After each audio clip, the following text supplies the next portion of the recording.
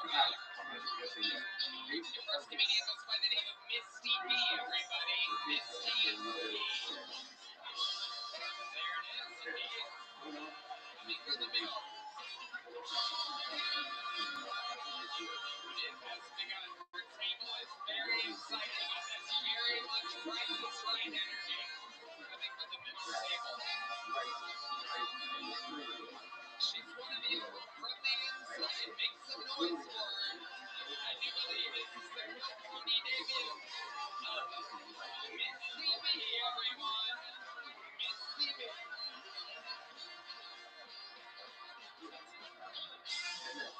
Hello. Okay, so I can't get up here and not recognize what today is. It's January 6th. For you, it's Happy Insurrection Day. For the rest of Texas, it's Happy Resurrection Day. Tony, I always knew that you and I had something a little bit in common. Whenever I was watching your Madison Square Garden, and you said that Veronica was garbage. I was like, I knew he knew my ex-husband. And then I watched your comedy special, and you talked about the bags of cunts, and I'm like, oh my god, that confirms it. He definitely knows my ex-husband and his mother. So, that's all I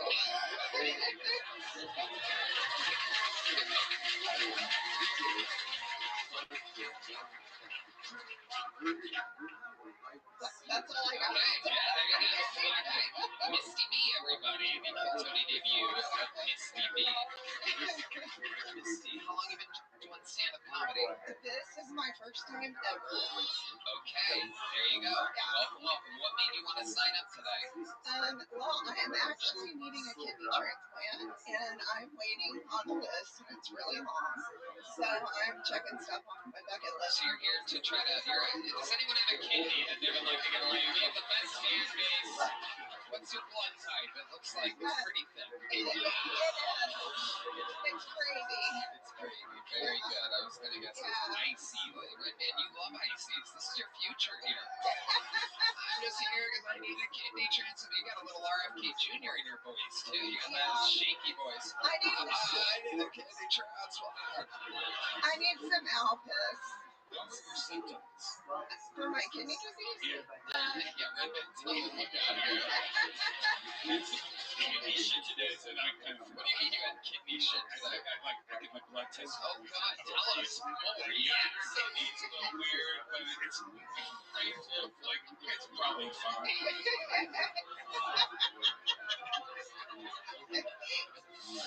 Hold on a second, Misty. Hold on. We're going full pause here. We've never had it come up where someone has an ailment. You're like, well, I'm going through some kidney shit today. What are the odds that you're going through this? Is clearly a sign from God. We both look like seemingly deficient. Yes, for sure. What are your symptoms? You are. Well, if you go pee and it looks like a draft beer, that's protein. And that's a big sign. So you have a lot of bubbles in your brain. Yeah. Wow. Yeah. That's amazing. That's a fetish for some people.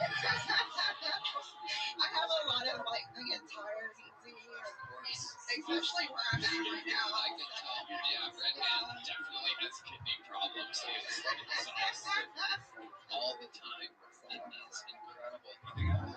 What were your? Let me ask you this. For Red Man, because he's being a little shy right now. Okay. I would love it if you two end up in hospital beds next to each other. Craziest episode of Kill Tony ever. We hit each other our own shitty kidneys. Right? That'd be great. You guys transplanted to each other. We could do dialysis together. Amazing. Okay, so tell us, what have you been eating and drinking in your life? Everything. Yeah, but seriously, what are your real guilty pleasures that you think got you this way? Like me, sometimes right before bed, I get a little craving. You know what I have? I've been a naughty boy. I go for the chocolate covered pretzels. It's right before bed. And I think to myself, this is so wrong. I shouldn't be doing this. but I'm a perfect specimen. Now, if I was you, it would be different. I'd imagine I would really know, like, fuck, I should not be drinking lemonade like this right before bed. Like, so what is it exactly? So I actually have a disease that's called FSGS. So it's scarring. FSGS? Yes, it's scarring of the chloride kidneys, which basically my kidneys let out the things that should stay in my blood and keep in the bad things in my body, and it builds up in my body, and that's what makes me sick and tired. You're gonna die. Yeah. I've seen this before. Bucket list and energized play.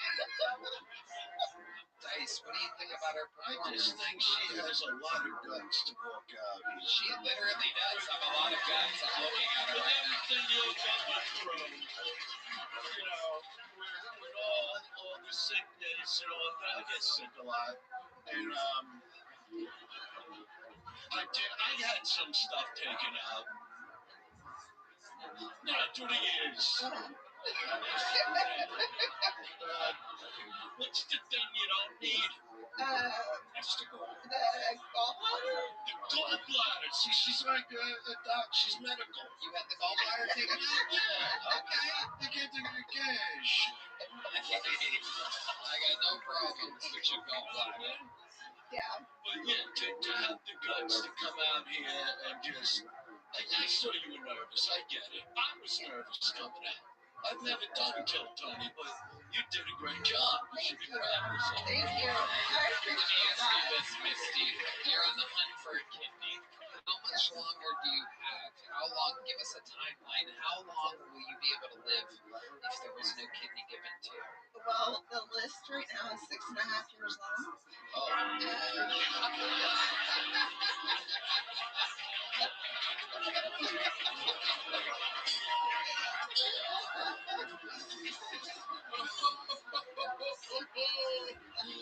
He's right. So 6.5 years. Yeah. And what are we talking about? What type of bubbles are you at? How filled up is the toilet after you Oh, pee? it's bad. It's bad. It's bad. Oh my goodness. Can you imagine? Red Man's thinking of a bubble bath right now. This pig over here is like, I'll give you some kidney money. Come over, piss in my chest. But you look healthy. I mean, you said you were in good condition, so. I am. I need both of my kidneys though, just in case. I have a lot of fun out there on these streets, and who knows, I might blow one day. Do you have DFBS or whatever it is? What's it called again? FSGS. FSGS. I don't even know what that is. It's called focal segmental glomerulosclerosis. Oh wow. Yeah. Yeah. So real quick, before we get back to the show, I gotta know, what exactly did the doctor say about your blood results in your kidney? So I get over like a full panel of stuff, and they just said, "Oh, it's a little high, but that's within. Like that's probably fine. It's just Your creatine? yeah, a little bit higher." Oh yeah. Oh yeah. Here we go. Ladies and gentlemen, in real time, you're getting the diagnosis. Remember the episode where Red Man found out he had a couple months to live? This is what's great about podcasting. There's nothing prepared. Anything can happen. That's right. Creatine's connected. Yeah, it is. It is. Okay. Well, Misty. Estrogen, I guess, also. I have a lot of that. 6.5 years. What do you have a blood type or something? What do you in the market? How can we help? So I am A positive. A positive. I just need somebody willing to donate a kidney, and preferably in the Houston area. Houston area. I'm from Houston. Yep. And you can either call or go on the website. It'd be hilarious if she was from Rochester after all this. We're just like, if there's a good person out in Rochester willing to give a kidney, it's me, the evil guy from earlier. I didn't mean what I said. Please, be a good person. I would just chloroform him and bring you my own kidney. What was your question, Dice? Houston's like your neighborhood. Come on. Thank you for giving Dallas, saying that you're not interested in the kidney. I mean, the girl has FNTS. What's it called? FSGS. What's that? FSGS. Oh, that's different. I'm thinking of FNTS. Friday night talk session. It's a whole different thing. Yeah. No, but they just need to go online to the Houston Methodist website or call, and my name is Misty Boudreau, and they can just sign up and So you're telling me that right now there is actually a way that if they request that they only want to give their kidney to one person, they can actually give.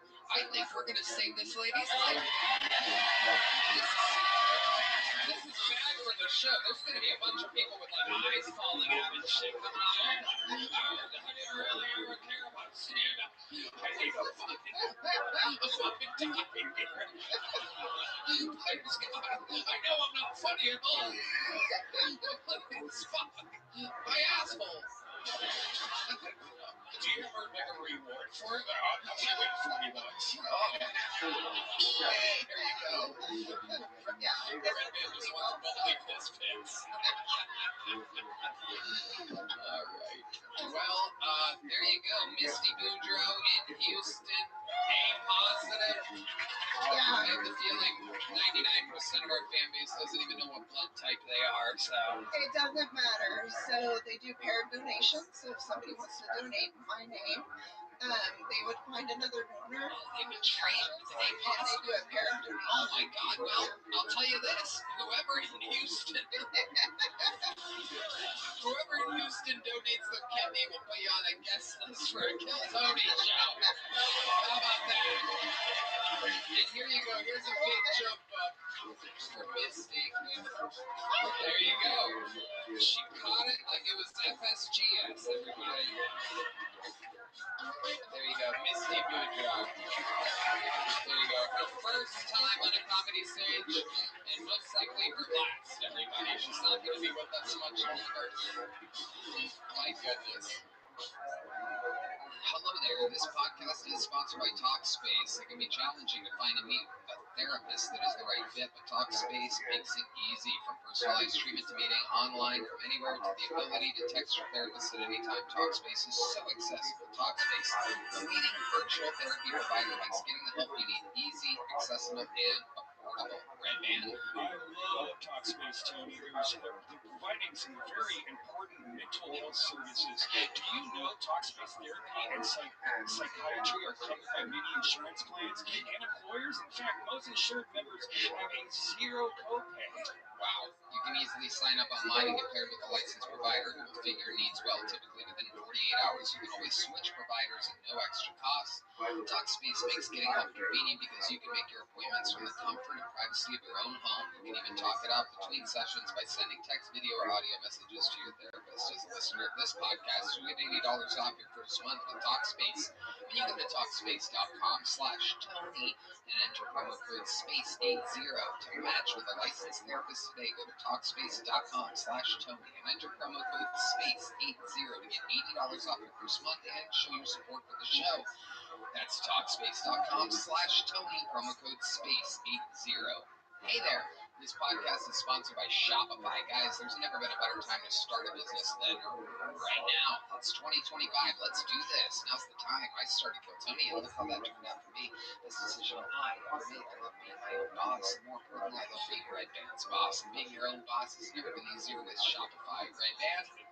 Yeah. Tony, the best time to start your new business is right now. Shopify makes it simple to create your brand, open for business, and get your first sale. That's right. Get your store up and running easily with thousands of customizable templates. No coding or design skills required.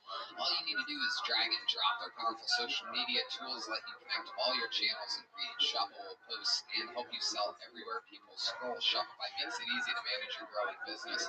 They help with the details like shipping, taxes, and payments from one single dashboard, allowing you to focus on the important stuff like growing your business. What happens if you don't act now? Will you regret it? What if someone beats you to the idea? Don't kick yourself when you hear this again in a year because you didn't do anything now. It's Shopify. Your first sale is closer than you think. Established in 2025 has a nice ring to it, doesn't it? Sign up for your $1 per month trial at Shopify.com/KillTony, all lowercase. Go to Shopify.com/KillTony to start selling with Shopify today. That's shopify.com/KillerTony. Your next fucking goal in an unheard of, unprecedented maneuver is also on the inside. Just by pure luck, your next comedian goes by the name of Carl Kurz, everyone. 230 cold souls at a bar across the street wondering why the hell the show hasn't started yet. As both fucking goals are from the inside. Where's Carl? We got movement? Okay. Here he comes. I'm gonna pre-pull the next name.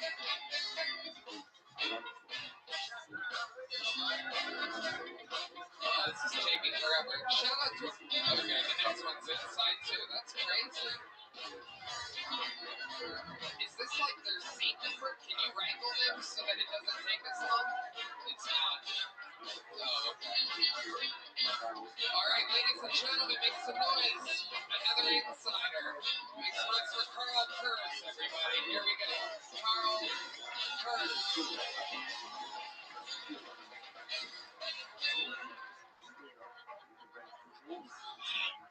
What's up, guys? I have a kidney, but it also has Hep C, so I got picked on a lot in middle school, and I got made fun of a lot. I don't know if you can tell by looking at me. I tried to cover up most of my shame with tattoos. I got this big fucking crow tattooed on my head. You don't get a crow like this tattooed on your head. This is what we called it too many times.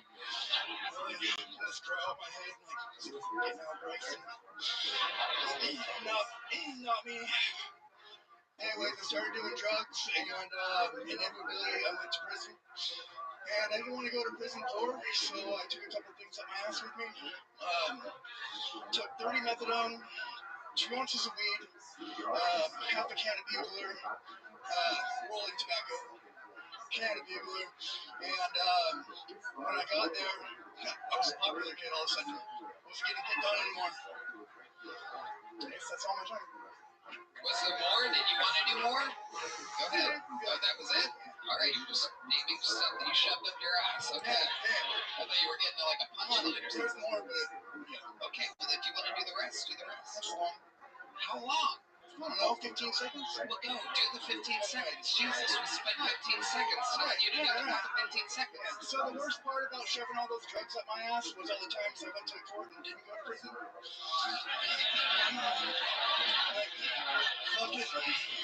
Yeah, it's very important that you do that part. It's called the punchline. All of it was set up. You're just naming things you shoved up your ass. I had a feeling there was something more there.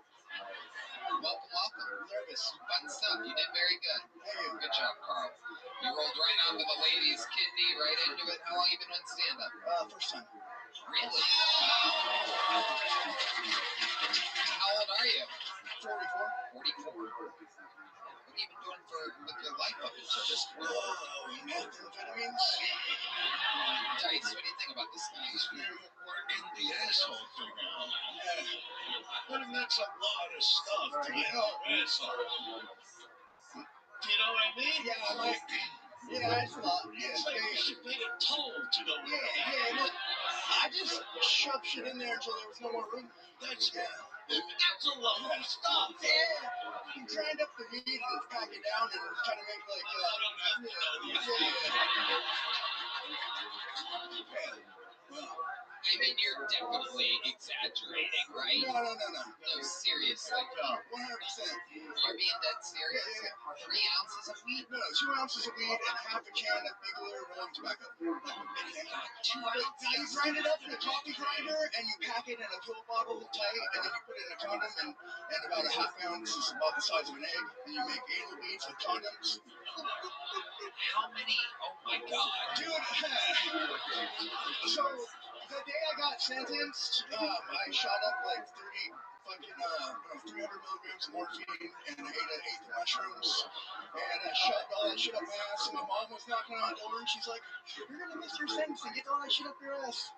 Your mom was encouraging you to shove shit up your ass? She said, hurry up, get all that shit up here. Well, she wasn't gonna stop me. No one's gonna walk in and stop me. So, what would his mom know about me? It's a great question. Why did your mom know? Did you tell her? I don't know. I don't even remember my sentencing. I was fucked up. You do remember your mom Oh, I saying, remember that part. shove That was that right shit up after. your ass. Yeah, that was right after I ate the mushrooms. But by the time I got to the courthouse, I was fucking behind balls. So the painkillers, I understand, because you're about to shove so much shit up your ass. The mushrooms, that was just what, to make it all fun or something? Just to have some I laughs? took all the drugs that I had. Are you afraid that the mushroom giggling was going to make the stuff fall out of your ass? I actually never thought of that. Yeah. You're a shove stuff up your ass genius. So if you ever have any more questions, or if anyone wants to write in to my magazine, shove shit up your ass monthly. Yes, that is our official sound effect. All right. Sorry, Dice. So you have In prison. Oh, only like 18 months. and what was it for? Residential burglary. What? Residential burglary. Okay, so tell us about this robbery. Was this like Home Alone style? You broke through a window and then you're walking over a bed of nails, just anything fun happened during the? Here we go. Give me some good residential robbery music. Here we go. Nice. So I used to just walk around in the middle of the day and I would knock on doors, and if no one answered, I'd rob them. And if they did answer, I'd be like, "Hey, it's Steve here." so I watched this house for like 2 weeks, right? And I fucking finally decided to rob it. And it was different than it normally been. There was a blanket up in the window that wasn't normally there. So I went around the back and I went to open up the back window and I got a 357 Magnum put in my face. Hell yeah. And I said, "Is Steve here?"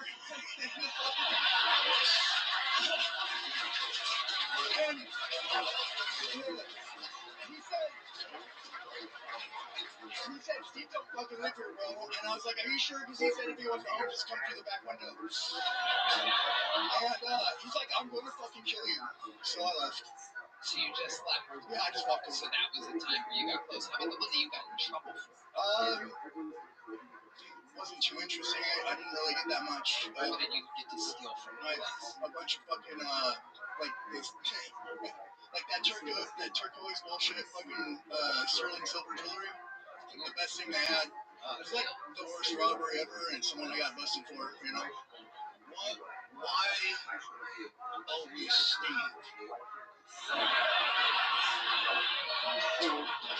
I don't know, man. Steve was my friend's name growing up, and that was the first name that came to mind. You never even thought to maybe go Wyatt? No, You just stuck with Steve. I stuck with Steve. Yeah. That got me. I'm sober now, so. Did they give you a name? Were you like known for your robberies or whatever? Were you like the Steve Bandit or something? That's called me a piece of shit. Right. What's the greatest home robbery you ever got away with? What's the biggest take? I got an AK-47. Wow. And an AK-47, and I got a. You ever get an FSGS? Not yet. AK-47. What else? Just fucking couple pistols and a bunch of jewelry. I fucking robbed the house on a skateboard. Right. I robbed the house on a skateboard. I remember, and you know what? I don't know. Did you ever think about just carjacking somebody at that point? Oh, we used to do that too. Yeah. How many cars do you think you carjacked? I stole about 3 to 6 cars a night from like. I love that we can go. This is a show where I pull out of a bucket. 1 second, a guy's going, "I used to steal 3 to 6 cars a night." The next bucket goes, "I need a kidney." I'm gonna fucking die if I don't get a kidney. Then there's this piece of shit. It's fucking nuts. One time I stole a couple's baby right out of the fucking cradle with an AK-47. I don't like babies. It's just You should steal his kidney. That would make sense. Yeah, no shit. Do a heist. some kidney. Heist, yeah. Wow. So what do you do for work now? I own a construction company. Why do you laugh when you say that? That's just, is that your Steve? All the shit I just fucking. Hey, I'm a construction. I own a construction. Let me come in and measure your tool frames. Let me help you out. No, man, I don't. You have an extra key I could borrow so that I could come and do some work while you're on vacation? You can trust me. Look at the fucking grow on my head. I was born here when I was a kid. You know how many times you have to be called a get up with the old growth? Dude, if being called it means you have to have a crow on your head. I have a whole fucking bird's nest out there. I'm 11 years sober now. So 11 years sober. I love it. How did you get sober? What was your secret? oh fuck, man, All right. There's a drunk blind bass player, everybody, just smiling, having a good old fucking time. It's been through 2 episodes today. This fucking guy smiling ear to ear, just whiskey to the brim. I did a lot of heroin, did a lot of meth, ended up homeless, living in a fucking creek bed. Someone, What's a creek bed? like, in literally. Oh, Jesus Christ, wait, yeah, okay. I'm like, oh, I've never heard of this. What design is a creek bed? Is that an IKEA? What kind of model is that? I've never heard of a creek bed. Is it like a water bed? Like an actual fucking creek, like a bed of rocks? Jesus Christ almighty, dude. Someone sold my How do you even end up somewhere so uncomfortable? Like, it's like anywhere. If I can find a dirt bed before a creek bed, this stay dry. You're just like, I'm fucking freezing. Oh, it's so hard. This sucks. That is the worst. That truly is bottom. That's below bottom. You're literally seed level. Right. Well, someone stole my shoes off my feet while I was sleeping. They stole my top ramen and my toilet paper. Oh my god. You kept the top ramen and the toilet paper in the creek with you? I had a duffel bag. I had a stolen duffel bag. Yeah. Isn't that amazing? Yeah. I mean, wow. At least you didn't.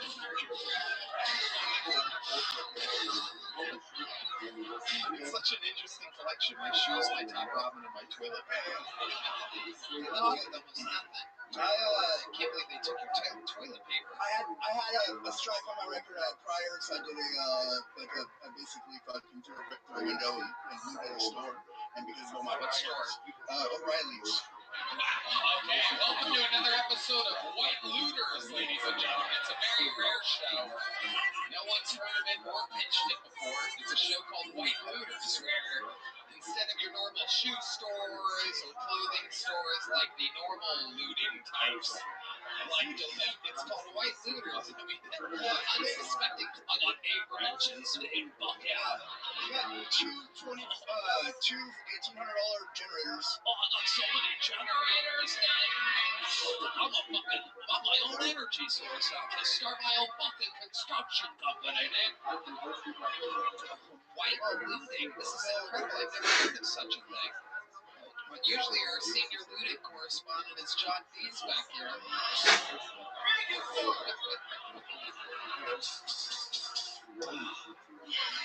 Wow. So I fucking was getting about 8 years in prison they were gonna give me because of all the priors and shit like that. The parole officer came in my jail cell and said, "You want to try rehab again?" And I said, "Yeah, why not?" Literally fucking didn't think I was gonna, I was going to prison. I was like, "Fuck it, rehab has peanut butter and jelly sandwiches. I'll go to rehab." Yeah. So I was literally living in a fucking creek bed with no top ramen. So went to rehab. I got so you cook the top ramen if you were homeless. Bro, you just fucking, you just wet it. Just eat it. You just put creek water in it. Yeah. Oh god.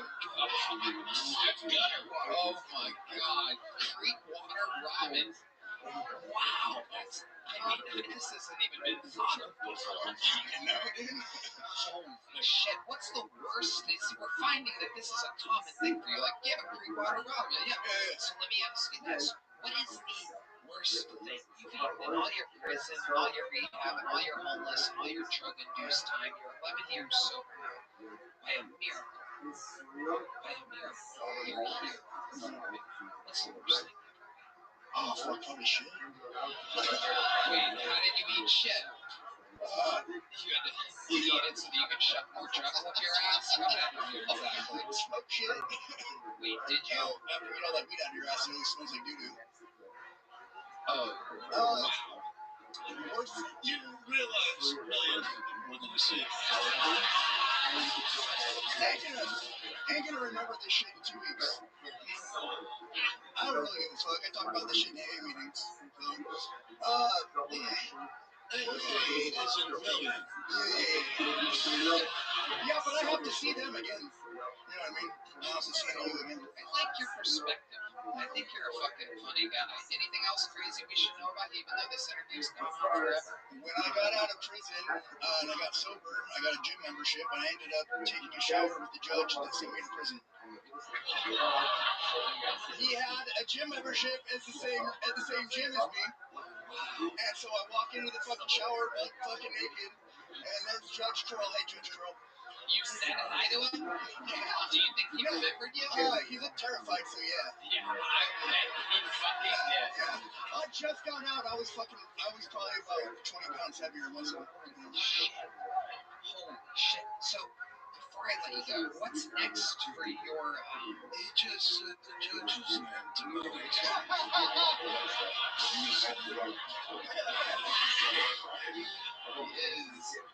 He is out here just giving it all away.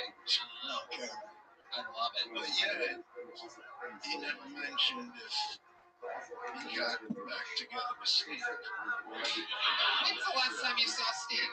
Funny thing, when I got sober, they told me that I could make like my higher power for sobriety whenever I wanted to, so I just needed with Steve. Wow. Because I'm like, Steve stopped me from getting my fucking head shot off, right? So, When's the last time you talked to Steve? Sure. Wow, you talk to him every day. Yeah. Does he know that you were going to sign up for the show? Well, Well, you told him you were signing up for the show. yeah. So it wouldn't be a problem. It would be, yeah. Yeah. That he knew that you signed up for the show. Steve says.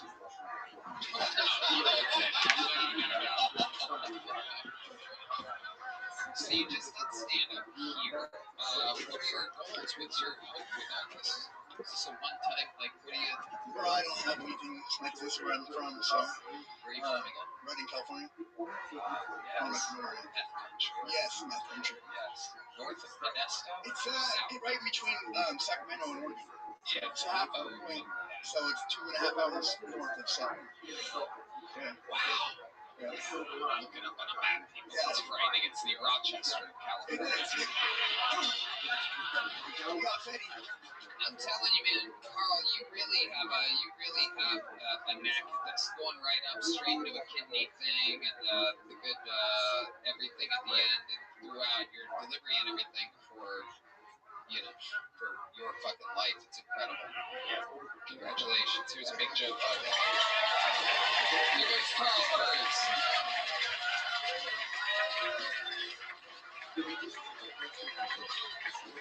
We're gonna do something fun before this next inside fucking pool, which is Dante. So Dante, if you want to come up and get behind the stage, you can do that now. It'll save us some time. Congrats to Dante. He's gonna be next. But before that, we're gonna do something special real quick. A very, very special treat. Ladies and gentlemen, a few weeks ago, I and my friends did the roast of Jelly Roll, the 40th surprise birthday roast of Jelly Roll. And it was just a surprise for Jelly Roll for his birthday. It wasn't recorded or anything like that. It's not going anywhere. And one person in particular really roasted the fuck out of me.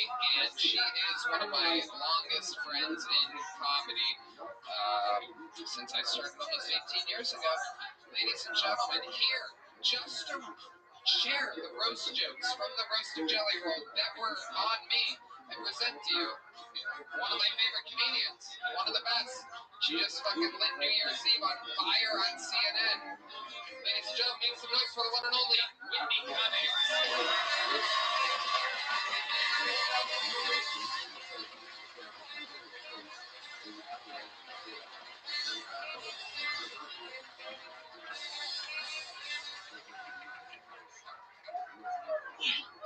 Hi, everyone. I love you, Tony. Can I just start by saying I love you very much? You're my brother.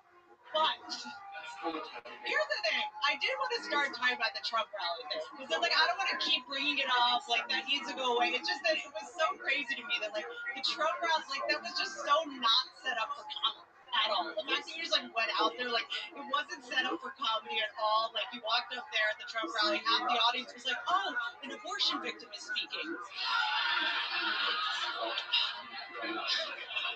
We get to hear from a baby who was terminated at 9 months.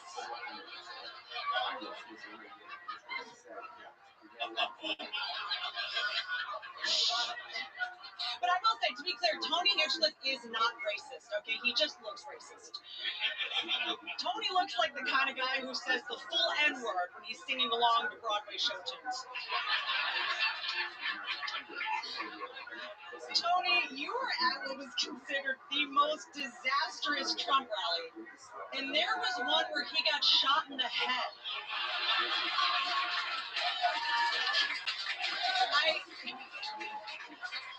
Two people died in Pennsylvania. Yours was the most upsetting. At least when two people got shot in the head, at least we didn't have to hear Jennifer Lopez give a speech about it. Like, that was... And then the next day, do you remember Donald Trump pretended not to know who you were? This is a man who publicly admitted to being friends with Jeffrey Epstein. This is a man who wished Ghislaine Maxwell well when she went to prison. On TV, he pretended not to know you, sucked Trump's dick, and then he pretended not to know you. Now you know what it's like to be a Miss USA contestant. So, and this was not the first time something like this happened. A little while back, Tony got in trouble for saying the C word. That's right, some cunt got mad that you said shank.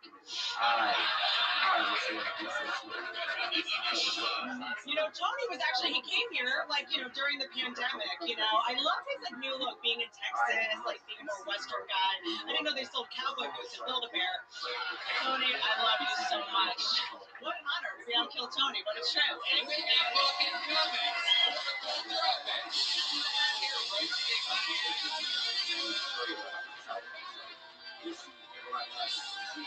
fucking noise for the great Whitney Cummings, everybody. What a cool fucking cameo, huh? We having fun here today? Hey, this podcast is sponsored by Prize Picks. Prize Picks is the best place to get real money sports action. With over 10 million members and billions of dollars in awarded winnings, Prize Picks has made daily fantasy sports accessible to all. You just pick more or less on at least two players for a shot to win up to 1,000 times your cash. Run your game all season long on Prize Picks. Right, man? Tony, I love Prize Picks. This week on Prize Picks, I'm looking at the football board and selecting Travis Kelce. Yeah, that's for more great. than 70 receiving yards and Lamar Jackson for more than 250 passing yards. Red Man knows what he's talking about. Prize Picks is the best way to get the action, get in on the action in sports. More than 30 states, including California, Texas, Georgia, and Florida. Sign up today and get $50 instantly when you play $5.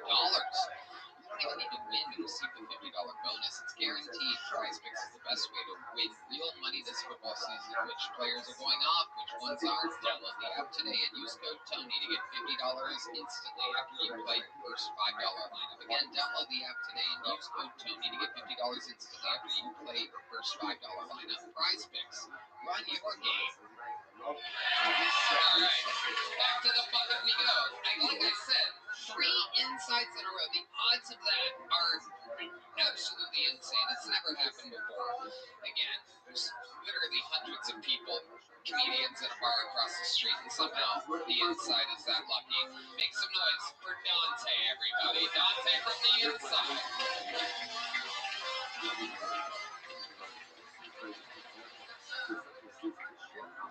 Hello, Austin. How you doing? I'm here with my new fiance. She just got us tickets, and we got to fly out here to come see the show. She's pretty new to my family. She just got to meet all of us this Thanksgiving for the first time. I come from a big family, 4 brothers and a sister. She was very nervous meeting the family, so we're all standing around doing the turkey and passing everything. We called it dressing. She said, "What's the difference between dressing and stuffing?" I said, "Well, I'm not going to be dressing my dick in her ass after this." Just kidding. She's going to kill me for that. She didn't like me because she said I was a fun guy, like a mushroom. I met her in a bar. We were sitting there. She had told me that, he's still laughing. Just got it. She told me that we were were sitting in the bar and she bought me a drink and she said, "Why are you sitting in here alone?" I said, "Well, I just broke up with my ex." She said I was too kinky for her. And she said, "Well, that's fun because I just broke up with my ex too." He said I was too kinky. And so one thing led to another. I said, "Let's go back to your place and let's get kinky." So we go back to her house, we're hanging out. She says, "Let me go into the bathroom." Alright, just keep going now, because we're already almost there. Is this another street joke, or is this like a real joke that you made up? It's a real joke. Okay, keep going. So she goes in the bathroom and she gets all dressed up. She comes out, cat of nine tails, stilettos, nipple clamps, looking hot as fuck. And I'm standing at the door ready to leave. And she's like, "What are you doing?" I thought we were going to get kinky. And I said, "Well, I already fucked your booty and shit in your purse." You're like a street jokes guy. You've heard these jokes before.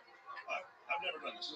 Well, I know, but you signed up and you just did jokes that you've like been told by funny friends before. What's the difference between dressing and stuffing? What, Tom? I will be dressing, right? You didn't write these, right? No, I didn't. Right, exactly. That's what people are doing here. Well, the Thanksgiving one, I guess I didn't write it. I just kind of memorized it. I got you. You know what it is. Yeah. Hit me with the dice. This is perhaps He's trying to look good in front of the fiance, right? Oh, yeah. Well, this is right in front of her. You know. Yeah, she's going to be upset with you. You know.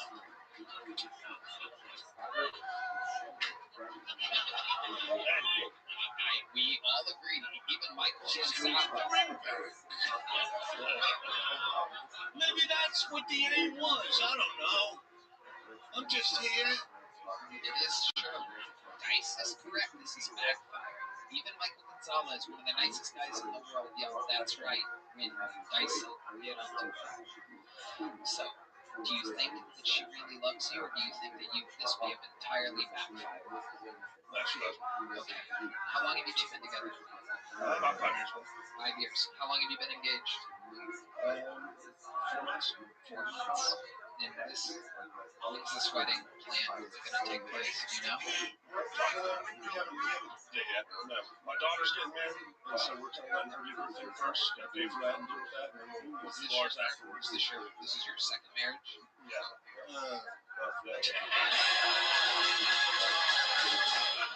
Is this her first marriage, the fiance?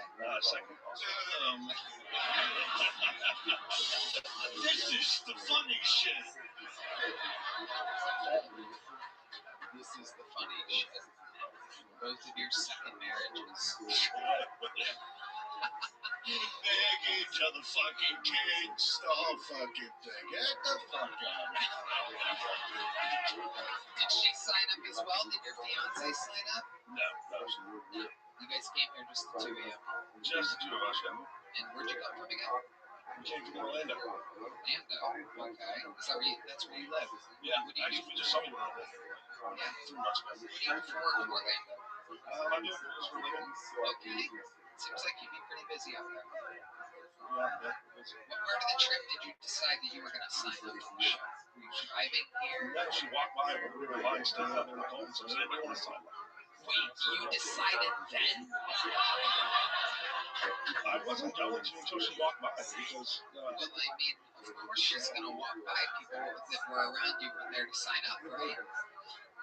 Well, I had read on the website that you had to go across the street to Four Choices and sign up, and we didn't make it over there. We got here about 7:45, so we were standing outside. Kind of confused. Was there a special sign-up thing that happened? Someone walking by? Yeah, you guys heard this as well? And someone yelled, "Does anyone want to sign up?" And so just a bunch of dumbasses were like, "Well, yeah, they need comedians to sign up." Just me. I was like, "Oh, you were the only one?" Maybe, I don't know. It was a long line, actually. Well, no, yeah, well, that's a common thing. No, it's a common thing that we would have to do because they have to get the sign-ups from the people that do want to sign up that are coming in from the audience. So, yeah, it makes perfect sense. But the part that doesn't make sense is this is the first time I do believe in the show's history in which I ever heard that someone decided right then, just because someone was taking, like, you know what the show is. And then here you are, doing fucking You know, like jokes. hey, I figured fucking we came here, I'm gonna do it. How do you feel now? Now that's cool. People with courage. These are the people that would go fucking bungee jumping and forget to connect the cord. They're all just like, woo, adventure, yeah, go for it. Fuck yeah, chase your dreams. But look at them now.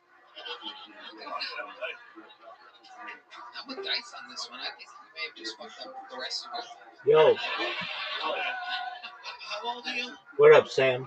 Actually, just turned Sam, how you living, pimp? Sam. And nobody wanted to talk with you anyway.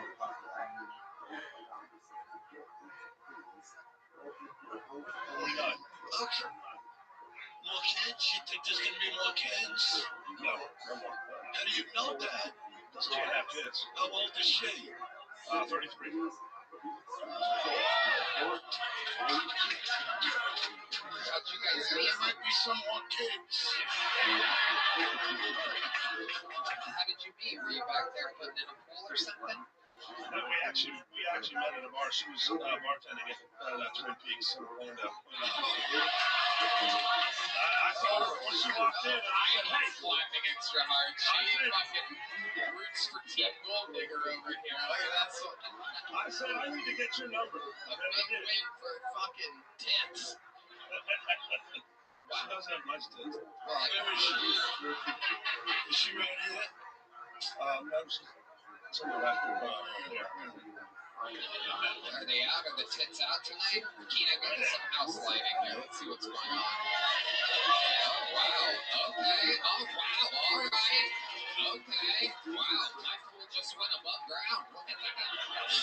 It's incredible. What do you think about frothy key?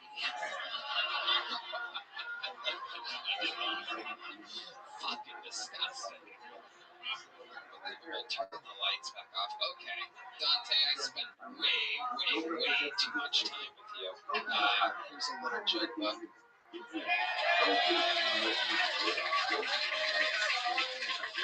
There you go. Suicidal Dante, ladies and gentlemen. This is your next comedian. This was an actual comedian from across the street. Make some noise for him. He knew he was signing up for the show before he got here. Ladies and gentlemen, this is 60 Seconds Uninterrupted from Mike Jones. Mike Jones.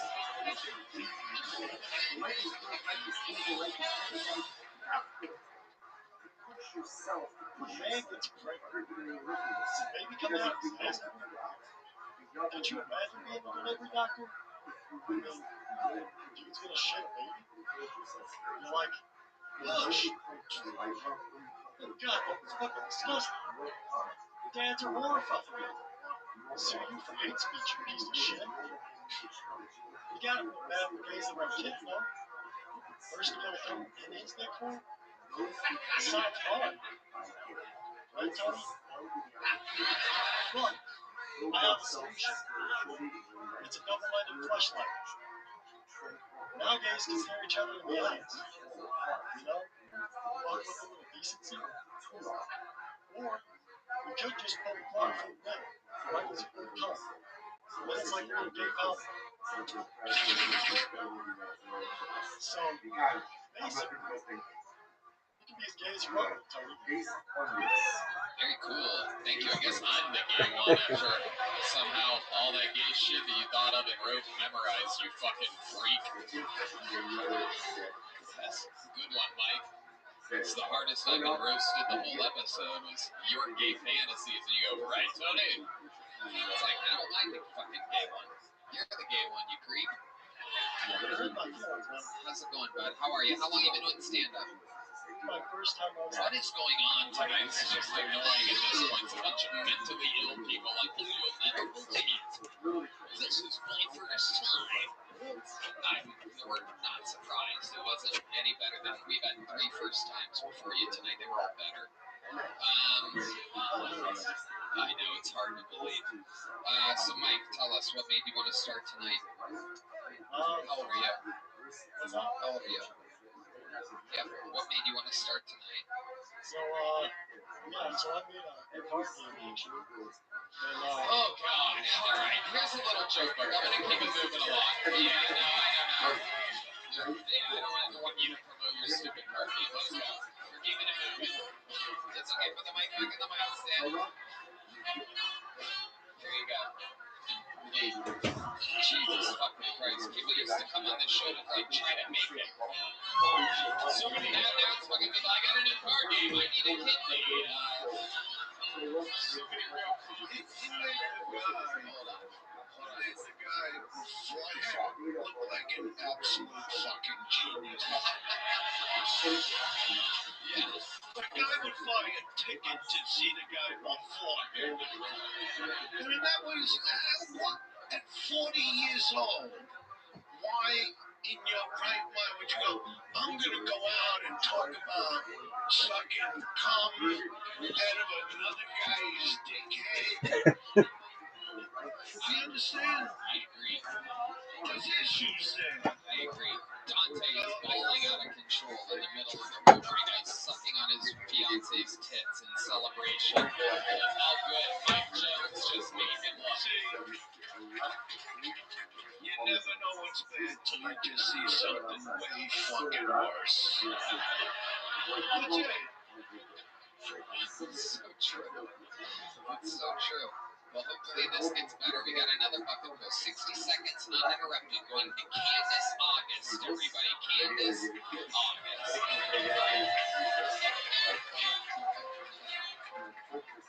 Hello, Austin. How you doing? All right, let's get right into it. I realize I'm a hypocrite when it comes to my health. A hypocrite because when the COVID vaccine came out, I was like, absolutely not. There hasn't been enough research. I refuse to compromise my health. Then when Ozempic came out, I was like, give me that shit right now. Right now. You can put it right here, dog. Put it right. You said 40 pounds in 2 months, both sides. Put it on both. Lost a bit of weight, but no, not one single ounce came off my thighs. They didn't go anywhere. Thank you so much. They're real big, as you can see, and they rub together when I walk. So because of the friction, they're very dark in the middle, super black right here. Don't look away, Tony. Very black, super black in the middle.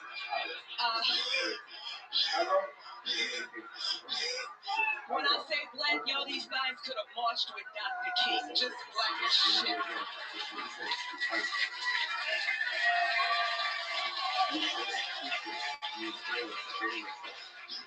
I was outside minding my business. These guys tried to bump a Newport for me. I said, oh my God. I want to hear more about the black. I'm sorry, that was the time limit. Do you have more black lights? Yeah, I do. Yeah, absolutely. My last one, this is my closer. It says, I was outside minding my business. These guys tried to bum a Newport from a nigga. This is... A breath of fresh air, Candace August. That's around to the rest of the universe. I can't tell whether you're great or the rest of the show is suck that bad. Dice was just reminding us we don't know what's bad until we just got word done. Holy shit, Andrew Dice, hi. I'm sorry, I didn't look over. Hi. Hell yeah. Oh my God. I didn't mean to interrupt you. Sorry, Tony. Go right ahead. No, it's great. You killed. How long have you been stand up? 11 years. 11 years. All of it in Atlanta, or how long have you? Houston or Atlanta? Which one is it here? Come on. Yes, one more Black City. Somebody said it. Really? It's New Orleans? DC. Oh, yeah, DC makes sense. So I started in DC and then I moved to New Jersey. So I did New Jersey, New York. And then I most recently just came from the Tampa comedy scene. I love it. And now you live here? Now I just moved here like a month ago. That's fantastic. This is exactly where you belong. You are in the right place at the right time. I love it. And you were a bigger girl before? Really? How much weight did you lose? Yeah, I've lost like about 68 pounds. Wow. Hell yeah. Oh, Red Man, come on. What's going on over there? Red Man. Sir. It's Red Man over here. Oh my goodness. I expected it. I expected it. Yeah. His inner thighs are also black from all the melted chocolate when he falls asleep at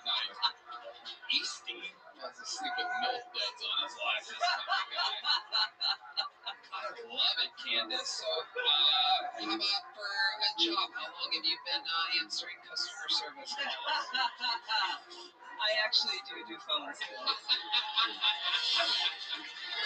damn it. Can you tell by my voice? Absolutely. I love it. You do. You have a lovely, lovely voice. Thank you. Is it really true that your inner thighs are blacker? Yeah, they're very darker. In the middle, from the friction, yeah, they're darker. That's what Is you're that a thing? Red band with the assist. Thank you, sir. Absolutely. Our senior big thigh correspondent, Brian Redband. Absolutely incredible, Candace. I love your energy. Did you move here alone? You got a man? I have a husband. Yeah. How long have you two been together? We just got married 2323, so February 3rd, 2023. Okay. Yeah, That's amazing. 2323. Easy to remember. I like it. What does he do? He also does. He works at a debt consolidation company. Yeah. Yeah. Okay. Normally they're the ones doing the calling for debt consolidation. It's interesting that there's someone with experience on the other end of all of it. That's so fun. And how about your phone call thing? What's that? I also work at a debt consolidation company. We work at two different. We both work at debt settlement and consolidation. That's amazing. Yeah. The odds that you both. Did you guys met? We did not meet there. We met on Plenty of Fish. Wow. Yeah, years and years ago. I don't recommend it. Plenty of Fish is the ghetto of dating sites. Don't do it. Why is that? Explain that to us so that we understand. I don't know. It just had the most horrible trash selection. He was like the only person on there who was great, and I happened to have him, and that's it. So there's no one left. There's no one left on there. What was that first date like? What did you guys do? We went out for like just cocktails. We just had like a drink after work. He drank a really like his order was impressive. It was really top. Watermelon martini. No. Come on, wait here. What are you grooming for? We're having fun here. You are assuming that my husband is black, sir, and he is not.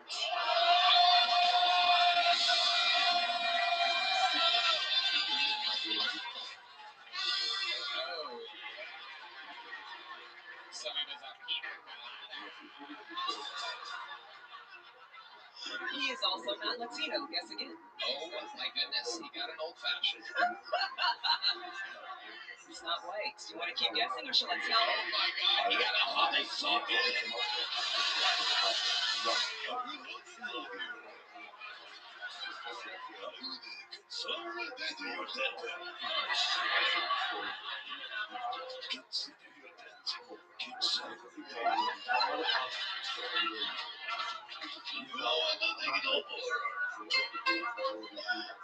I will put you out of your misery. My husband is Indian. Oh my God! How did I not know with everyone working at a fucking call center? Wow. Should have known. Oh my goodness. So what was the order? What exactly does an Indian order? Mud water? You can't get canceled by the Indians. They don't listen to the show. They don't care about it. We're friends with the son of Mud. We're good. It was just a very, very top shelf scotch. He drinks, and it just, I'm from New Orleans, so like a drink, thank you.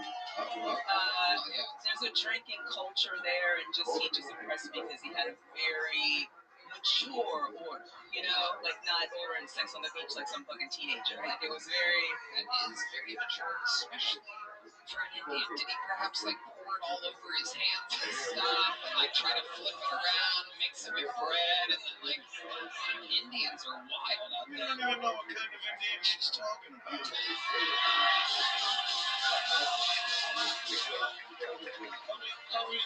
Thank you.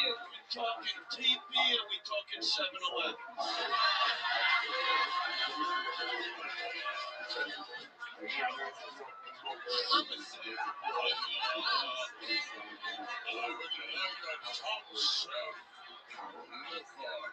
You guys just want to offend everyone. Welcome. Join us. I'm not gonna stop until you offend every fucking body. We will roast them until they look like your inner thighs. Whoever they may be. most of them all. It's an excellent question, sir. In my set, I say, if you need a little bit of clarification, he is not tax-free casino Indian. He is cab driving 7-Eleven Indian. So you hit that right on the nose. You hit that right on the nose. Amazing, amazing. Chicken destiny. Yeah, That's right. Thank you. It was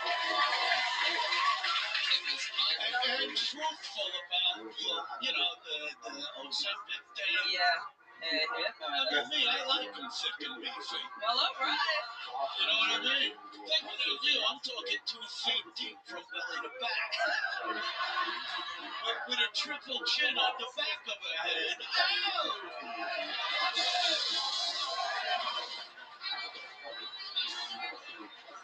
Oh my God, this might be the best day of my life. Oh my God, my goodness. we needed you. Every bucketful has stunk up the stage so much that you would think it was your husband's wife beater. Coming with him like butter chicken, shut up. What does that even mean? What did you just say? I don't even know. Red Man may have actually just been racist. Just what is butter chicken? That is an Indian dish. Oh, butter chicken. It is an Indian dish. That was a good one, Red Man. Butter chicken. I thought you said butter tripping. I'm like, oh, Jesus. I don't even know what that means. Wow, that's amazing. I don't think I've ever seen an Indian man wear black and white before. He must have, how do you think he ended up with that kind of confidence? Normally it takes this very specific kind of swag to get a real, especially in DC. Damn, I know what's going on over there. But how does because he's Indian guys are normally little, right? Are you taller than him? No, he's 6'1". Whoa, Jesus Christ. Maybe 6 foot even, 6'1". Yeah, he's tall. So he shoots. I've never even seen one like that. If you think of being in the 7-Eleven, you're never looking at a tall guy. Which is the reason I steal. Right.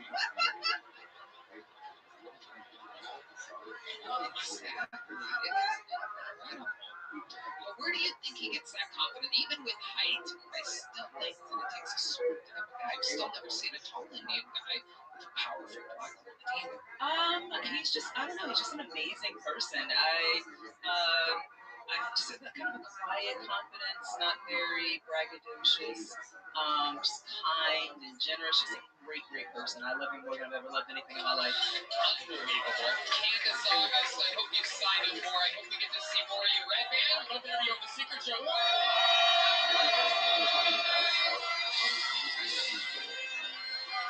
Candace August is the Secret Show. There it is. Big joke, bud. What an appearance. What a debut. That is how it's supposed to go. Make some noise for Candace August, everyone. What a moment. Your next bucketful, yeah, amazing. Avoid the sex scenes. Yeah, that's what I'm talking about. Ladies and gentlemen, your next bucketful goes by the name of TJ, everyone. TJ. Here comes TJ. Oh, you know what this looks like. Alright, let's start from scratch here. I'm gonna get picked over to my children to talk with somebody said. I couldn't help myself. It was just right there. Ladies and gentlemen, a fresh start. Make some noise for TJ, everyone. Honestly, thank you guys so much. Y'all are real friendly. Like, I had someone just the other day come up to me and was like, excuse me, has someone ever told you look like Kobe Bryant? I'm like, no, I usually get Dalzine from Street Fighter. Yeah, but I'm not typically even black. No. Like, I'm more like Kamala Harris. Yeah, like, we pretend to be black. So, fuck that bitch. Today's Freedom Day. Justin Trudeau just resigned, and I'm fucking celebrating. 51st day, club, here we come. Yeah, I just got back from Japan, and people wanted to take pictures with me. I didn't know why. I was even wearing this jersey.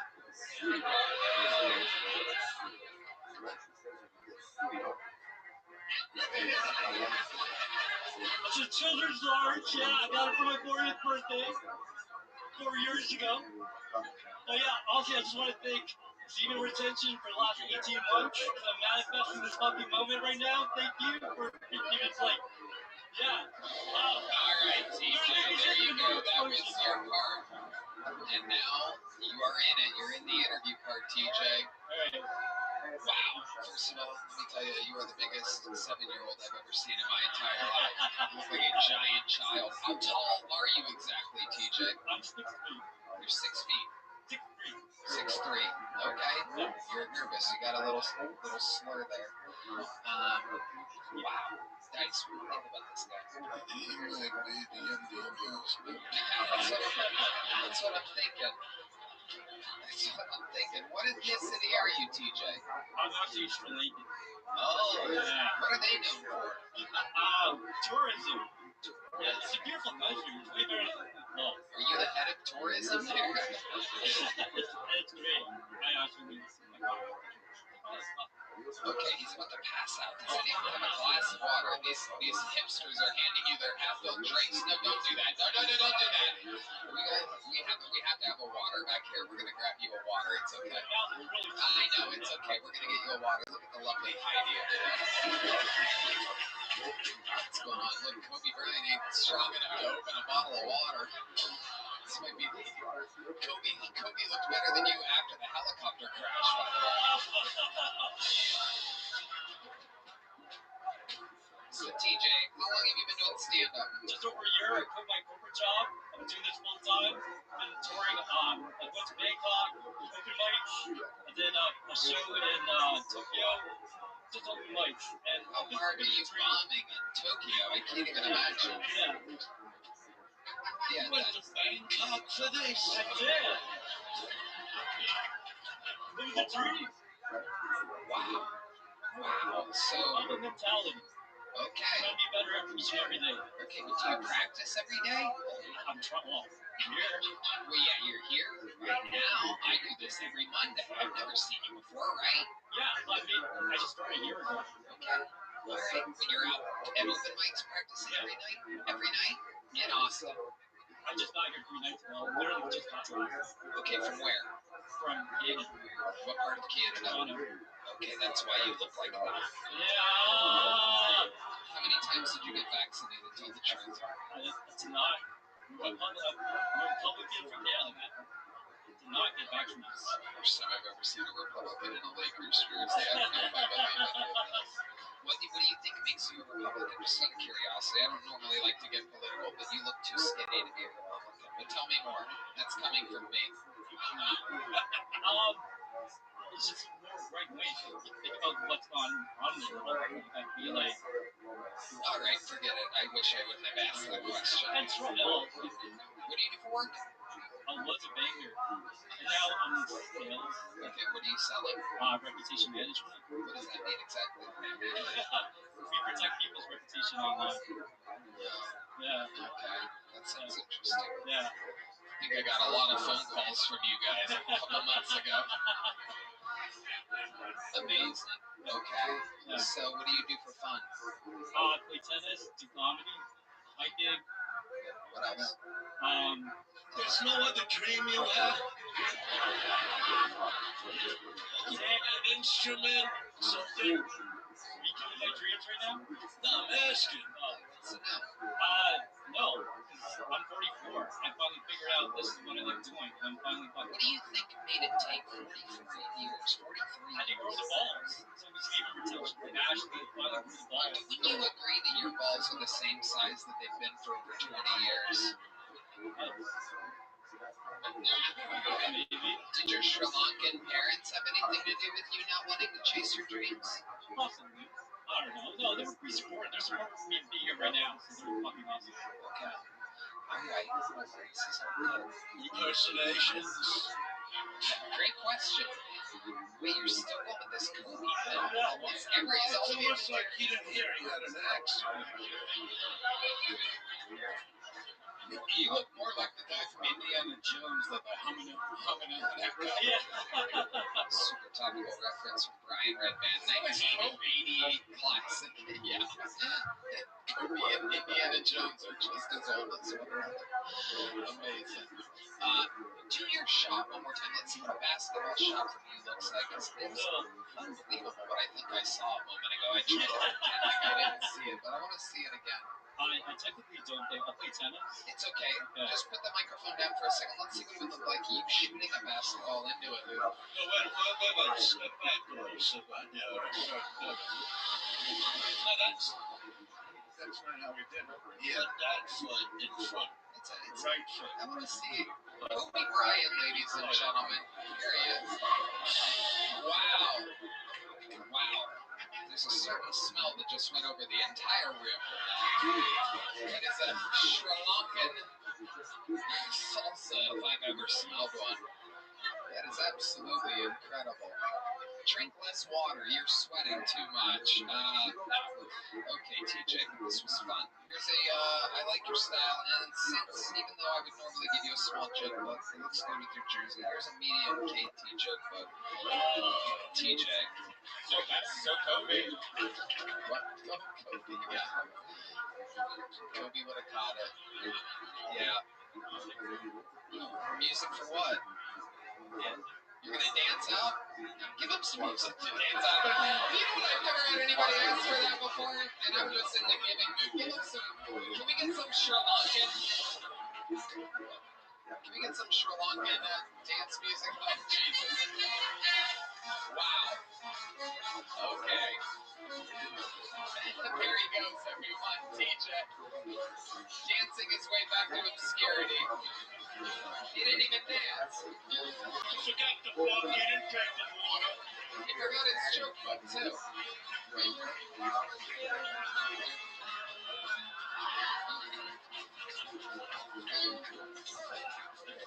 There actually is, and I mean this in the most non-racist way humanly possible, but there really is a scent up here on stage right now. It is quite incredible. You smell that? You know what I saw? Hold on a second, guys. Hold on. I saw, like, if he had, like, a little wig on, like, he could, remember when I said the part about doing impersonations? Hey, picture this, Joe. I'm just gonna, you tell me what it's from, Red Band. Just listen. I am Kane.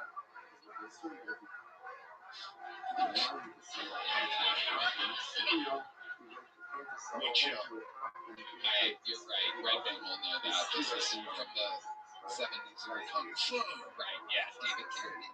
I am Kane. Oh, yeah. I should have known that. That man just even references. It's on stage. He's got an act. I mean, I thought he stunk. I just gotta be honest. He told me, like, be nice. I don't know. That's odd. Try it. Man.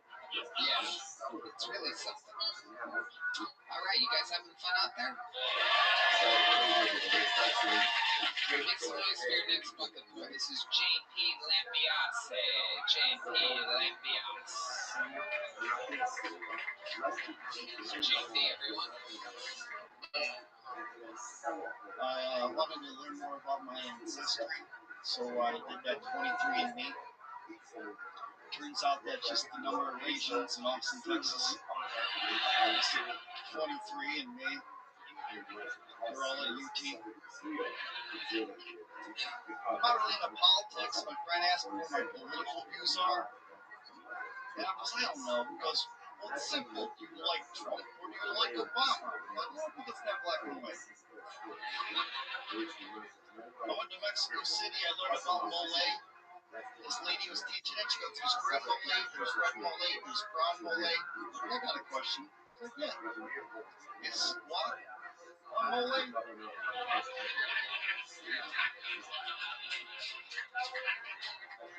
Thank you. Lambiase. Am I saying that correctly? Lambiase. Lambiase. Okay.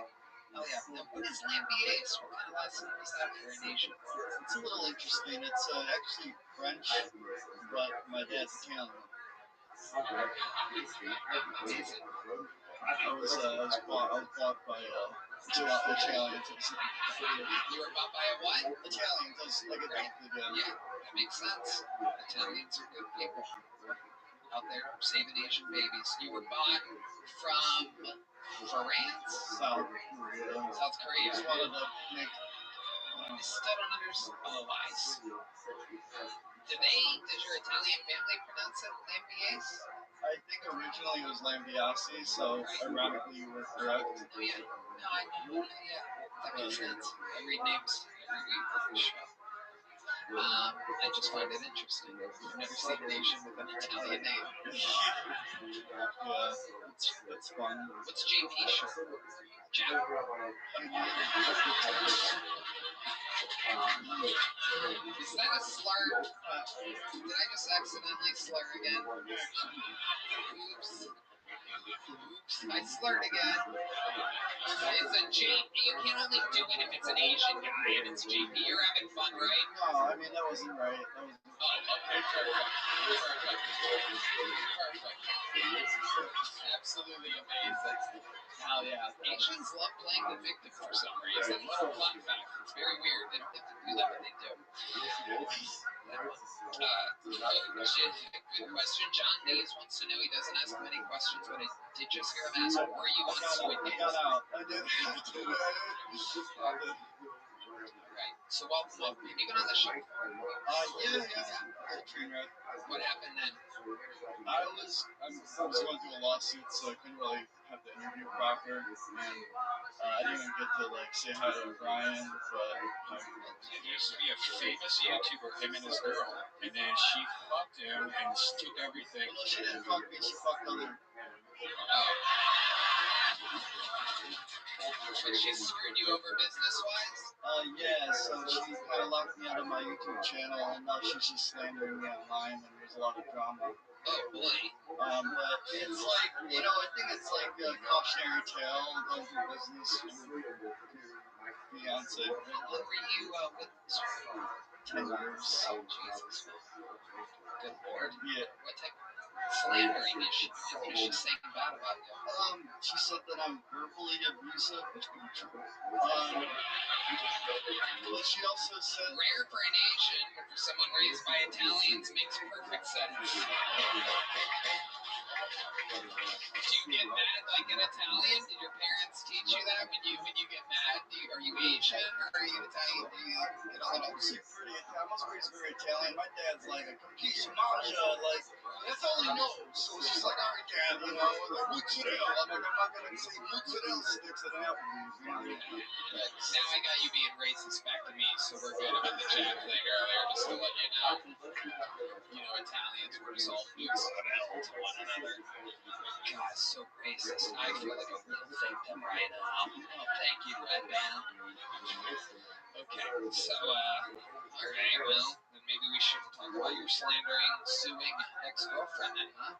I like to, it's fine. Well, what do you want to say? I mean, what's interesting about all that? Well, I guess she outed me as a homosexual, so that's been kind of cool. I can relate to you on that, Right, sure. But does she have any have you ever done anything homosexual?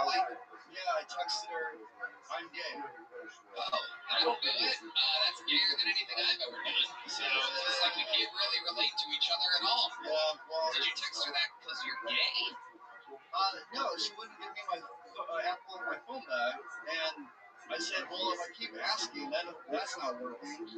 So why don't I try and do a different approach? Oh, that's actually kind of smart. Yeah. So you're at that point, you're just like, please, I don't have anybody else to go to. Like, I'm gay. And she sent me what I needed. I was just like, dude, it worked. Holy shit. She said, it makes so much sense now. See what I'm saying? That's actually a smart approach. If all else fails with a crazy chick, just be gay. That's amazing. It doesn't hurt. That is some fucking Jedi level. It took an Asian raised by Italians to figure that out, just to crack the code. And of course, in their own inner anger and rationalization with themselves, they're like, oh, that makes sense. Of course you do. Right. Did you have to prove anything? Did you Photoshop any dicks in her mouth or anything like that? No, I didn't have to prove anything. She bought it. She bought it. Amazing. And so did the internet. They're like, we do. She's just a white girl. She's just a white girl. Just a white girl. Isn't that amazing? A white girl giving an Asian an apple phone for a change. Isn't that amazing? Just absolutely incredible. Little role reversal there. Amazing. So, 10 years with her though. Did you have fun in bed? No. Okay. How about now? Have you been now that you're finally, how long have you been single for? Like 2 years now. How about 2 years? Have you gotten some action? Yeah, that's what caused all the problems. I got, like, she broke up with me. I'm like, she's like, move on already. So I went on the dating app and I ended up meeting someone and she ended up tracking it and then, like, caused all this chaos. And, like, I didn't think she was a jealous person. We were together 10 years. But she had a tight leash for 10 years. Like, we were work together, live together, kind of slept together sometimes. But when I finally moved on, she went, like, literally ate shit. She literally stormed, like I cheated on her. She stormed into my apartment, ransacked all the camera gear. I was in my underwear, and I'm just like, you wouldn't walk, when you walk in someone in the bathroom, you're like, oh, sorry, you're in the bathroom. You don't just walk in like, oh, I just need to grab some stuff. You know what I mean? So I just, This guy has got the dice starter kit on. Yeah, he does. He's got the gloves. Andrew Rice Clay over here.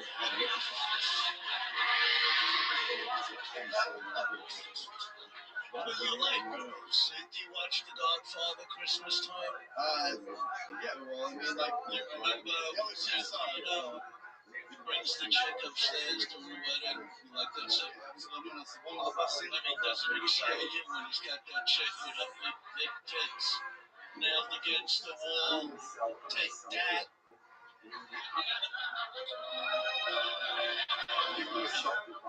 Absolutely. Do you like that? I like that. I like that. I like that, all right? What are you, my father? I fucking like that. What am I going to do to you?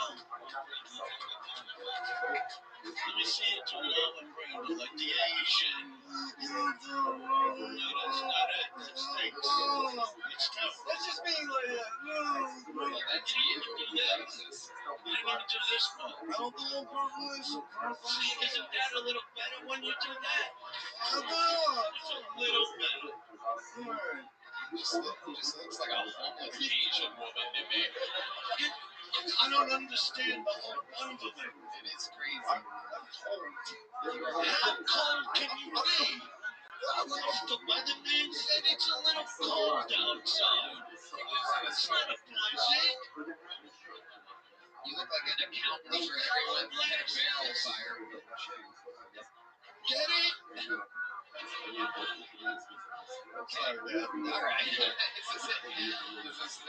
He is the Italian that adopted him. Wow. So JP, I mean, she's no longer bothering you, right? Everything's moved on. Constant right now. Really? Yeah, well, as we speak. Well, don't bring your fucking trouble to us. We like you, whoever you are.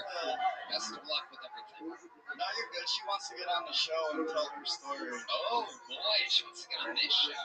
Yeah. Oh my goodness. Yikes. She needs a minute first, but You gotta move on, my Does friend. she do stand-up sometimes? I wrote her a minute.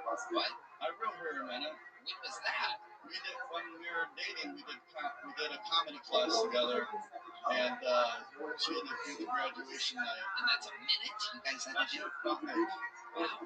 Pretty good job. How many of the minutes did you write? This is so Asian. We're doing the homework for the white person. You wrote all 5 of the minutes? No, I gotta give her some credit. I think she might have got like a couple couple of jokes in there. Right. It was pretty funny. So does she do stand-up comedy sometimes? No, not at all. She actually was terrified to do Did it. you guys start at the same time? You took a comedy class before or what? No, my friend Carmen Malone does a comedy class in Orlando. You just tripped his name now. I don't like Oh, sorry. people to make shout-outs out here. You know, It doesn't. anyway, but he has a comedy class, and we just took the class. Yeah, That's the answer was that's a. it's okay. It seems like your whole identity is this girl, and it seems like your whole identity might be you. Do you think? Fans looking at me like he agrees. I don't know. Redman follows like YouTube shows and shit. I don't know what's going on. And even me or your wife. I'm gonna stop both of you from talking for a second. Do you think there's a chance that you guys might still be deeply in love with one another? My ex. Yeah. The one that we've been talking about for 10 minutes straight? I know you and Redman are deep. I mean, 10 years together, spent every day together. Do look strangely like his girlfriend.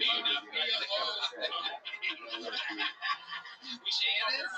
So Janice, is that you? I know she's been getting migraines lately. She might be a little swollen. She might have an inflamed head. Wow, that actually is a pretty good impression. Is Janice here? Can we get Janice? Can we do a side-by-side? I'm sorry, I'm getting excited too. I'm not trying to rile up the place here. Asian accent. It's not even that Asian. I don't even know. Try it. Say, hey, bro. If you're gonna do it, go all the way with the shit. Hello. No, see, that's not. You're never going nowhere with that. It's not what the people are looking for. If you're gonna go Asian, you gotta go Asian. You can do a more Asian accent than that. Let's hear it. We can't say the letter L. Yeah, that's a good way to know. He's trying to help you.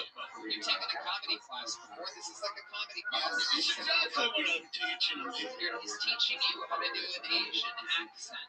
So come on, fucking give it to us. And then you have Italian, you know, you come out to a crowd, you go, hey, how you doing, everybody? My name, what's your name again? Shit name. That's not an Asian name. Like I know a JP. He's doing 20 to life. You understand? Yeah, alright. I'm Yang. And then, I'm Yang, and you're a fuckface. Hey, look, if I did shit, I could take it. Sit down, smart man. Yeah. That's right. You got the wrong glasses. Not far, man. He's a smart man. All right, Jamie, shut up. Very well. You're making it very weird. I can see why your ex fucking sued you and took your shit. It's creepy after a while. He didn't do those kind of jokes. I know. I'm sorry. No, it's great. No, that was fantastic. I would have loved stuff. Well, yeah, I still do it. I'm very immature. I would never. JP, how did it feel doing an Asian accent? Do you feel like your ancestors that gave you away? All right. Okay. JP, you already have a joke book? No. You don't? No. You didn't get one last time? I got like the little tic-tac thing. JP, I would love to have you on the Secret Show. Whoa! Look at this. What an amazing choice here. There you go, JP. That's a big one. Congratulations. There you go. It's JP Lindy, I say. All right, your final comedian of the night out of the bucket goes by the name. She's been on the show numerous times, especially back in the day when we first got to Austin. Since then, she worked her way up as a door person here at the mothership and gets regularly booked on shows all the time. One of Adam, the talent coordinator's favorite top young rising comedians. One of our favorite top young rising comedians. Make some noise for her. This is a brand new minute from Christina Mariani, everybody.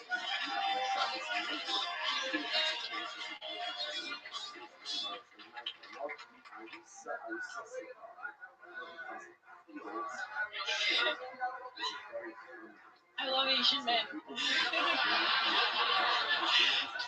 I do. All my ex-boyfriends have been Asian, so technically I'm still a virgin.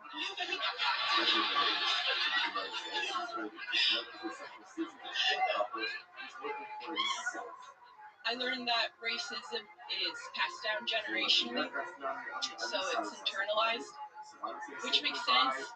I was walking home, it was late at night, and this black guy walks towards me, and instinctively, I grab my purse, even though logically, I know he's not for sale.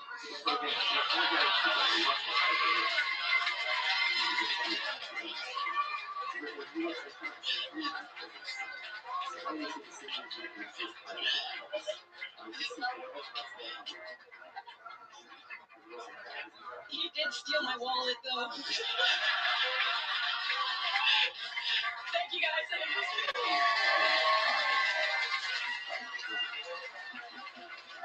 Exactly a minute. Unbelievable material from Christina Mariani. That is fantastic. Unbelievably great joke. How you doing here? It's still as awkward as ever. Still just like the day you started over there. Never ends. How's it going, Christina? How are you? Good, I'm great. Thank you. Fantastic. Remind everybody, it's been a while since you've been on the show, right? Yeah. You used to be on when you were in Vulcan. Yeah, when I was at Vulcan, Yeah. I got on a few times. Yeah. And things have been going good. How long have you been doing stand-up overall? 3 years. 3 years? Yeah. Okay, so you started back then. Yeah. Still don't know how a mic stand works. I like that. That's fantastic. No, you're doing great. The board's wrapped around there. You're stuck there. You got it. You got it. Got it. I love it. How do you feel right now? You just crushed in front of the right you guys play. Feel great. It really was amazing. Yeah, thank you. Thanks. Not everybody was like that tonight.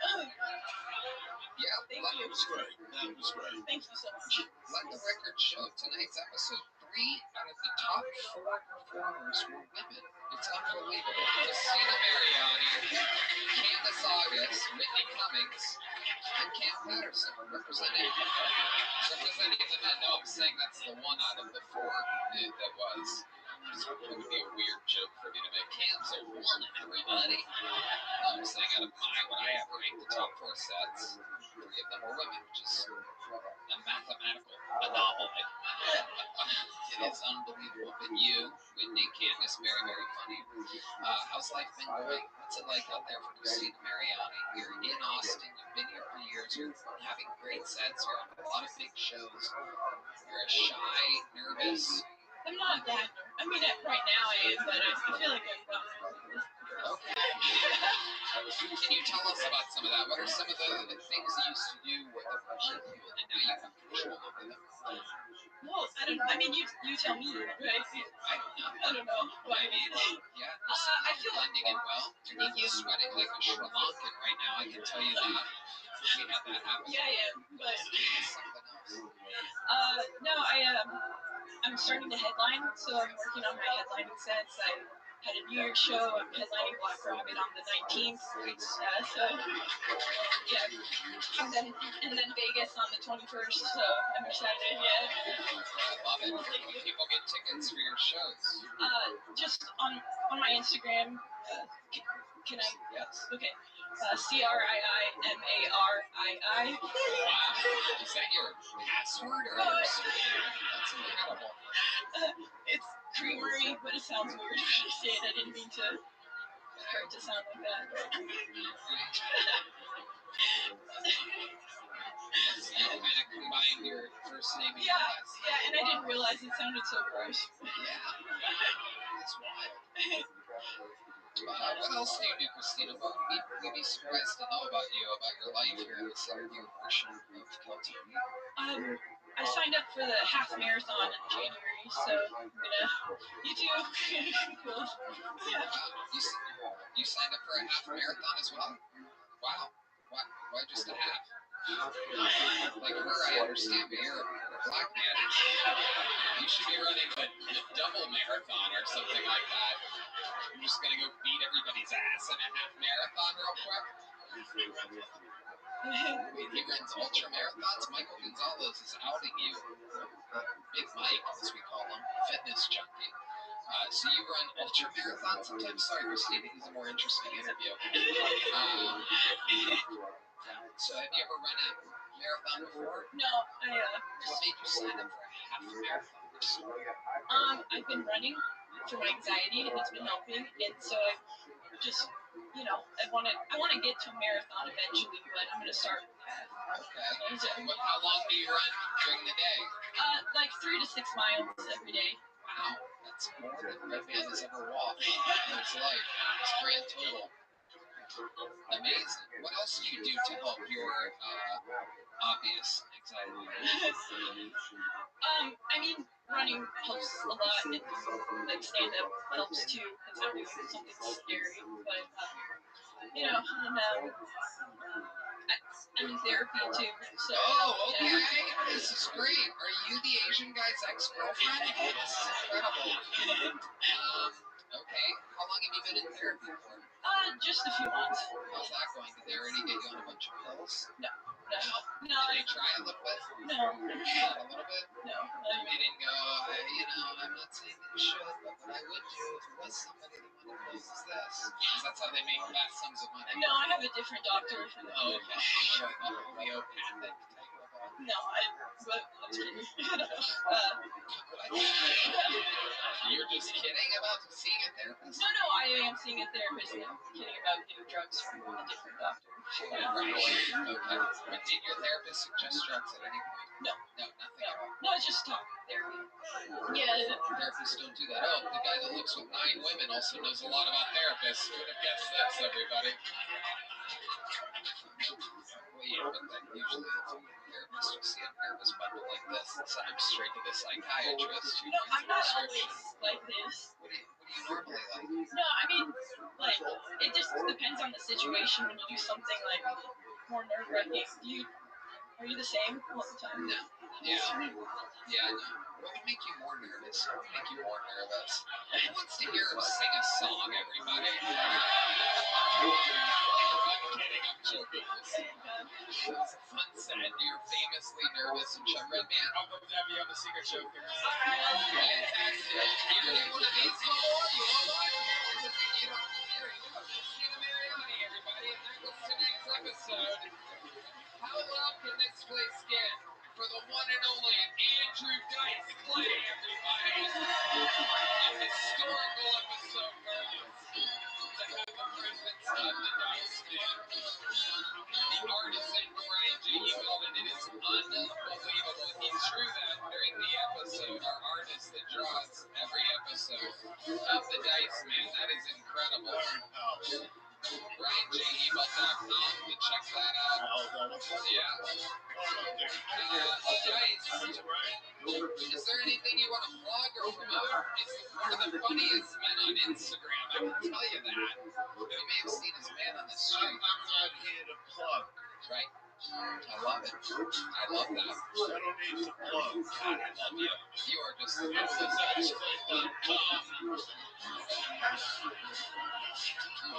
Instagram, AndrewDiceClay.com, TikTok. Yeah. Andrew Dice Clay. Maybe they'll get a picture with you. Yeah. Maybe you'll get a picture. Yes, very soon. Dice is graced our stage twice in Madison Square. Twice in the HEB Center, but to get to have you here at the table, I always knew it would be amazing, and it was unbelievable. Did you guys have fucking fun tonight?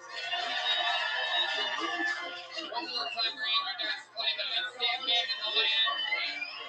Thank you to our sponsors, Redman. Check out the movie Fort Fairlane, one of my favorite movies growing up. It used to be on my answering machine. My hair. I love you. Thank you. We love you guys. Thank you so much. God bless you. Have a great night, everybody.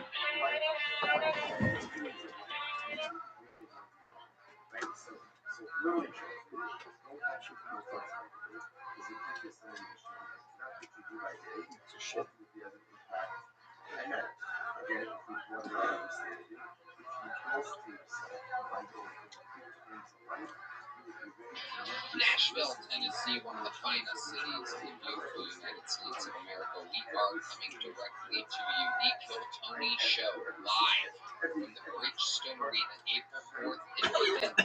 Tickets are on sale now. It's one of the largest arenas we've ever done. This is your chance to get tickets. Go to Ticketmaster.com, type in the word Kill Tony, and get tickets now. We will see you in April.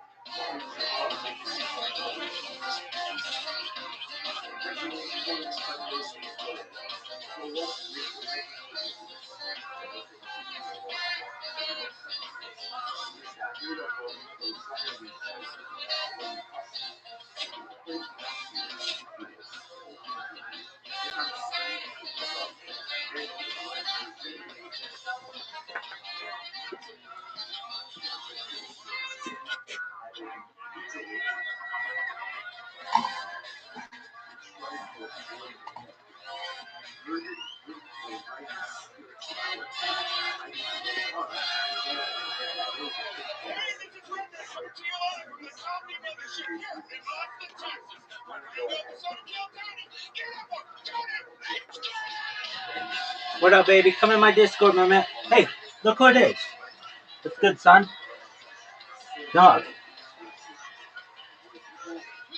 Just one moment. How are things with you?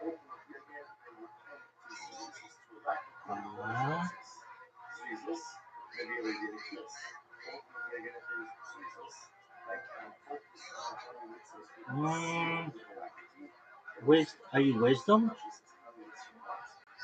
Yeah. Yeah. You were in my Discord, and I gave you that list of stuff. What happened to it?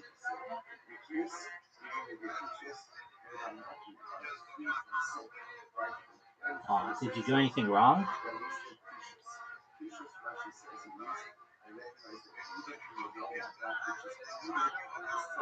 Okay, I'll be sure to follow you.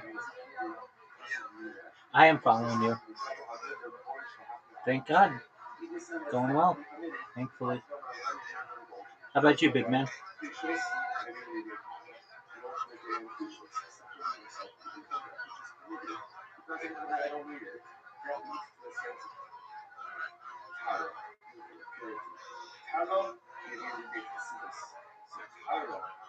Well, you're growing, man.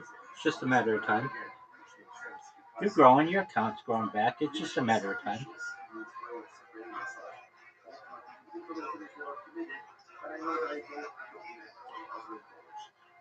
I have not heard from them. I'm wondering, you've got the funds. Why don't you just buy like a bunch of followers?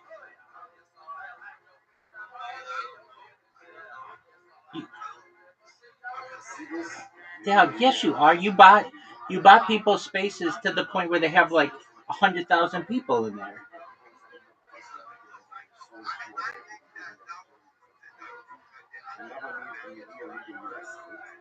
Okay, then I mean, for like $100, what you spend in like an hour of an X space, you could have 10,000 followers. That's what you should do.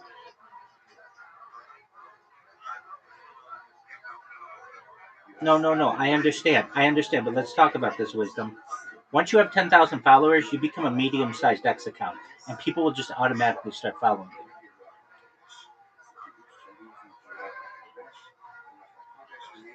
So that's what you should do. I sent you that link, and I can send it to you again.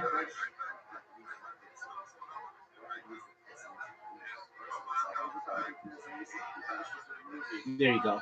Okay.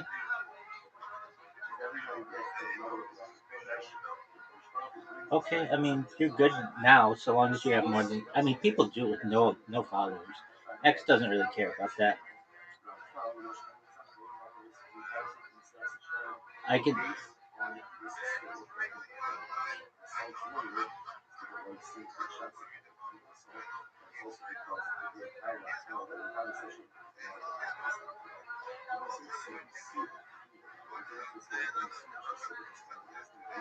What do you think happened to him?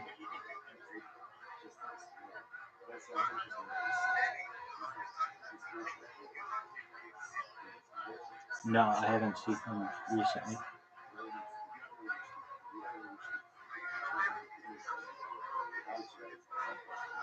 I would tell you, Gibbs. You're talking about the guy from Alaska? Oh yeah, I haven't heard from him since I last spoke with you. The last I heard, he was going to launch December 15th. He was going to get like hundreds of thousands of dollars December 15th. That had to be pushed to January 1st. And then you said it was going to be like May.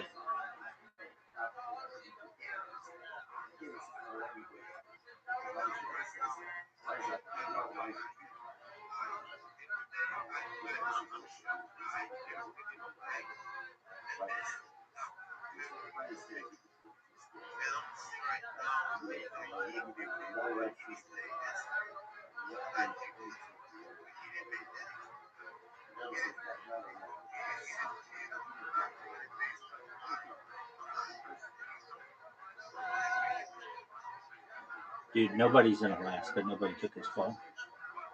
Nobody lives in Alaska. Nobody took his phone. It'd be one thing if you were like, oh, he was in New York City, or he was in London, or he was in Paris, or Dubai, or Mumbai, or someplace where there are people who might steal your phone. Nobody's stealing it in Alaska. It's like nobody lives there.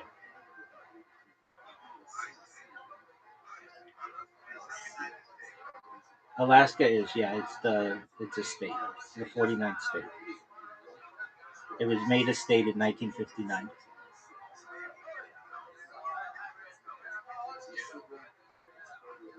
I mean, he wouldn't have just looked at your message then, though. He probably just, I don't know, maybe he was a grifter or a scammer or something.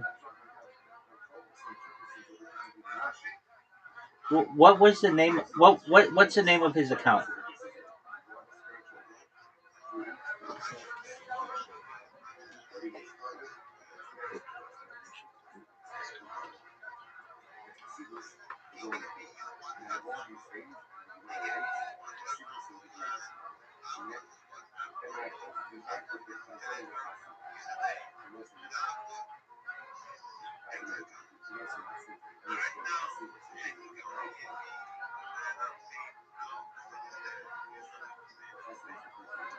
What was the name of his company? It was like Northern something. Northern Edge.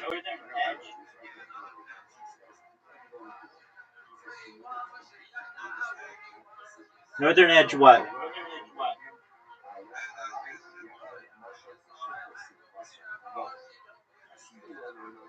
Just regular Northern Edge?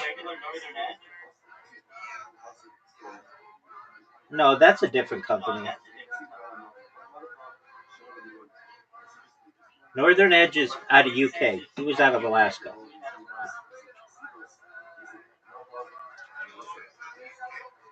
No, it was like Northern Edge Financial or something, wasn't it?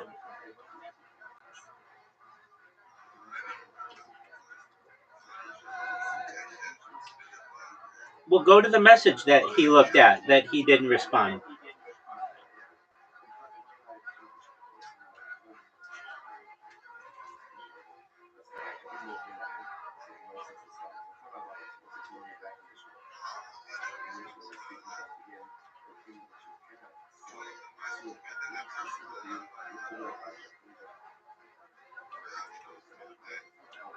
I've got you.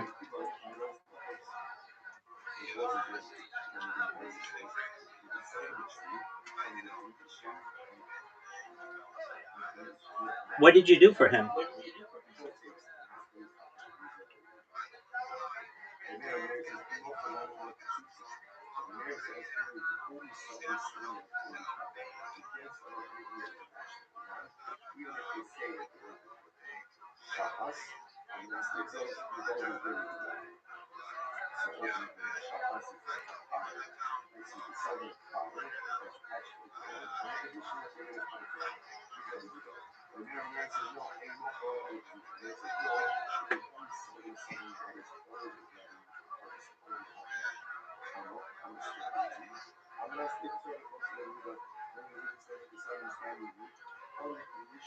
I'm looking, either he unfriended me or. Are you sure his account didn't get? Well, are you sure his account didn't get suspended?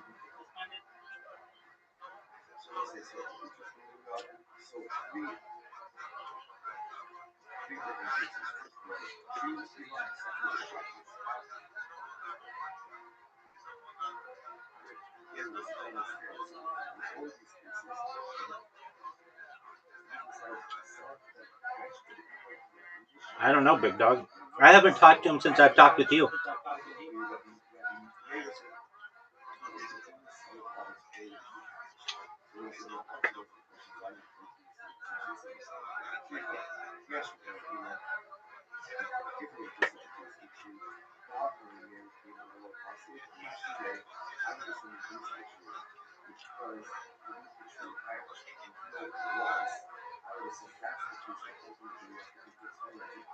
Definitely suspicious.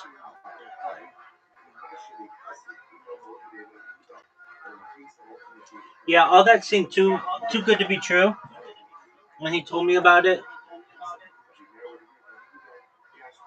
He was like, "Yeah, I'm guaranteed to get this money on December 15th," and he was like, it was just,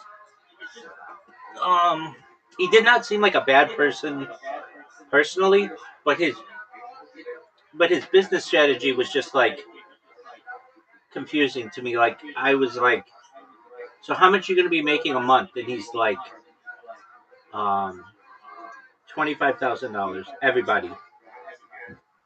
And I'm going to have 4 other traders. And I'm like, oh, okay. So you're each going to take like $5,000 or something? He's like, yeah. And I'm like, even though you're the one organizing all this, you're not going to take more? And he's like, no, I don't think I'll do that right now. But when it grows, maybe. But I don't know. It just seemed like normally someone who's doing all the work and had all the connections and stuff is going to take a bigger piece of the pie for themselves.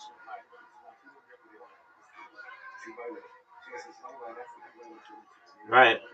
And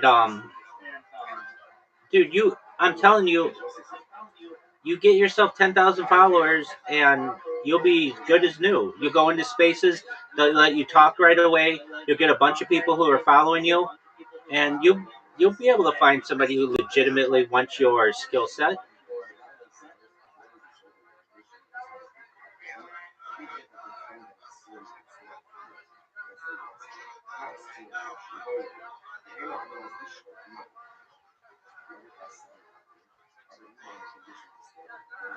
All right, well, I'm here if you need me, my man. And if you ever need to get a hold of me directly, just come to the Discord. It's always open to you.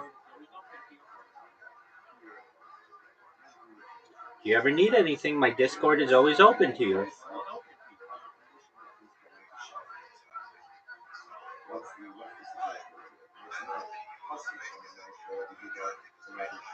Yeah, I've just been busy with other stuff, but yeah, I do join. I was in one last week. What happened? I know. Okay, let's talk about that. What happened to Yucky Duck?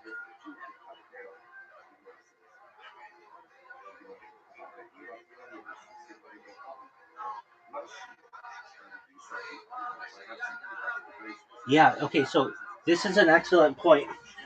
Like, so Yucky Duck did buy his space. That's pretty obvious. Everybody who has more than 100 people in their space is buying it. You and I both know it. It's like, that's just how it is.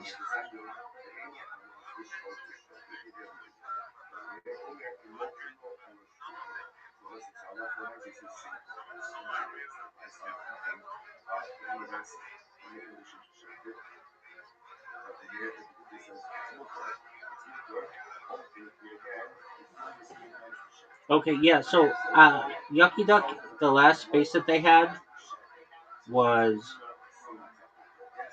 like 9 days ago, and they were having these things all the time.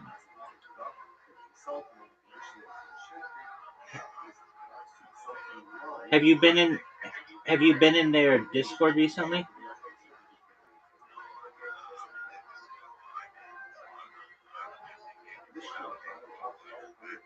I understand. I'll tell you right now if they are doing anything interesting. Um, I'll tell you right now. They have some people in there right now.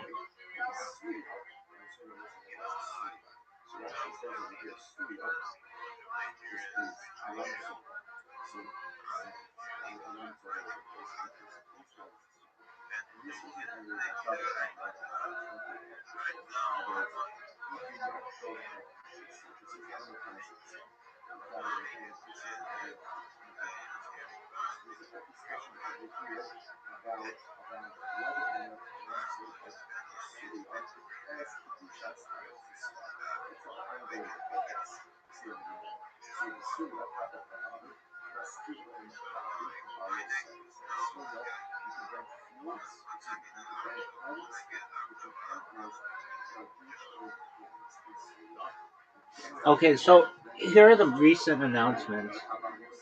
Um,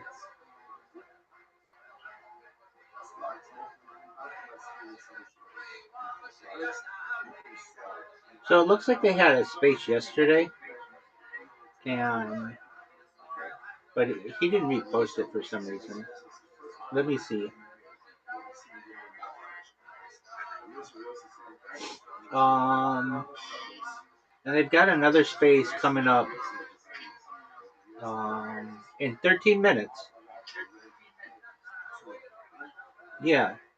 So why don't you go to that?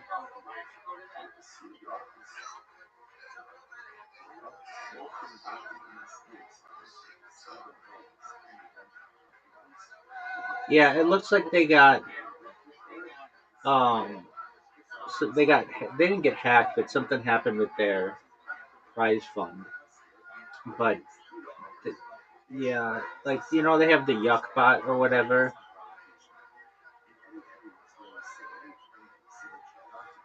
But he didn't get hacked. He just something happened with their raids.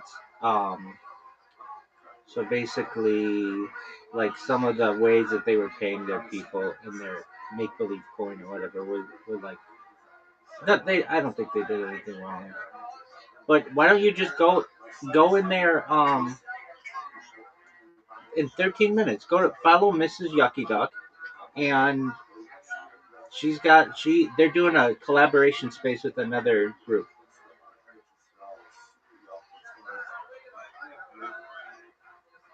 Word dog.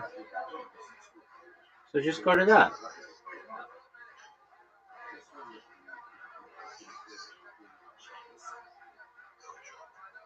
There you go.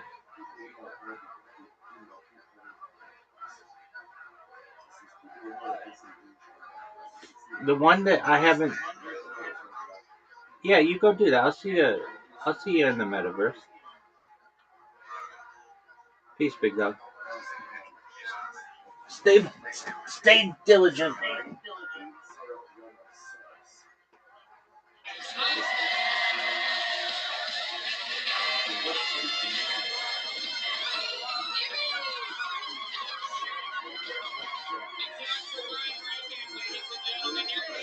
Are you guys excited to be here? That's the best damn band in the land, the Kill Tony Band. Make some noise for them. You've been listening to them. That's Carlos Sosa, Raul Vallejo, and Fernando Castillo on the horns. Charles Reed joining us on the drums tonight. Crushing it. The male model Matt Mueling on the electric guitar. The great John Dees on the keys, and D Madness on the bass guitar tonight. An unbelievable episode for y'all coming at you. Before we get started, here's a little bit more from the amazing sponsors that made it all possible. The Sunset Strip Comedy Club in Austin, Texas is now open. Check out Red Band's secret show every Thursday. Go to sunsetstripatx.com for tickets.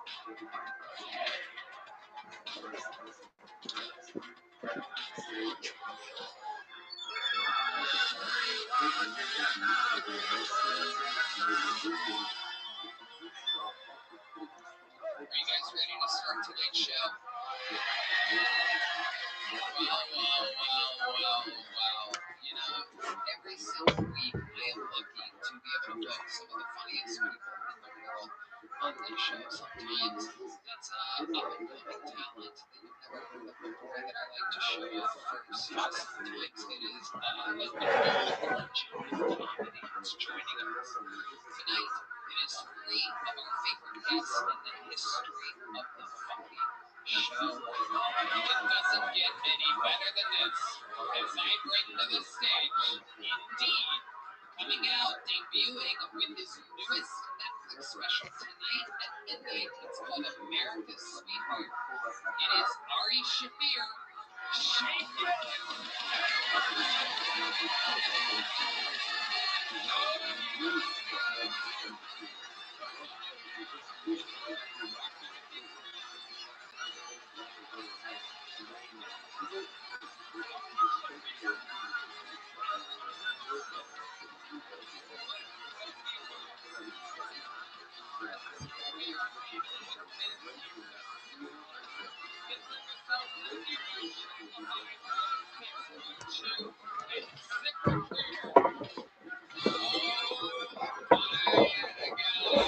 You are here in the vortex of comedy. Fresh off of a brand new episode of Protect Our Parks. This is indeed the boys, Mark Norman, Shane Gillis, and Ari Shaffir. American Sweetheart comes out tonight at midnight. America's Sweetheart. Belonging to America? Absolutely. That's me. That is you. Red, white, and chick. Mark Norman here, sunglasses up, long day, protect our parks, 5-hour episode from what I'm understanding. All profits go to the Maui fires.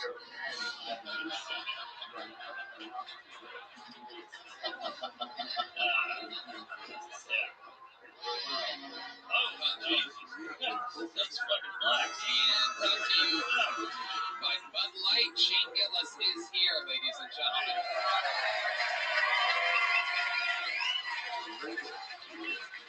Three veterans of the show. You guys all know how it works. So go drunk. That is Charles Reed. Michael Gonzalez is playing with Keith Urban tonight at a football stadium somewhere. This band plays. It's not a ball for Keith Urban. New games out. The band looks more urban.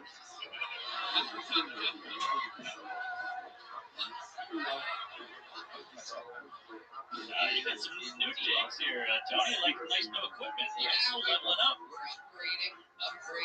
We even got we got it all. We got a little fucking monitors here so that we can hear better for the first time ever. Just gotta get rid of Red Band. Yeah. Is he hanging on by it? Oh my God, yeah, but David, You know he doesn't press fucking bird bombs.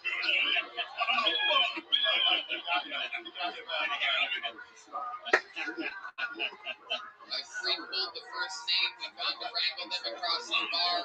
Oh yeah, one Bud Light down, right on the new monitor. That's great. The table explodes. Oh yeah, it's on. That green light means that there's pepper running to it. That's my jizz rag. Oh my goodness. This is how the forest fire started. You guys know how it works. I pull a comedian out of the bucket. They get 60 seconds uninterrupted. Usually the time is up and you hear the sound of a kitten. That means they've wrapped up that or slipping out the Avery West Hollywood Bear, which rudely interrupts them and begins the interview portion of the show where I find out more about them, what they do, who they are, and what they could be talking about in this world. They go from a comedian to a podcast guest in a minute. You guys ready to start tonight's fucking show? All right, we're going to start it with a golden ticket winner who is from Los Angeles, California, currently escaping the fires. He's here with the new minute. It's been a while. This is your first comedian, 60 seconds uninterrupted, going to Jack Shaw, everybody. The return of Jack Shaw.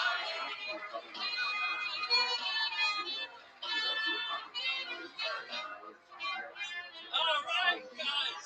Man, I've been working on standing up for myself because I went to performing arts school. I drive a fucking Fiat, and I was recently told that I look like what a white girl transitions to. I was driving my Fiat in the fast lane the other day. It was a big fucking day for me. But all of a sudden, this guy starts honking behind me, giving me the finger and saying, "Fuck you! Fuck you!" So I decide to pull over in the right lane and let him pass me. He pulls up next to me, rolls down his window, and says, "Roll down your window, you trans bitch!" And I said, "No."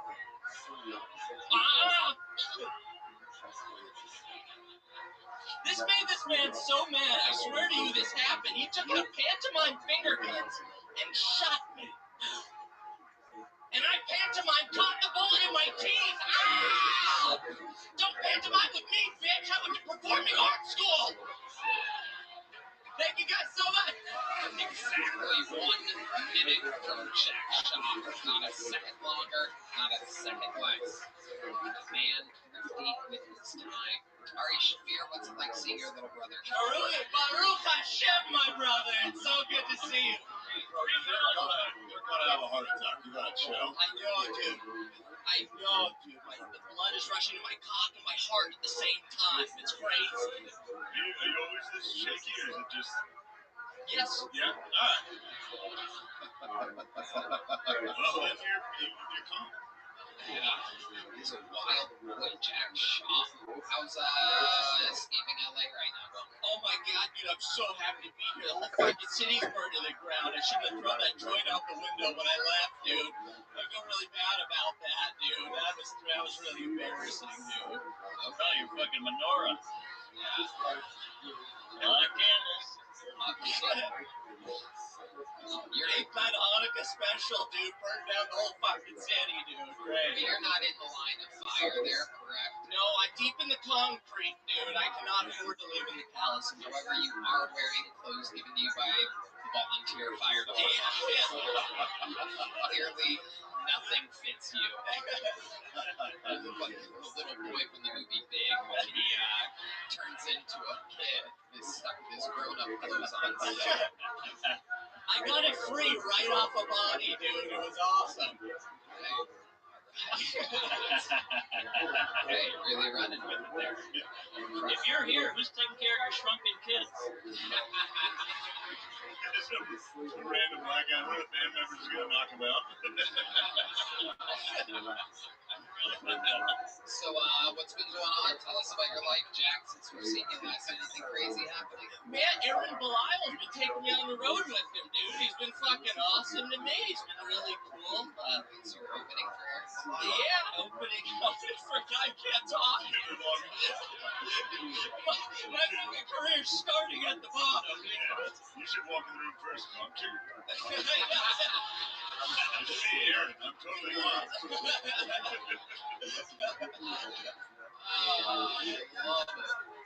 I love his audiences, man. I did a show with him in Sacramento, and this lady came up to me after the show, and she said, "Jack, I love your comedy. You're such an inspiration to my son.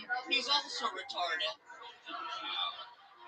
Hopefully Aaron's audiences make more noise than he does. What's that car ride like between the two of you? Oh, You're strapped in the back of a van. dude, he was driving, dude, and he's trying to talk to me while he's driving. He's got one hand, he's texting and driving and talking to me at the same time. Oh my god, who's this guy? Aaron Belial? Who's the one you're talking about? The secret gay? Let's talk about it. Let's cops. Aaron Belial, let's cops. Let's suck it up. Black, white, brown, whatever. Aaron Belial, let's cocksucker. Oh, alright. I thought that was Gary Matty. It's easy to get them all confused. Jack, what else? How was Hanukkah? Hanukkah was great. Jesus fucking Christ. That was Christmas, Tony. God, if you were any cheerier, you could just fucking burn.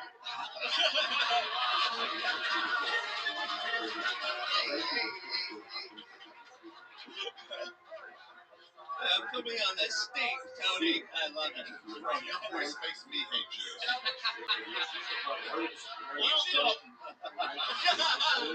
If this was the Holocaust, Ari would be like, he's underneath the floorboard. Please, for the love of God, get him away from me. Ari, you look like an anti-Semitic drawing of a Jewish person. You son of a bitch. We're supposed to be friends. Get your fucking face, goddamn it. Jews turn on each other. Palestine, don't free Palestine, free Palestine, don't free. We don't know what to do. Just what an Iron Dome you got here. Okay, I know. No, that's definitely true. Let's do it on the count of three, Ari. 1, 2, 3. Free Palestine! More please. I'll have three with you guys. Yeah. Jack Shaw, way to get the fucking show started. Congratulations. We have to go. It has begun. To our first fucking poll. This is where we meet someone all together. Even though this name looks familiar, I do believe we've seen this person before. This is a new minute from your first fucking poll tonight. Andrew Tarr, everybody. Here is Andrew Tarr.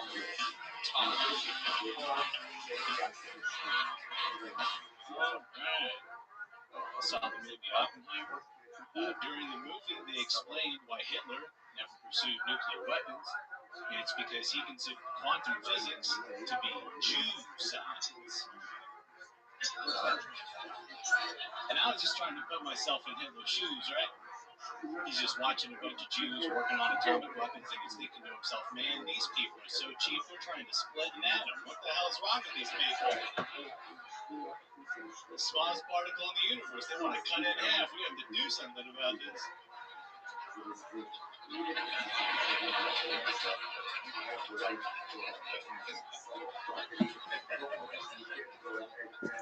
Now, growing up in the early 2000s, like when SpongeBob came out, and everybody's parents were like, it's gonna make the kids gay.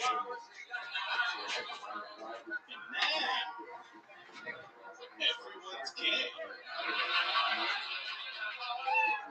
They ain't right, they knew exactly what they were talking about. Okay. Great set. Thank you. Best set you've ever heard on the show. Yeah, Congratulations. Getting better out there. absolutely trying.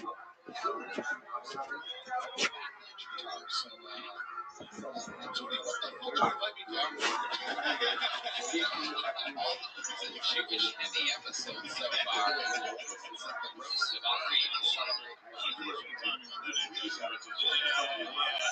Just getting after it. It's a great joke. You could have been better, but we don't really sound like that. You're going a little too far here. I've been planning to tell that joke on here for such a long time, waiting in the back of her dog, and I was like, fuck, should I do something else? It's like, screw it, we're doing it.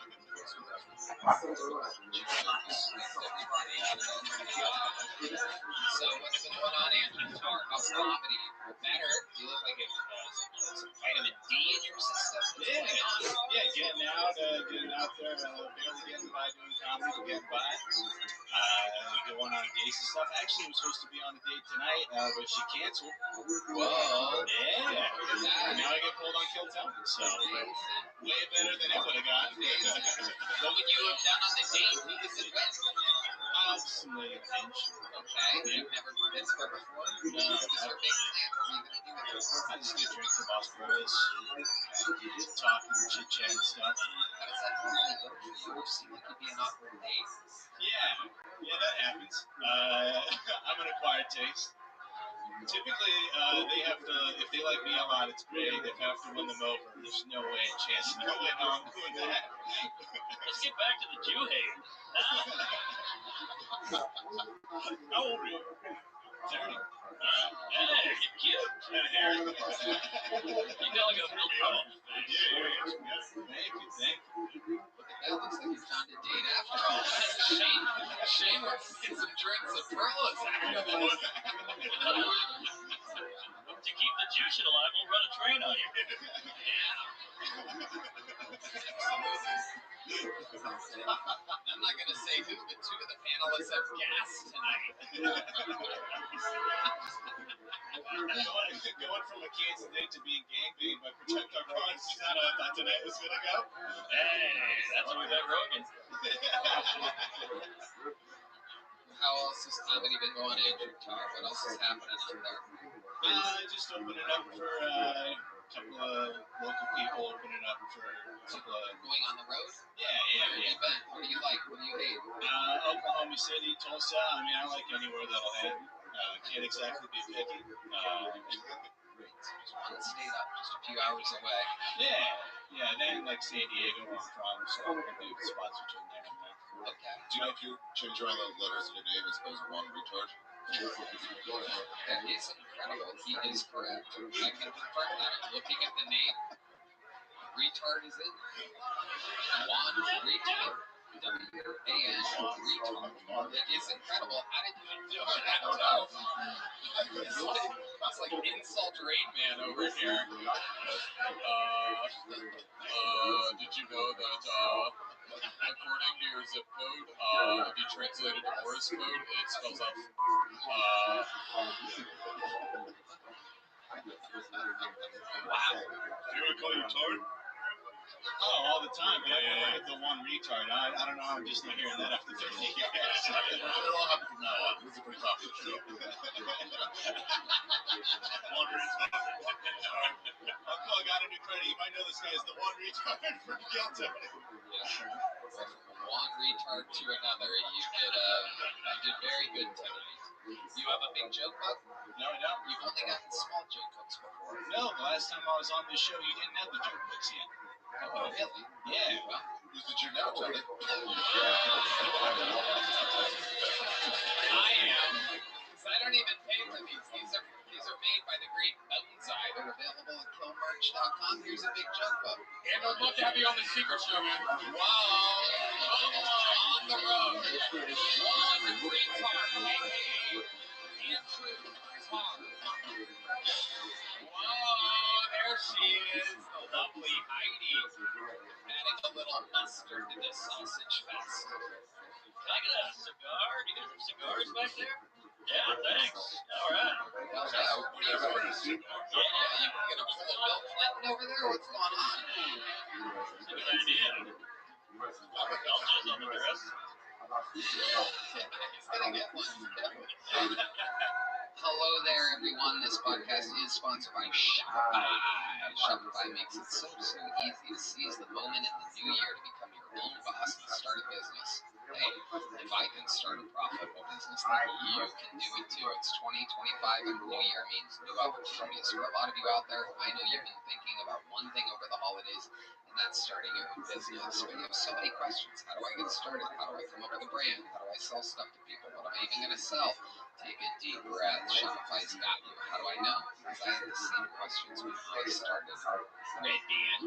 Tony, the best time to start your new business is right now. Shopify makes it simple to create your brand, log over for business, and get your first sale. That's right, Red Man. Get your store up and running easily with thousands of customizable templates. No coding or design skills required. All you need to do is drag and drop.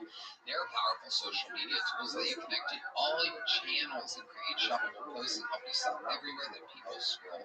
Shopify makes it easy to manage your growing business. They help with the details like shipping, taxes, and payments from one single dashboard, allowing you to focus on important stuff like growing your business. What happens if you don't act now? You regret it. What if someone beats you to the idea? Don't kick yourself when you hear this again in a year because you didn't do anything now. With Shopify, your first sale is closer than nothing. Established in 2025 has a nice ring to it, doesn't it?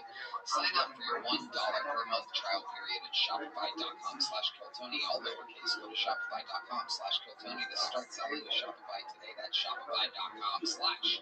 Kill Tony. Ladies and gentlemen, this looks like a new name, and it looks like the type of name that I like out of a fucking rule. Ladies and gentlemen, I do believe this is the Kill Tony debut of Big Vinny. Big Vinny. Let's see what happens here. Oh, yeah. Big Vinny. Hello, great people of Austin, Texas, and Mexicans. Did you know the most selfish people on the planet are Make-A-Wish kids? Instead of meeting LeBron James, Taylor Swift, and John Cena, they can wish for something that would help everybody. Like making suicide hotline go straight to Mr. Beast. Seriously, that would help some people. Nobody appreciates a wasted wish. Imagine you're the Make-A-Wish kid's dad, $50,000 a year, swimming in medical bills, and your kid just wishes to go to the movie theater one last time.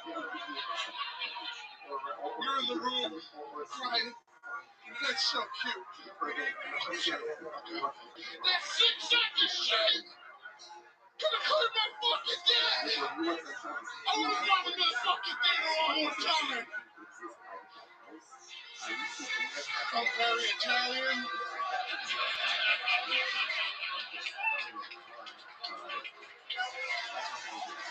There's more to that joke. Do you want me to finish it? So yes, my father did beat my mother within an inch of her life. All right. So, you went over the time there. Big Vinny. Fuck yeah. You're really Italian? Yup, and I love you guys. All of you. Fuck yeah. Tell my Parks is my fucking shit. He's the fucking man. You're the fucking goat. Okay, relax. You're a fucking pig. All right. Welcome, Big Vinny. He's a guinea pig. He is. Mark Norman. What the fuck are you wearing? What is that? It's a parachute, so I can save myself if I fall from a high building before I kill myself after this. Okay. We'll see how it goes. It's going well. I love you guys. I don't think you need to jump off that high of a building to kill yourself, by the way. The bigger they are, the harder they fall. I think you could jump off the trunk of a car and fucking explode like a blueberry. You are a big boy. How much do you weigh, Big Vinny? I haven't been waiting a while. I'm excited. Well, we got a scale for that, everybody. We got a scale for that. Let's get it. Take bets. All right, let's guess. Don't say it. All right, don't say it. Okay, let's start with Mark Norman. Guess first. I'm gonna go with 418. 418. That's a good guess. Ari Shafir. I'm gonna say 375. Same as my dad. 375. I love the music coming from the horn players. Wait a second, Big Vinny. 325. 325. What are you talking about? How tall are you? 6'3". I'm 335. 335 of Mary's One Price is Right style over here. One. Wait, Big Vinny, don't stand on it yet. I've never seen an obese guy this excited to step on a scale. When he stood on the scale said help me. Red man? I'm guessing 420. Ooh, 420 is a good guess. Okay. I'm gonna take the over in this. I'm gonna go 421. You said it. Fuck up, Red man. Let's go. And I think you have a good chance at this. 342. You're at 335. Ladies and gentlemen, this is that moment. Big Vinny steps on the scale. Let's see what happens. Mark, what do we got over there? Wait a minute. It's malfunctioning. Hold on. It's Just the time. It's on central. I think that's when you die. Hold on. Where's the producer? What is this? Hold on. Who's hiding? Oh. Wait, we gotta put it on pounds. KG. Kilograms. Somehow they knew. All right, here he is, ladies and gentlemen. One of the most morbidly obese people we've ever had on the show, stepping on a stick. We're way off. 365. Whoa, 365. Yeah. That would mean then technically Shane Gillis wins with a 335. Ari overdid. Ari's closest, but this is the Price is Right rules, and weight is great, one could say. You're incredibly not as fat as you look. Maybe you should stop wearing family tents. Yeah, you look like you're fumigating yourself. What do you do for a living, Big Benny? Nothing right now. I need a job. I could be a good guy anywhere. I've had a lot of experience and done a lot of jobs. Like what? What do you mean? What are you really How could good you be a door guy who would get in showing some of their CV? I'm very athletic. I'll beat you in a race already. Wait a second. Wait a second. Karen fucking T. What? Fuck I'll yeah. fucking dust you. Yes, yes. Oh Right. Be careful, Ari. This guy clearly stormed the Capitol. So he can get those stairs in. Someone I went to school with, like, okay. Capitol Grill. Did you play football somewhere? yes, Where? Rockport High School.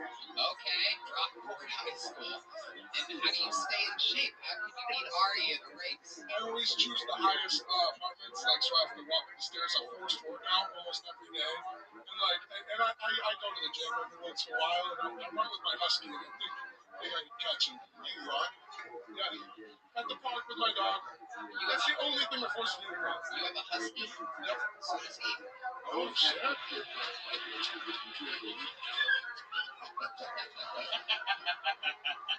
Incredible. So you don't have a job? Do you live in Austin? Yes, I've been living here the past 2.5 months. So how have you been surviving if you don't have a job? So I worked at an auction house before I moved He's here. been eating homeless people. Yeah, you step into their bedrooms really easily when you're walking down the streets. Another bedroom, Jesus. So what did you do at the auction house? Were you an auctioneer? So at first I started in the shipping department. I had experience, but those bastards put me at the lowest rung. And then I became a lister. Fucking, you list all the like sports cards and autographed items. Tekashi 69 basketball, shit like that. Alright. What's your love life like? Are you out there crushing mattresses? I can work a bitch's clip really good. Like a smudge on a window. Really? Yeah, I really are Italian. I have not gotten anything out here yet. I've been talking to ladies, I've kind of secured some shit, but nothing yet. Have you kissed a girl in Austin? No. Really? Yeah. 2.5 months? No kiss? What were you doing? I was close with a back chick. Whoa. And then what? You called her the N-word and ran away? Is there a girl out there that wants to give this guy his first Austin kiss? You know, we have some of the best fans out there. It has to be a volunteer. It's a segment on the show we've been doing for years. Is there a woman out there that wants to give this big kiss? She's literally saying no, lady. We got fucking Jelaine Maxwell over here throwing her girlfriend under the bus. She'll do it. She doesn't even want to kiss this fucking. Is there a guy who will kiss him? This would be a first if there's not a woman with the courage to kiss this man. Is there really not a female that wants to give this guy his first Austin kiss tonight? I'm only 365 pounds! Come on! Really? There's a spider from Charlotte's Web in the audience. White girls don't like me, Tony. It's mostly bad chicks. I'm telling you, there's no sisters in here. Is there any sisters? Is there any single sisters in here? Come on. Don't talk. We're close. All right. One look. We're gonna break. This is You're gonna get a kiss. typical auctioneer problems. Going once. I've made eyes with a couple girls that are clearly considering it. You've got a chance. Now you just gotta wait. I know there's a bunch of girls looking down like they want to be called on in high school. They're just like, all right, never mind, no girls. Man, this is worse than I guess this is really All right, never mind. Oh my God. Wait, there's the one that's gonna do it. Oh my God. Finally. This is incredible. While we wait for her to come around, she's a sprinter too. Oh yeah. Look at this. Oh yeah. Do some talking. Oh my goodness. It's worth the wait. And by the wait, I mean she's the same weight as he is. It's time to get another one on the scale.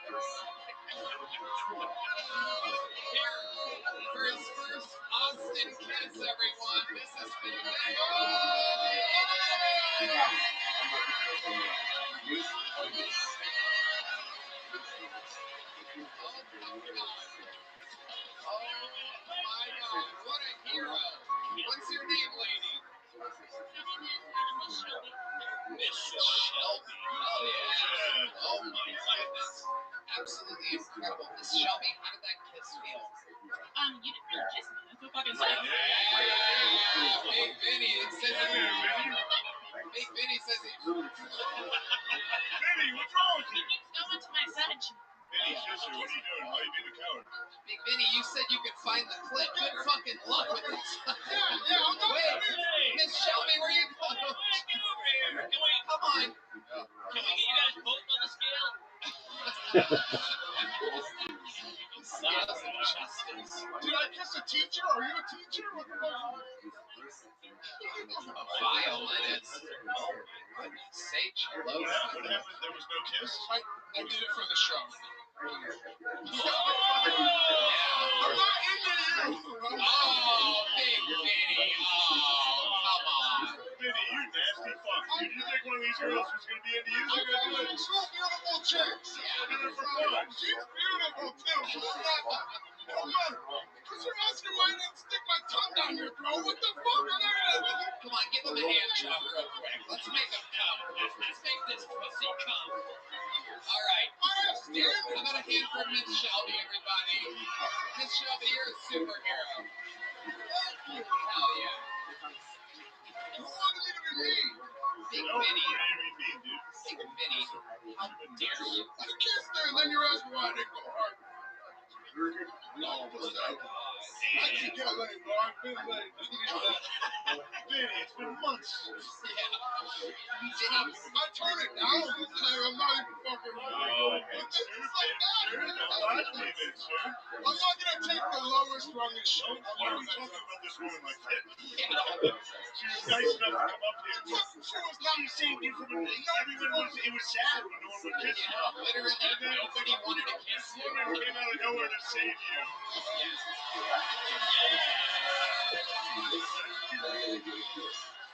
God, thanks, man. You gotta go fuck her. Where'd she go? Give Miss Shelby one of these. She gets a big joke book, you get a little joke book. How about that? Oh, he didn't catch it. There he goes, Big Vinny, everybody. Beat it, Vinny. Get the fuck out of here. Get him out of here. Get him out of here. Shelby. Oh, thank you.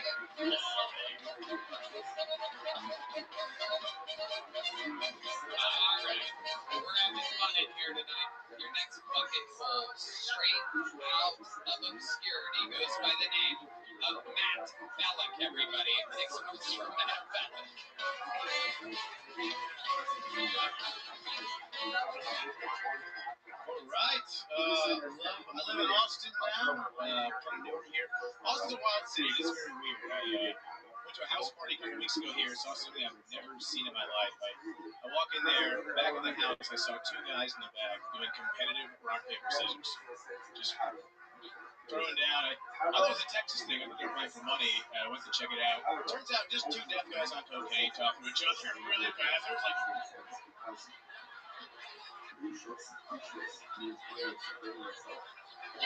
we partied all night. They called it a silent disco. That's what we did. We fucking got down. Diddy's in trouble. You see this here about this? Diddy's No, but one of the things he did, I didn't think was a big deal. He would hire these escorts to come to the house, and their job was to entice his guests to have sex with them, and then he would film them having sex without their knowledge. And apparently, you can't do that. So, when I read that, I was like, who is like because he would try to use it as blackmail on people and everything.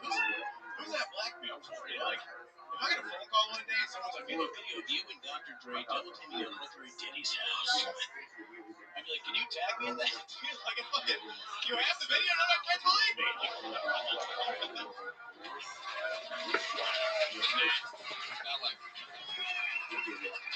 To be honest with you, I didn't hear a word of your set.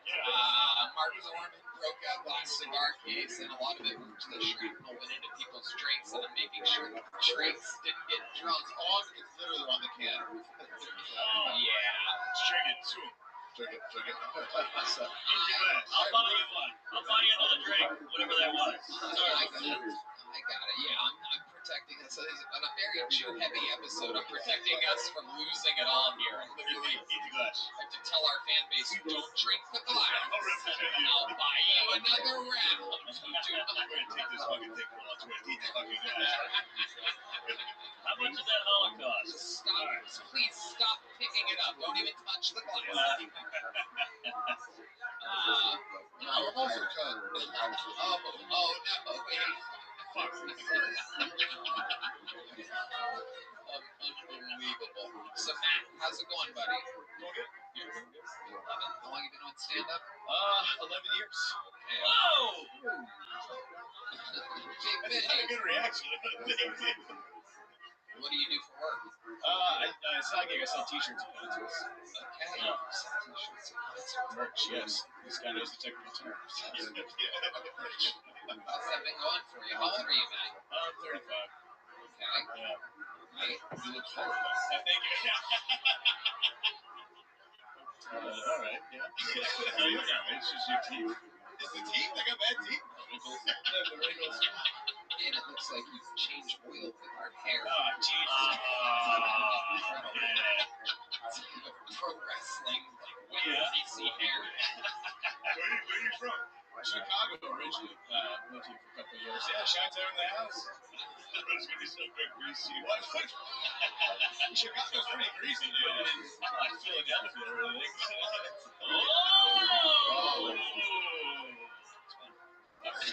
It's fine. I was being nice to you. Yeah, say something else like that. I'm a big Bears fan, hate the Packers. I'm very happy your Eagles took care of that last night. Okay, we're not talking about this ain't fucking. All right, now let's talk ball. Tony, shut the fuck up. Talk ball. Our schools kill Tony. Hey, this guy's Well, the Packers is here. pretty good. Yeah, oh yeah, bro. Actually, when did this come out? Monday? When did this come out? So this would come out when Notre Dame's playing? Damn, think about it. Right now, Notre Dame's lifting a national title. There's 0% chance of that. So sick, dude. Can't believe we did it, dude. He's back. There he is. There's a new Notre Dame mascot after Monday's game. Steve Madness, everybody. Holy shit. Is he alright? Okay. He puts the two eyes in Yeah, an Irish. you gotta talk to whoever's dressing you. You gotta have a chat. Because they're not telling you what that looks like. That's nuts. That's crazy. Who's dressing him up like this? It's dressed like a living color. Like Kamala Harris trying to prove she's not Indian. I thought you were Nancy Pelosi dealing.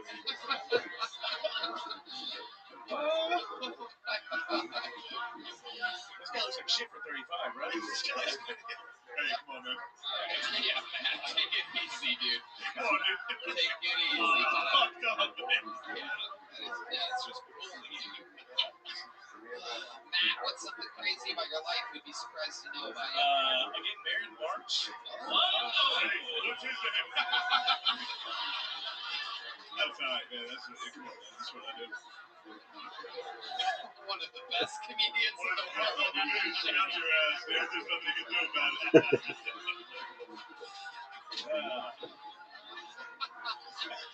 Getting married in March, huh? Yeah. What does she do for work? She bartends here. She gets all you guys. Okay. And so, all right. What are your goals? Get married in March. Wow. Okay.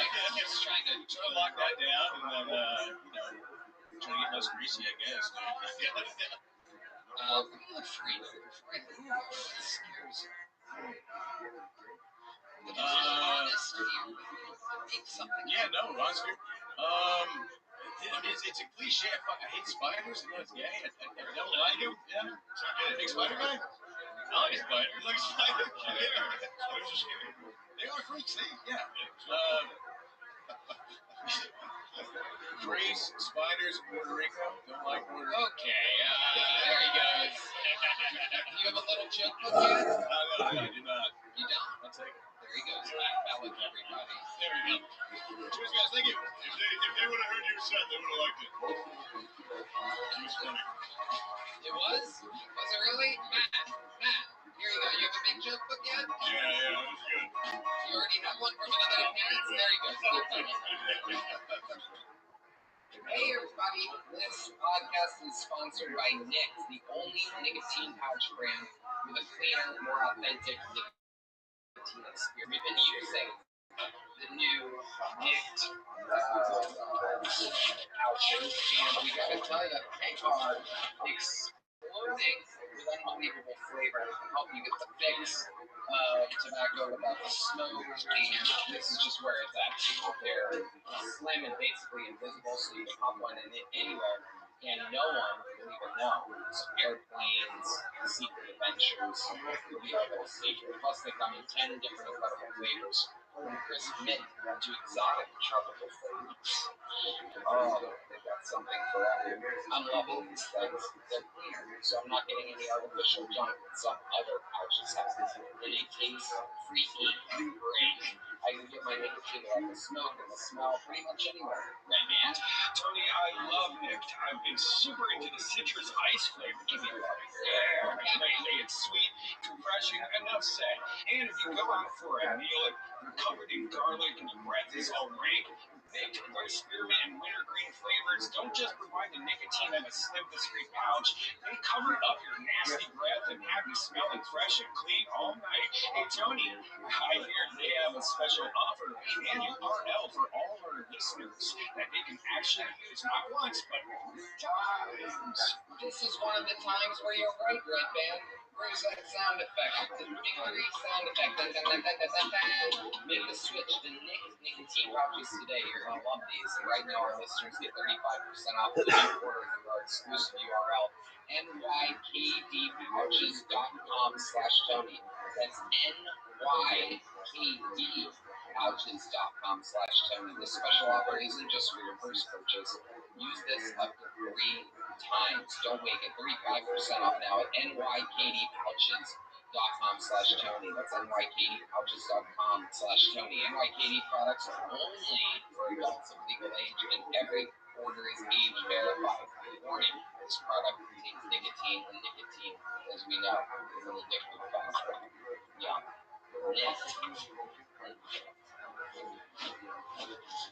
All right. Is Juan ready? Is Juan back there? All right. Yo, we have the Juan. This guy was on an episode a couple weeks ago. I said that I wanted to see him again. Very funny first appearance. This is his second time on the show. So good last time that I gave him for this appearance. Let's see what happens in the second ever minute from Juan Denmark. Everybody, the return of Juan Denmark. Yeah. Holy shit. You know how to get black people and Nazis together? You Trump fist. Alright? I love that fucking fist. He appropriated the Nazi salute and the black power fist all in one arm motion. It was crazy, y'all. The only thing blacker than Donald Trump's fist are the list of all the people Kamala Harris locked up. I'm gonna be honest, y'all. I think Kamala Harris is just Hillary Clinton in blackface. I also think that Mexicans should have been the first slaves. You know what I mean? Like, if it wasn't for sports, music, and the prison system, slavery would have been a terrible business decision. If Mexicans were the first slaves, there'd be skyscrapers in Nebraska, y'all. There'd be taco trucks on every fucking corner in America. And what if Asians were the first slaves, right? You'd be able to fit like 5 times as many motherfuckers under that boat. They got the perfect fingertip for cotton picking. And what's better after a long day of your Asian slave picking cotton? A nice rub and tug. The return of Juan Denmark. You know what I love about you? is you can be as racist as you want. I know, I love it, Tony. I fucking love it. I fucking love it. This is black power privilege. It really is. It's black privilege. Black power privilege. Okay, I really acknowledge the power. Fuck yeah. Limited power, solar energy, if you will. That's true. We are powered by the sun, Tony. That's why I'm in Texas right now. Absolutely. Shane asked me a great question while you were on stage. If you want to turn sideways so that the sun, no, put the jacket back I on. swear to God, Just face the other way. Yeah, it looked like you weren't wearing pants. All right, dude. Next time, if I ever get it next time, I'll come here naked, guys. Don't do that. Joey, I give you permission. You have to carry on the matter. Dude, are you from the future? You look like Book of Eli. Slippers on, big jacket, like the Matrix James. Thank you. I appreciate that. For a podcast, this show's really doing a lot of TV on the radio. What does that mean? That's a band. So you're on TV on the radio. Oh, yeah. What's up, Tony? So you're wearing like Daisy Dukes and a full-on jacket, giant jacket with a big hood. I like to keep people confused at all times, Tony. You don't know what you're gonna get. You're gonna get a school shooter. You're gonna get homosexual. What are you gonna get, Tony?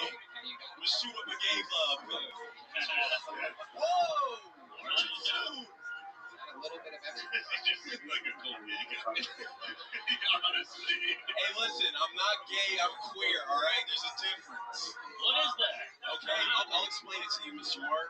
Okay. Listen. I will fuck a man, but only if he has a vagina. Does that make sense? No, It's like you can have a face full of beard, but you better have a torso full of vagina, goddammit. Alright, fuck him. It is incredible. What's the gayest thing you've ever done? Come to kill Tony. See you. Okay, what's the second gayest thing you've ever done? Sounds like that. What's with the... Oh, I've watched two men have sex. Oh! In real life. In real life. How that goes. Yeah, I was 15 years old. Whoa. This is a key. Let's keep going, all right? Diddy party. Close. I was walking downstairs to my basement, and I looked through the window of my basement, and my uncle was having sex with his partner. You have a window in your basement? Back in the day, yeah, when I lived in Virginia, we had a house with a basement, and my uncle lived in his boyfriend named Ron. Yeah, he had a boyfriend with my fucking name, dude. Yeah, dude. Now I'm wearing these fucking shorts and I killed Tony. Fuck, dude. Yeah, fuck. The fountain was on the floor. You're on the Yeah, word. You couldn't put them back on after all that butt sex. I've never met many black ones before. I'm Cuban. I'm African. Okay. What's the most Cuban thing about you? I move my hips when I fuck. Whoa. Really? Dude, it's crazy. Can we see that? You gotta pay for that, Mark. We got some Cuban music for you here. Oh, we really can't see the hip movement with that giant check. You guys are awesome. I love these guys. Juan, remind us, what do you do for work? I go to school full time to be a clinical psychologist. That's right. Absolutely. Did you get a What are you guys clapping for? You guys are clapping for? Yeah, we clap. It's a landmine. Somebody's gonna be like, "Oh, I have a nice black. My doctor's black." You're gonna get there, man. This guy's being crazy. Don't do that. How old are you there, Obi-Wan? You said what? I'm sorry. How old are you? 31. Really? Face of a black guy from the 70s. It is true. Jive turkey. Jive, man. We're gonna get here. Oh, fuck. Minus the syphilis, guys. Minus the syphilis. You have an old soul. You have an old soul. I do. Indeed. Juan, what are some hobbies of yours? I love to ride my bike. I love meditating. My bike. It is my pool. I think it was my bike. Hey, you snooze, you lose, dog. Yeah, I love to meditate. I love to watch YouTube. I'm just a boring person, honestly. I just keep it cool. What do you watch on YouTube? Podcast. Yeah. mind fucking Jordan Peterson type shit. I just like smart motherfuckers, man. Love it. Yeah, Okay. yeah. You're like a white guy trapped in the blackest body. Listen, So, what are you most looking forward to helping people with psychology? I mean, I'm doing this shit for free now. I didn't really pick this profession. This shit kind of picked me, so I was like, fuck, let's get paid for it. Yeah, so. You never picked it. No. You look cool. You look like a leader of a cult at 45. I'm trying. This is the start. This is the start right here. This is where I gain my following, and then we go off into the woods in Utah somewhere. Yeah. I'm with you. Yeah. What's that button on your dick? That's a great question. It says real friend. This is my friend's merch. He told me to wear it, so fuck. I was like, I'll put it on my dick. You know what I mean? That's the best way of supporting your homies. Yeah. We all know what you meant. If you really love them, put them on your dick. Okay. All right, Denmark. Interesting. Your first name is Ron, and your last name is Denmark. Yeah, Denmark is from Denmark Vesey's. He's a slave revolter. Right before he executed. What does that mean? He was trying to. Red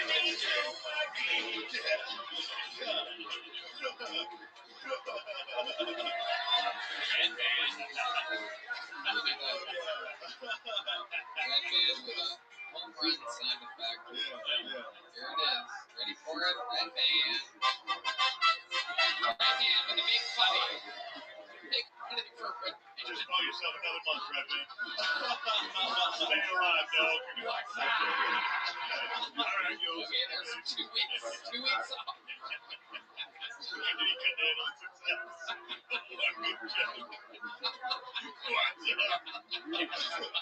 Unbelievable reference.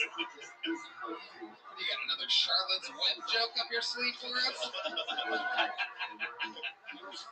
I cannot wait to see what happens next with you on Denmark. Congratulations, you already have a big joke book. We'll see you again soon on the show. There he goes, on Denmark, everybody. Alright, back to the bucket we go. And your next comedian goes by the name of... It will be the comedy stylings of Jake Holter, everybody. Jake Holter. Jake Holter.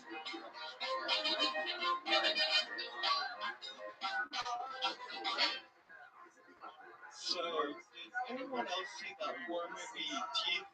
About the girl with teeth in her coochie? Yeah, that shit fucked me up so bad that now every time I sleep with the girl, I feel like I have to eat her out because that's my way of like checking for monsters under the bed.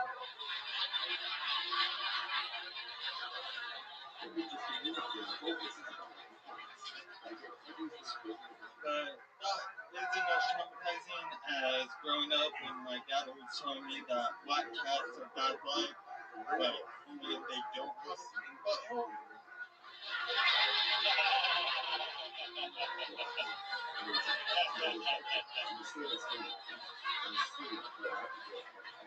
Yeah, so now every time I sleep with a black girl, I feel like I have to eat her ass first.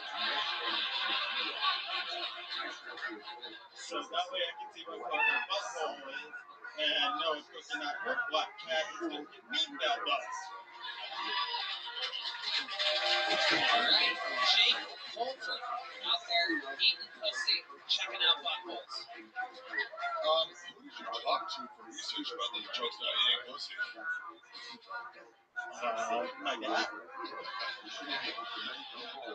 Jake, you've been on this show before. Remind us, how long have you been doing stand-up? I just reached a year in September. Reached a year in September. And you have a little bit of what is your impediment exactly? Remind us. You're somewhat of a... I think I was on this episode and you said nothing. Right? Yeah. Something wrong with you. Yeah. You were molested. Probably, you're right. You got molested face. Yeah, you stayed young looking. Yeah. Trapped. Forever young. Forever young. Forever young. Tell us about the molestation. Well, it all started when I was 7. Did something really happen to you?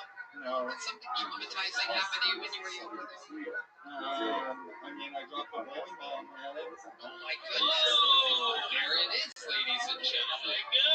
You dropped the fire on your head. Well, okay. See what? Trying to hold it above your head. Well, no. See what happened was me and my friends were like doing stupid shit at the bowling alley, being annoying kids, going at halfway down the.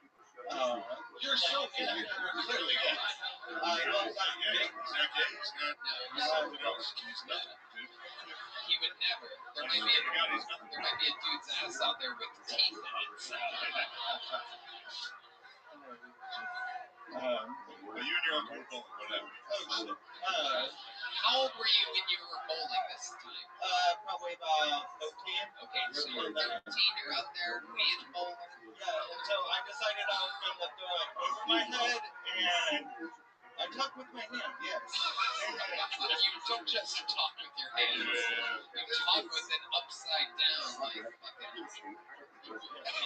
John Dees has pointed out that your neck is also gay. You do gay things with your neck. There is a little bobblehead, fucking... It's a bowling ball, and there's teeth in it, but they... Just claim autism.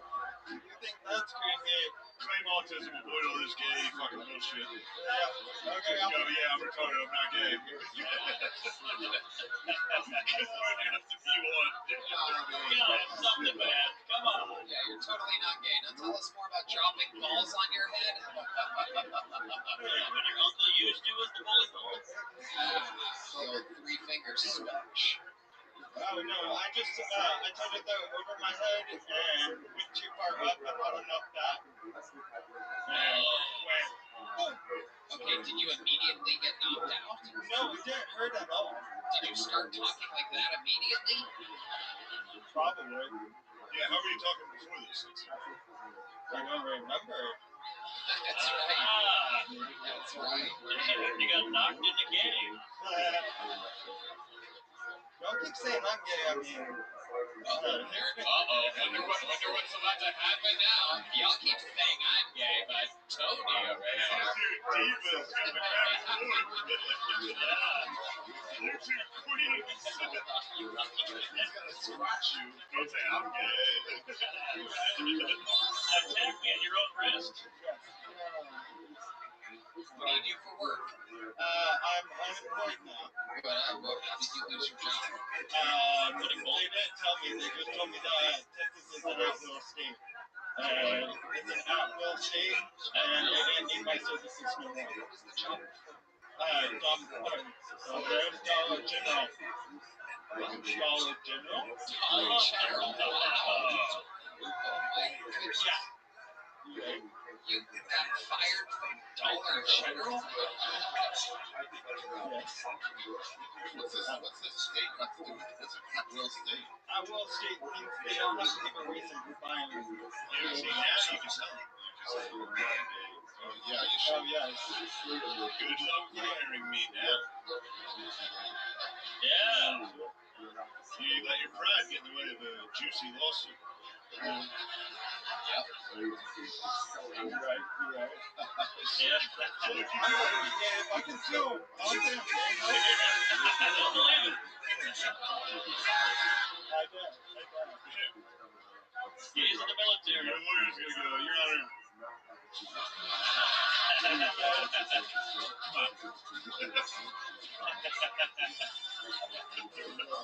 You're like, don't ask, no need to tell.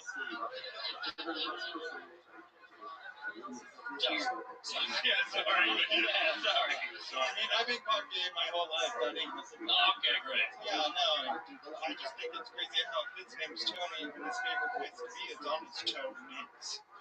Oh boy. Wow. Got his ass. Wow. I got pretty gay. Never survive. Yeah. So how do you live without having a job? How long ago were you fired from Dollar General? Today. You were fired today? Yeah. Today. You went to work today, and they told you your services are no longer needed. No, corporate Logan told me my services were no longer needed. How long have you been working at Dollar General? Since You got fired. that's pretty long. Today. Hey, Whoa! and about Oh my goodness. Was that a 10, Ari? Was that a $10 bill? It was a 20, but I thought it was a 1 until the man and you don't want about moving it away. now you've donated to a gay charity. That's right. Yeah, I just got out of gay, so if there's more money, I'll be gay. That's how it starts.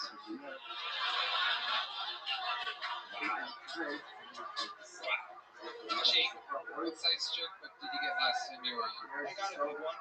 Okay. Bitch, a big one. Yeah. There he goes. Jake's full Your too. jokes are really good, though. You did good. That was funny. I thought you did a first good job. Which I got fun. It's sad. Sweet kid, sweet kid. It's kind of a sad turn. All right. Let's do another special treat, ladies and gentlemen. One of the most prolific regulars in the show's history. I present to you a brand new minute from one of the hardest working men in all of the Austin, Texas comedy scene. This is the return of Cam Patterson, everybody.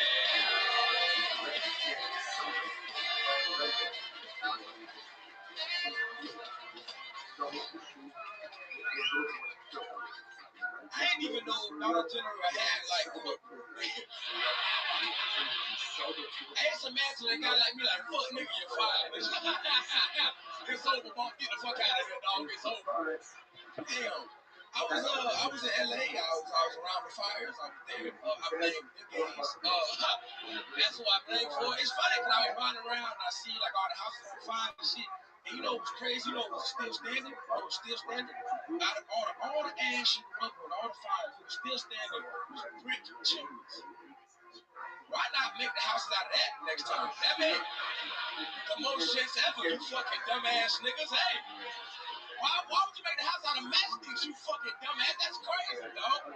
Also, it was funny. I was riding around and I saw a lot of people evacuating their houses and shit like that. And you know what I didn't see? A lot of dogs. No dogs. Yeah, you on, dumb white bitch. You know who happy? Asian niggas. They are happy as fuck. All right, I'm done. That's good. I'll give you out of here. Perfect. Why don't they make the plane out of the black box? I don't know. You ever think about that? I don't know. No, I know. I don't think it's so good. It's just funny to think that question. That is a good question. I love it, Cam. Right out of the Dollar General thing. Yeah. Funny. Blame the gays, black chimney, brick chimneys, and ended with Asian and N-words. I was rushing this one. Beautiful. An absolute masterpiece. How's life going? You're just in LA? Yeah, Tell us more. shit, man, run around for 5 days. That's good. That was cool. The homeboys out there was talking about all shit like that. You helping looting? Oh, sorry. Nah, but it wasn't Chase that was on fire, and I was excited about that. I was like, fuck it. If I ain't had no money, nigga, I'd go get that. You know what I'm saying? I think your hair Seemed like a good idea. You still mad at Bart Simpson? What the fuck that even mean, man? Sideshow Bob. Character on there. You gotta get a team. I've seen it. I've seen the show. Okay. I've seen the show. I've heard it before. You really help people out there? Yeah. Yeah. It's all your stuff covered in ash. Those are his dads.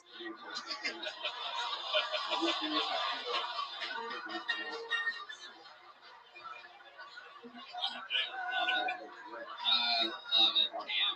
What else is going on? Ain't shit to run around on the road and shit like that. Yep, you're crushing it. It's good. Anything else? The panel here for Cam Patterson did it again. No, Cam's good. It's super consistent. What were you doing? How do you want to do? Well, they like, we got a bunch of water and shit. Water. Yeah, and then like, well, nigga, they did what? It was on fire, dickhead. They didn't need water. bought a bunch of water. I got a bunch of water. And then like people like helping out, so you like next week with food on the shit like that. No shit. Hell yeah. Just running around. How bad is it? Is it rough? It's fucking it is pretty bad. It's pretty bad. I'm just Yeah. fucking literally just scraping the bottom of the barrel. I mean, we can't. Somebody's gonna put these fires out. I'm gonna help. Yeah. I love it. Cam, you fucking did it again. You are the man. Absolutely unbelievable. A new minute from Cam Patterson. You watch it happen right in front of your eyes. The best work ethics we were talking about it earlier. Kevin Matty. Every night doing 5, 6, 7 spots in the sun. Your next bucket pull is from the inside, everyone. It could be one of you. Ladies and gentlemen, your first inside the room bucket pull tonight goes by the name of Joe Bean, everyone. Joe Bean. Where you at, Joe? Is he here? Oh my goodness, here he comes, Joe Bean. Hell yeah, here he comes.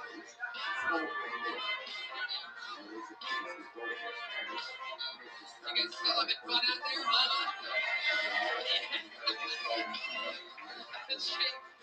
No tickle.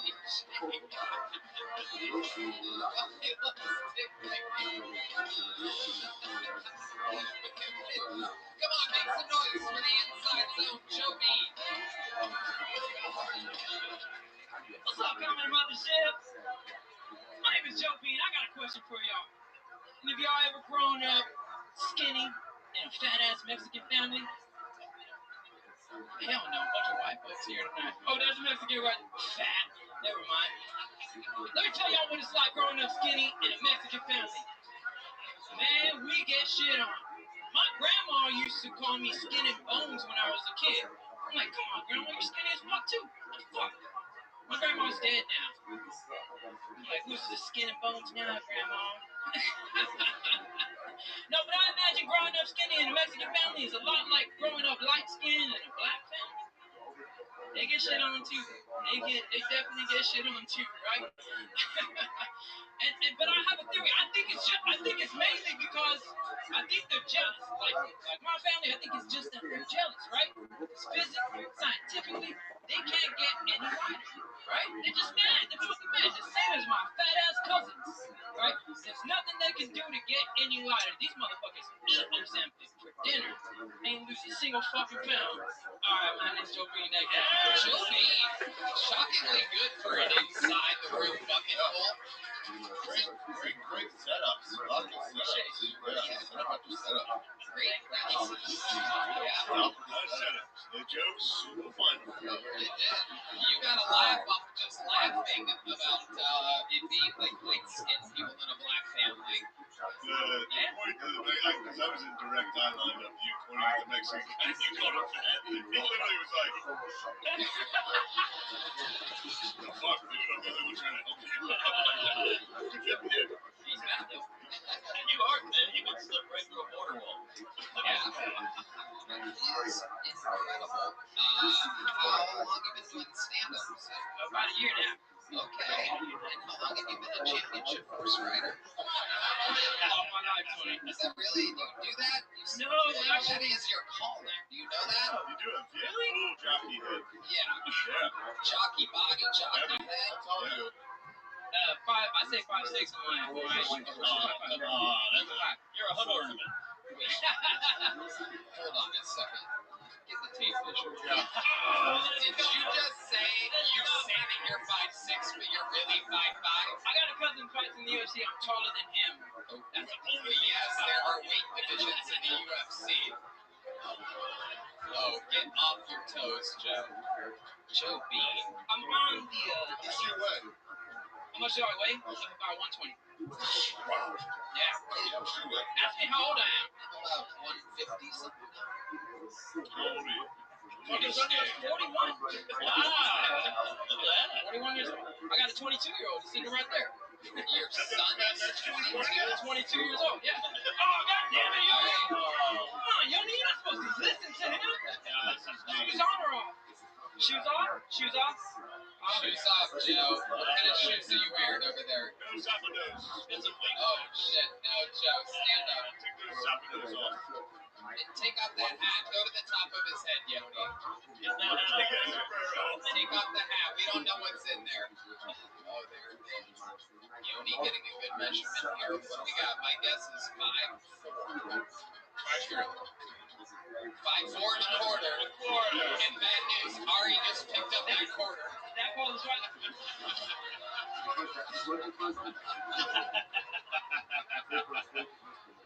I'm still gonna put 5'5" on Tinder. Yeah, you're fine. Fuck that. What nationality are you? You haven't mentioned it. Yeah, are you kidding me? His last name is fucking Bean. Come on. Is Bean short for something? Beaner. There you go. Yeah, 100%. That was my nickname for years, and then I started getting white friends, and they were like, I can't do that. I can't call you Beaner. Wait, you and Mexicans call you beer? Yeah. Oh, one of the most racist people ever. I know, but yeah. But it's cool, right? You're like the Magnetos. You said you guys have been leaving soon. But yeah. Hey, I don't make the rules. I got 2 weeks. I got 2 weeks. You have a 22-year-old son. I have a 22. How old are you? I'm 41. Oh, 19. So you did what your people do. That's right. You just made a baby as fast as you can. But I raised him on my own, so I did the opposite, right? I was actually a father all his life, right? So It's incredible that he had someone to look down to his whole life.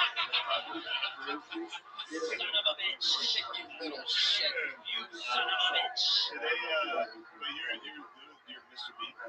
I'm Mr. Bean. Oh my God. I actually was gonna sign up as the Bean, The B. right? The Bean that Tony doesn't know, right? About, but they didn't let me. They said you gotta sign up as what you go up as a Bean. Bean's great. Mr. Bean's nice. Yeah, Mr. Bean's funny. Mr. Bean's hilarious. Yeah, I talk a lot more than them. Unfortunately. So what do you do for work being such a shit? I'm an IT operations manager. IT operations manager. Okay, that makes sense. You actually crawl in the computers. They send you in the desktops. Do you eat the computers, you motherfucker? Now, mine was probably a bitch. I know. Oh my goodness.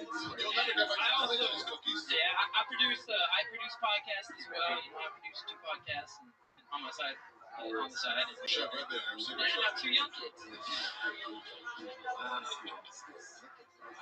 Yeah. 2 beans and a pie. So what does your son do for work? We know that a 22-year-old, that means that he's been working for at least 14 years.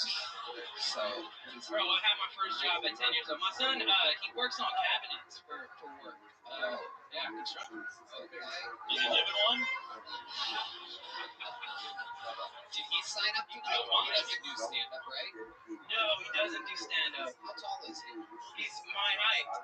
Probably exactly. I'll bet you he's a little bit taller. Does anyone want to bet? He's trying to yell out and say, I'm calling. Come on up here, little bean. Yeah! It's a family affair. Fuck yeah, man! Oh, look at this. We've been to fucking both HEB Arena shows with him, man. He's got the tickets to both of those shows, bro. Like this right here is so much different, so much fucking better. It's so much like intimate. That's right. Horn players know when it's getting a little too Mexican, they start playing. I just want to thank you, though. It's not a big deal. There you go. There it is. Oh my goodness. Oh man. I guess you guys are about the same height. Look at this. All these beans, we need some rice. That's right. So wait, Make it official, Yoni. Gonna make it official. Hey, little man, let me ask you a question. Look this way. Your mom is Jewish? Oh my God, she is? Is she really? Oh my God, that is incredible. Ari Shafir, with just using his massive nose, is able to guess and smell who's Start off with your nose up. Amazing with money too. He's a fucking amazing with money. Let's measure noses. Yeah, let's measure nose. Oh, yeah, I like that. water displacement. And somebody put a dollar bill in the back of mine and we spelled where it is. Bean doesn't fall far from the tree here. What's her name, little Bean? Alex Bean. Alex Bean. Oh my God. What was it like having a father? Now's your chance to tell the world. I mean, pretty much like you said. I get to look down to him. You guys are like, it'd be like a fucking 12-round flyweight. It'd be like a classic if you guys want. When you were in school and like, you were young and you were bad, and you were like, did you just laugh? No. So your mom's Mexican or your mom's Jewish? No, my mom's fully white. Oh. She just got the nose. Just the Oh, nose. I thought I was gonna say that's a clean concentration camp. You know. Well, yeah. Half white.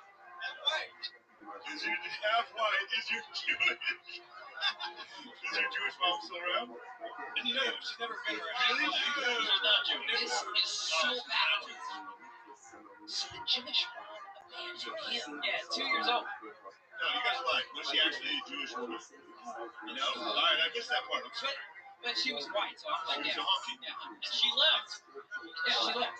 What? That's your dad. What the hell? Thank God. So unusual. Why do you think she left? Were you a big crier? No? What the fuck, dude? I was talking to your son. No, I think it's Why does he think she left one? Okay, let's hear both of your theories. I think my dad is a little dick. Well, it is genetic, so judging by me, I would say that's probably fair. Okay. No, it was my mom. Yeah, no, I think she was raised by helicopter parents. When she became an adult, she got into the party life, and then went wild. I was the opposite. I started partying when I was like 12 years old, and I was done by 18 years old. When I found out I was having a kid, I was like, all right, I'm a big party. I think it stunted your growth. Fuck yeah, 100%, bro. And the Mexican didn't help either. Right. And then she kept working. Yes. And then To this day. Oh, she's still going. Yes. You're in communication with her? No. How do you know she's still partying to this day? I don't know. I hear things. Okay. It sounds like it's not really a fun party. It's one of those. Right. Scary parties. Sounds like it's a scary party. Yeah. Yeah. That's all right. All right. 100%. Yeah, sorry. Yeah, I'm feeling better already. You seem pretty well adjusted. The mom gone, little dad, you're hanging out. I appreciate it. Hey, it's all love. You make good cabinets? Always. Is it your own company? No, sir, I service cabinetry. I'm as Mexican as it gets. They have me crawling in them, putting them up, everything.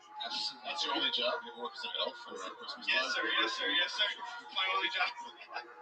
Mexican elves down at the South Pole. I'm a big fan of the beans. Absolutely, and I am as well. So much so that I am giving you both a big joke book from the great outside. There you go, one for you, one for you.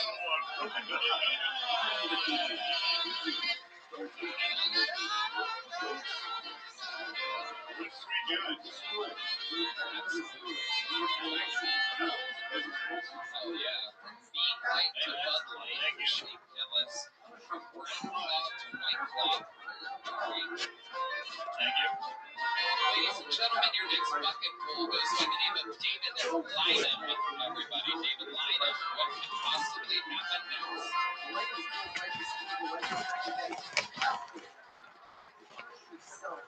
A school teacher taught at the best of social studies.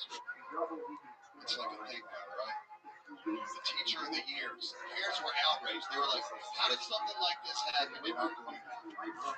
And I'm here to tell you, we need the exposure for teacher of the year. It's just the students that are fucking the teacher. It's a hell of a campaign. I'm not saying there's a correlation. Look, I'm not saying there's a correlation, but it does seem like ever since this broke out, the school shootings have gone down, right? It does feel like the teachers got together and they were like, hey, we can solve this shit in-house. We're going to stop it. We're going to stop the tension. We're just going to run it a little bit different. My son sees this shit on the news. I asked him, I said, you ever fantasize about one of your teachers? He's like, Dad, you're disgusting. It's what? And I don't know if it's socially awkward because we homeschool and what his problem is. Roll Tide, right? I mean, he made his mom call and let somebody in this fucking house and get it done, you know? That's what's happening. David Lina with a funny set. Hello. You're much funnier than you looked like you were going to be. Yeah. I swear to God, you see how slow it was at first? They didn't like it. Because of the earring here and your hair. Yeah. I'm not like the singer Creed. I get that out of it. I'm sorry. I'm a little bit drunk. I've been hanging out with autistic people more choices for fucking 2 hours. This guy, Kevin Wolf, Sham Wow guys over there is y'all want to know. Rich guy, is he really? He punched the hooker. He's walking around. Yeah. Get him over here. His handler is where the Sham Wow. I signed up for the show. He's over there fucking talking to people. I'm so glad to be here with y'all now. I can't believe I didn't call. And on top of that, this panel's great, but goddamn, I couldn't wait to get out of there. Me and AJ were over there. How insane is he? Should we get him over here? Yeah, we gotta get him over here. Something about the Sham Wow. You got a random midnight in Austin, Texas. Go find that guy. The Sham Wow guy. I got people in the front row drinking glass. Anything can happen. I can clean that up. David, tell us about your life. How long you been doing stand-up? I'm a career drummer that quit a year and a half ago to do comedy. I like Career drummer. I paid for my house playing drums and quit to do this. Well, boy, oh boy, do I have news for you. No. I don't. We have a tradition on this show. It's called a Mexican drama. That's where we have a drum solo competition between two people. David, you're going to be going first here tonight. Here's the deal, David. If you win, you're the new full-time backup drummer for the band. Michael Gonzalez is playing a football stadium tonight. We are lucky to have the unbelievable stylings of Charles Reed as our full-time backup drummer. So you do about a, 20 to 30 second long. Wait a second. Oh my God! Wow! Look at that. That's his Ari Shaffir impression, everybody. That's what Ari looks like without the drumstick. That is incredible. His new special, America's Sweetheart, out tonight at midnight. Every time I roast you, you get a plug. You disgusting Jew. At midnight, America's Sweetheart. So anyway, if you win, you're the new full-time backup drummer here in Austin, Texas for Bill Tony. And you get to do comedy in Austin, Texas too. You know what I mean? That would make you here in Austin. So now is the time, a tradition, unlike any other. Okay, it's in his nose.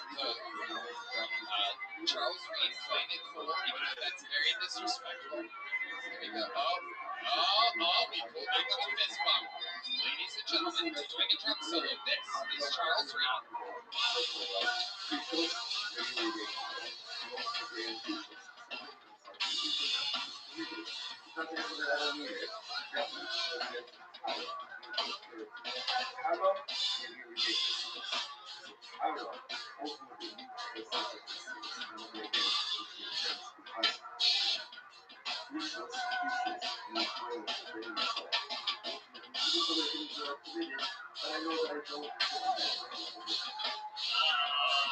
Lost the stick.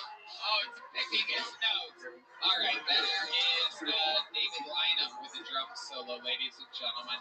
Charles Reed about to bury him in the show. to do it? Yeah, it's going to be cool. It's just Ladies and gentlemen, here to defend his throne as the backup drummer, one of the great freak talents of this, the live music capital of the world, Austin, Texas. This is Charles Reed.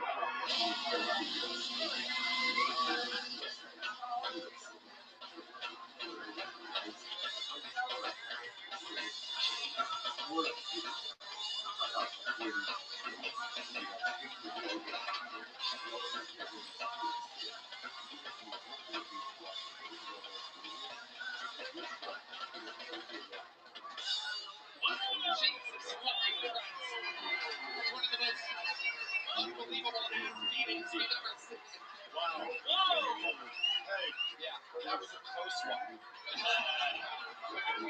think Charles is better at drumming and comedy. Unbelievable. This is the first time I've ever seen a black guy put his knee on a white guy's neck before. Oh, God. That is incredible. Oh, boy. you see why I quit, right? Yeah. I paid for my house and got out of that industry. Charles, how do you feel? You're honest with that. It's awesome. How many of you have David Lynham winning now? Just a boo from the crowd. Just one boo. How many of you have Charles Reed winning? Well, good news, David. Your set was good. Anything else crazy we should know about your life before letting you go? I worked for the drummer for Guns N' Roses for a couple of years. What was that like? Babysitter should make him feel better about his talent. Hey, I'm telling you, it was a full-time job. Like, a lot. What was the name of your band? Line up. Yeah. Which one? You didn't name I didn't name it. I didn't name the band. I would never name the band my last name. Well, you did. Yeah, but no. But then you did. No, I did not. The rest of the band called it that. We were last in line when they were doing that band names, obviously. It gets misspelled on every marquee across the country. So. Yeah, a lot of monkeys. Yeah, we did. We flew below your radar, but we made enough money to pay for a house in Alabama. So. Well, you just got beat by One show. You just got your ass handed to you by Bismarck keys. Got it. See, that's about as old of a reference as Charlotte's Web. We liked your set, though, David Lynham. It was a big joke book. Congratulations. There you go. Thank you guys so much. On to the next one. We're flying through it here tonight. Your next bucket full goes by the name of DK, everyone. DK. Thank you. Here's DK. One more time for DK, everybody. Yes, people wait all evening for this opportunity. Most people these days aren't too smart. The reason why I say that is because most people think digging is the way that you end up finding oil. That's not necessarily the case. Another way is looking for terrorists and weapons of mass destruction. A little bit about myself. My birthday is 4/20. Most people, that's a day of celebration, right? But every so often I get somebody who'll come and let me know, like, hey, do you know you share a birthday with Hitler? And I go, wow, that's an interesting fact. No one's ever told me that before in 27 years. And they go, how does it feel to share a birthday with such a bad guy? And I go, who, Hitler? They go, yeah, Hitler is well known for killing 4.6 million Jews in Germany. And I go, okay, but like, what did he do wrong? For those of you who are smart in the crowd, you would have heard that joke and go, wow, 4.6 million, that guy must be off. But the thing is, I don't necessarily count the women.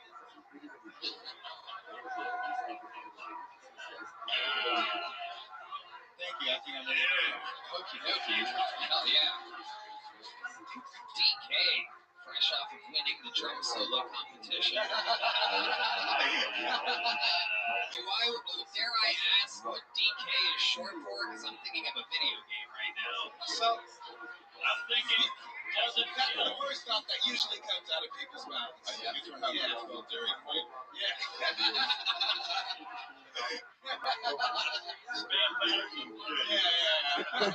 It's my son, Dairy King. I'm one of the ones that are good at spelling. What does DK stand for? It stands for Drama King. What? It stands for Drama King. That is what it means. Oh, okay. Did Yeah. you? Maris, you did that or did you do that one?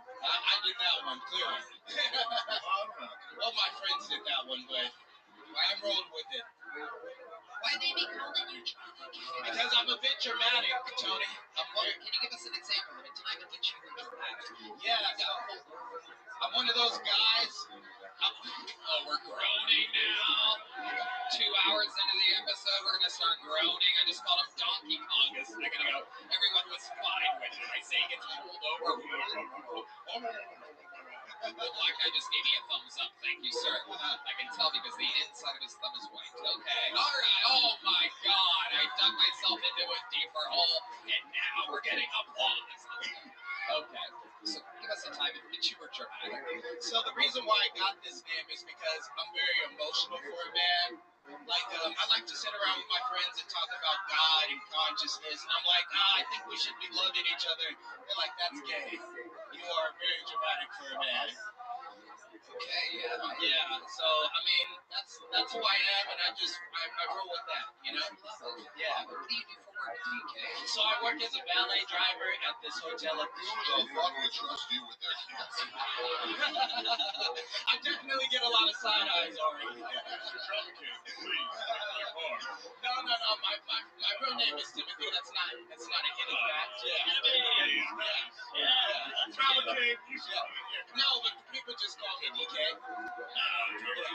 I've got a word, Drama King, that you once tried to fight one of the nicest humans in all of show business, Yoni, the producer. Oh, yeah. Tony, would you like to tell us exactly why it would take a man named Drama King to ever want to hurt sweet, sweet Yoni? As I said, I'm very emotional. What? Yoni told me this was a while ago, so my memory might be a little bit scratchy. None of it was on Yoni, all of it was on me. Absolutely, I already knew that. Yoni, if you're wondering who that is cackling, that's Yoni. Yeah. So I didn't know who Yoni was. He came and he approached me and told me to step away from the sidewalk while smoking. No, that wasn't the issue. I felt the intention behind it was kind of malicious. Like I didn't know who he was. Clearly had the authority to be doing that, and it made sense at the time. He's one of the nicest guys. He is. Yeah, I've had a conversation with him after. He's a great man. It's not just some random guy telling you to go up the sidewalk. Yeah, I thought it was somebody who worked at Poor Choices. Like I'm not even at the building. I'm off to the sidewalk. So Right near the door, I'm guessing. a few feet away from the door. Yeah, it's confirmed by Yoni, definitely right in front of the door. What were you smoking? Crap. Oh, okay. No, it was definitely weed. It was weed. Yeah. Yeah, I mean, I smoked a blunt with you about 2.5 years ago. Really? Thanks, Tony. How's it feel? Where the fuck were you and Drama King hanging out? Where were you, Drama King? You at his apartment? Did you get his kids? I can show you around here like a hot tub. Who's getting tickled?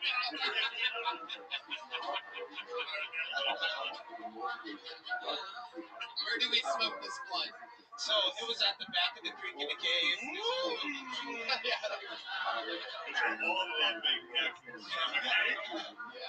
It was during the Legion Escape show. He came out in a cowboy outfit. There was Sounds about right. You can take a little episode of Black Mountain. Yeah. It was right after the pain day. So I was smoking a blunt and you walked up and hit it. No, I was smoking a blunt and I asked you if you wanted to hit it and you were like, sure, man.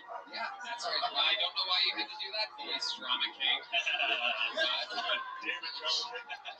You want to hit this? Sure. Fuck it.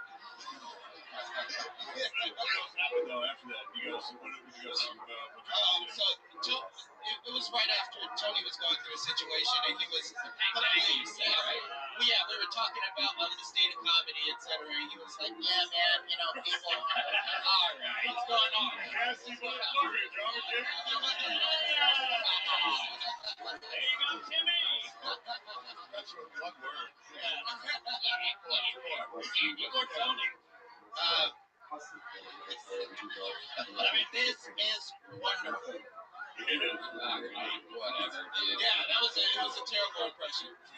Okay. Anything else crazy we should know about you before I let you go, DK? Drama King. No. I mean, if there's anything you should know about my character, it's that I've done a lot of psychedelics, and that's just about it. The only thing that I consider very significant, over 100 heroic dose trips. Yeah, over 100. Yeah, like doing ounces of mushrooms. Wow. Yeah. That's too many trips. Yeah, that is a lot. But I'm here and I'm I'm cognizant, so No, you're not actually here right now. must be some lies. Yeah. You be tripping. Yeah, I definitely do. It's one thing that I'm very known for. It's tripping. Both physically and mentally. What the fuck was that, Red Man? Well, he doesn't even know. Red Man, that is crazy. Red Man, what did you just do? Have fun bleeping that in the edit, you freaking son of a- Holy shit, nothing. It was nothing. I ran out of big joke books. Here's a little joke book. Thank you. There he goes. On DJ. behalf of Red Man, I apologize. I don't know what that was. Nobody knows me. So we No, moved we're on. not editing that out. We're going to keep that one in. Red Man, disgusting, Drama King, we all apologize. Sweet, sweet Drama King. All right. What the fuck were you doing? What'd you think that was? It didn't. That was actually a mistake. No way. We was talking about Donkey Kong and Henderson. Thank you. Very good. Yes, I agree. Let's talk about it for as long as fucking possible, please, everybody. Can we talk about it all I'm night? going to bring it up every time you can't edit it out. I'm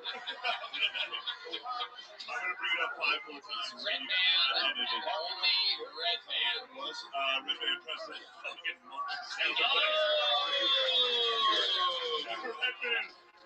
Yeah, where we at time-wise? Edit this out. Yeah, I'm gonna bring it up. But Red Man literally pressed a fucking monkey sound effect. Wow. For 1 second, he caught himself. And it was just enough. You just heard a... I was a Donkey Kong sound effect. Donkey Kong. Red Man, Please. come on, man. For the love of God, everyone, can we please stop fucking talking about it? I fucking believe that. Stop monkeying around. Are we having fun tonight? Ladies and gentlemen, I have no idea what's about to happen. Austin is so crazy that sometimes we have special treats that pop in. Ladies and gentlemen, I'd like to present to you here to be on the podcast for a bit. This is indeed the ShamWow guy, Vince Offer.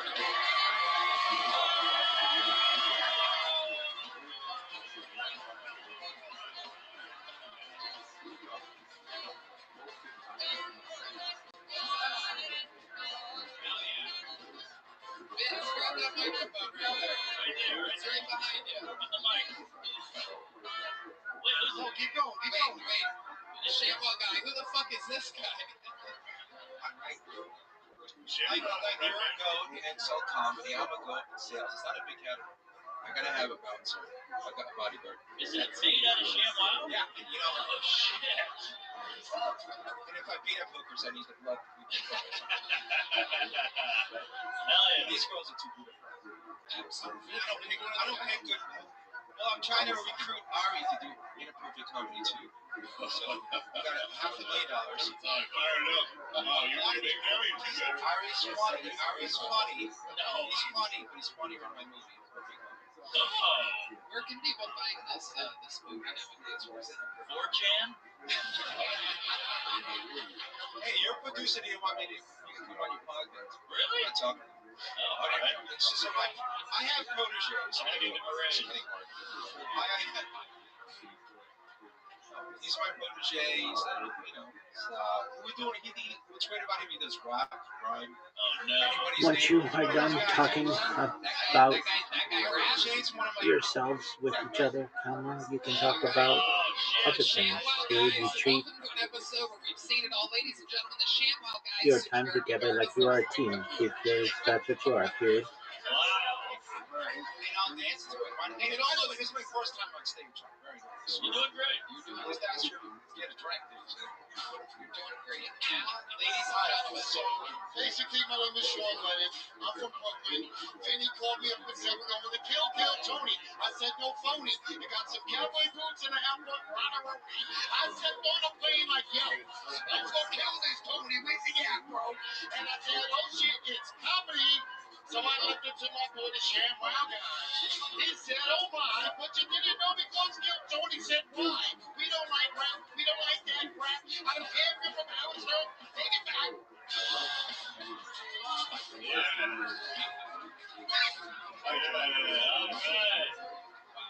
Yikes. It's like a hip hop comedy show. Yeah. It's a hip hop comedy show. That is. So, but Ari, it's good to see you. Who's in my phone? I thought you were gonna. You, Adrian Brody, listen on him. That's my dude right there. Really? Yeah. Adrian Brody was like 30 hours. Yes. Wow. We had Ari.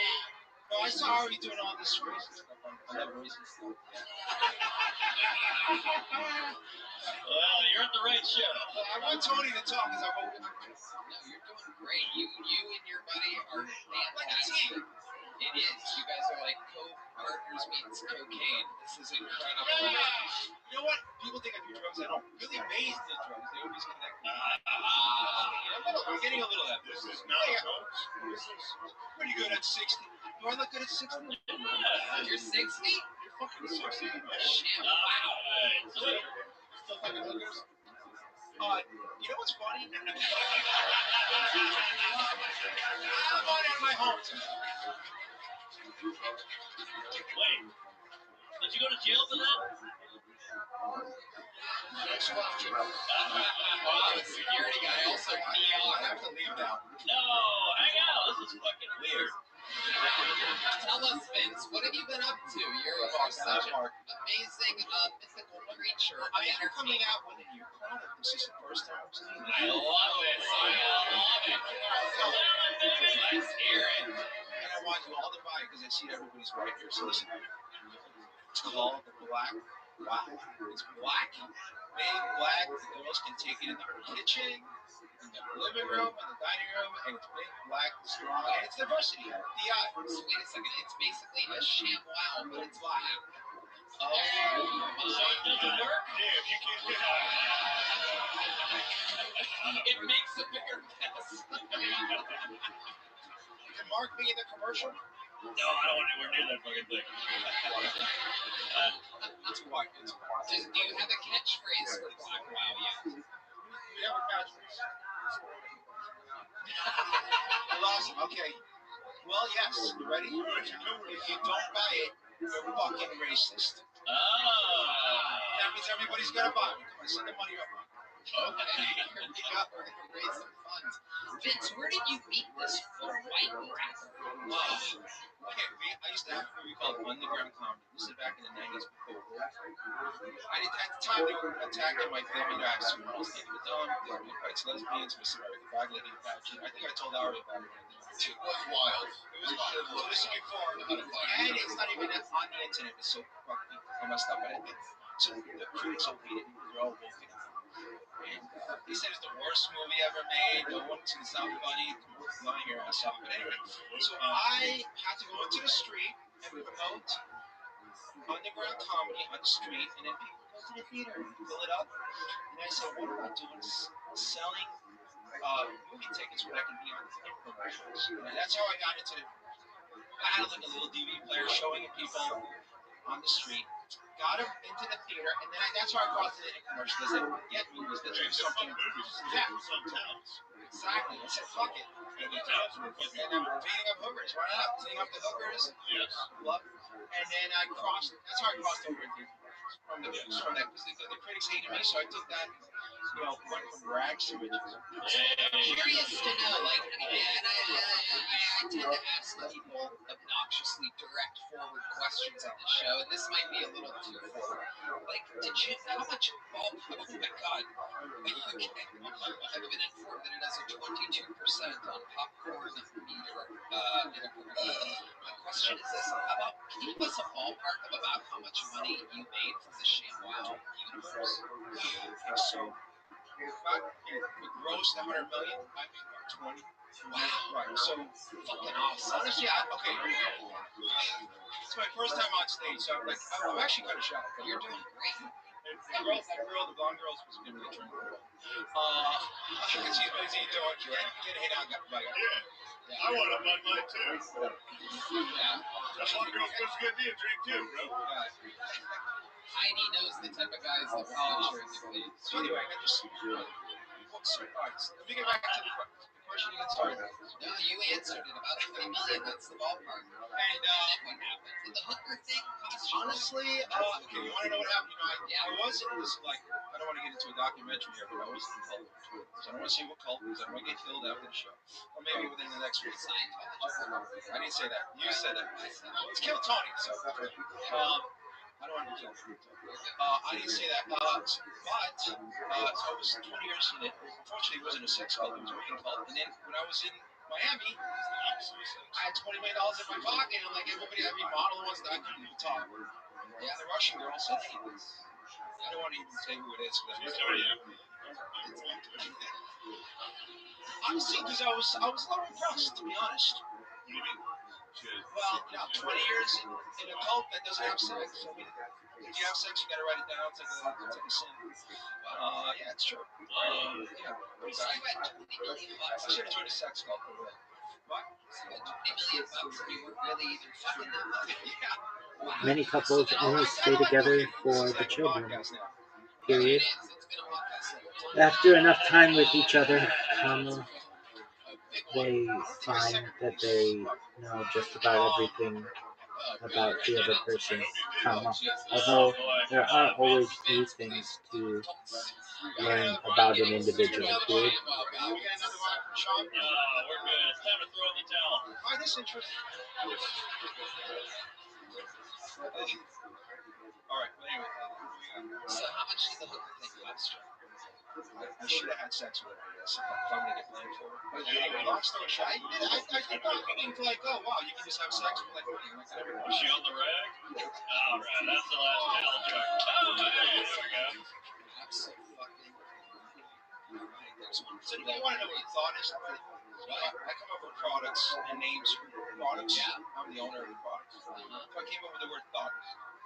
So like, let's say you like Trump and I like Trump. Yeah, we don't hate each other, right? Yes. But if I hated you because you like Trump, I would hate your thought. So like the thought is so like the color. So you know how racists hate like black people? Like, you don't like black people that well. I mean, you're jumping ahead there. I'm not going to let you work the soundboard over here, that's for sure. Oh, right, man. You don't do that anymore. He's going, hey, No, like, no, if you don't like it, like if you don't like someone doesn't like a black guy because of his color of his skin, right? He just hates him. So this is someone hates you because of the color of your thought. So you came up with the color of the thoughts. So you know what that word? So I'm trying to promote the. Your new product is a word. Yeah, and it's free. You can have it. You can use it. It's like if someone hates you for something, you can say, you know what, you're a thoughtist. Don't be a thoughtist. Yeah. So if I like Trump, you don't have to hate me. You can just like debate me. Yeah. So that's kind of what I'm trying to say. Because, I don't think it's so much. Hey, Redman's on the board. And he's back. Redman's back. He's going to blow it. He's back. He's back. He's back. He's back. It's funny is I'm just trying to get my protege to come on, and I don't know, all of a sudden You're doing good. Vince, no one wants your protege. It's a diamond dozen. You're a diamond dozen. we're 2 feet and your body will follow. No, it's okay. It's okay. He did good. The rap was good. Yes. That was terrible, Tony. Yeah, that's what I'm just saying. He moves on. That's Bill Murray's brother. Okay, yes. Let me do the weave back with Trump days. We met, underground comedy was so friends. We went up. He used to be a caller on Howard Stern show. We call it. Say things. That's all. Yosemite Sham. Yosemite Sham. That is great. So we met at that. Well, Vince, we're going to keep it moving along. Any last words to the beautiful audience here, to the people? Your first time live on stage. Yeah. First time. I appreciate it. You guys all made me feel good. I got the goats of comedy, and I'm hang out. Hang out. We'll hang out. Give Vince and his friends some Mincy's passes. Wow, how about that, huh? All right, we're almost to the end here. We have our first female comedian of the night, which will be our last bucket full. Let's see how this goes, ladies and gentlemen. A minute from Bree Collette. Bree Collette, everyone. She is Bree Collette, everybody. They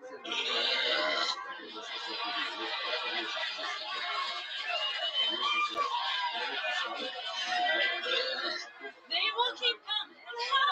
Keep coming, sister. Give me a queef. Give me a second.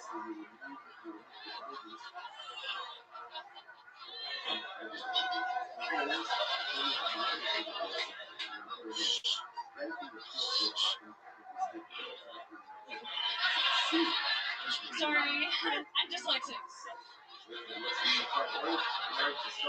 Yeah, I can burp on command. It's pretty cool. I actually have an OnlyFans for it. Only.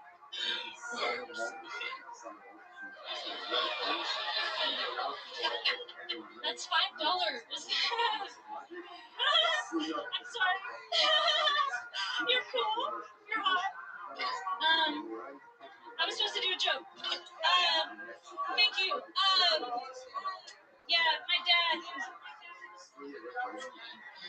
Hey, this is what bonding looks like. So I was like, that's all. Alright, that is all the time.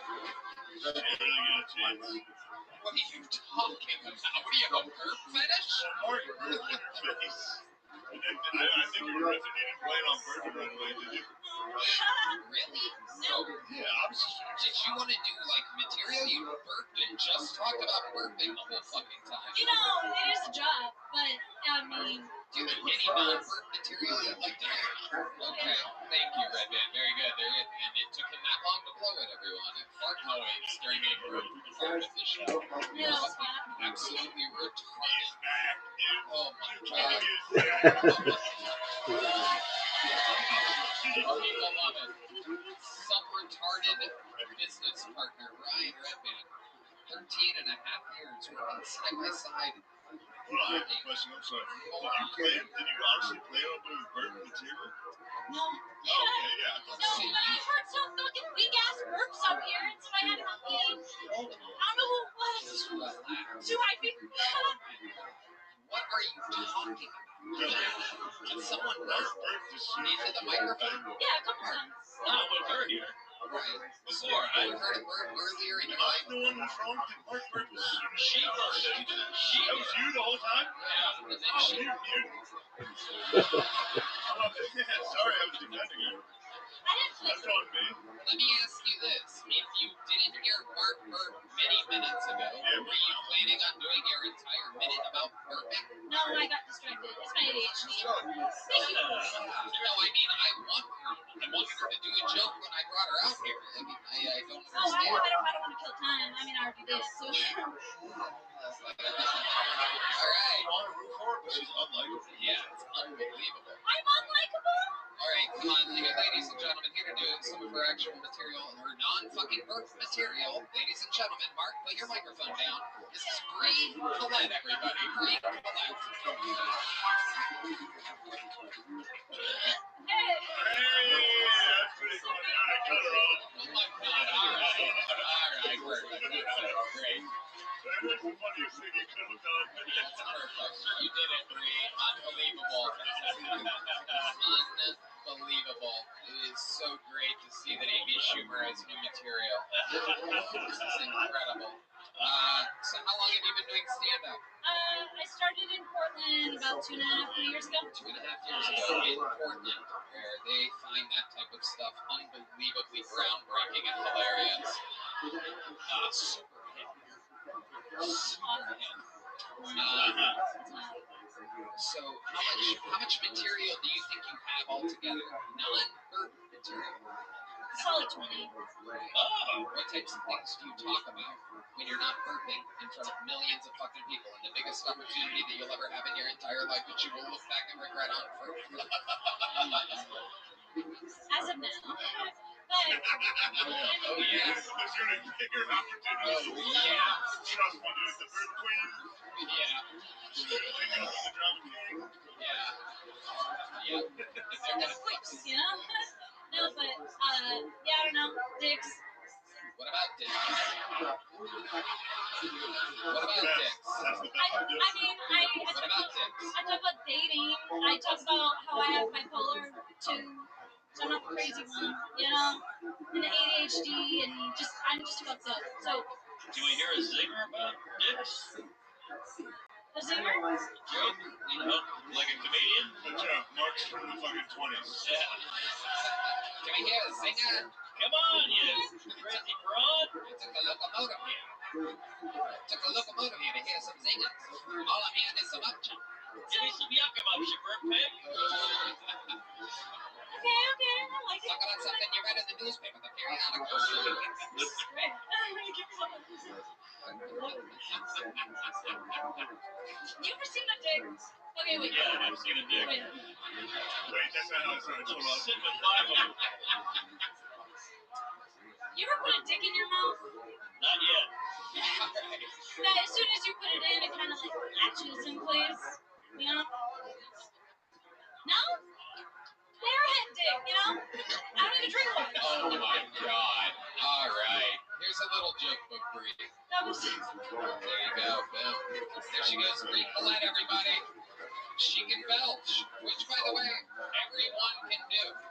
A little fun fact is, anybody can do that at any point. She was good. I'm telling you, you missed out on a star.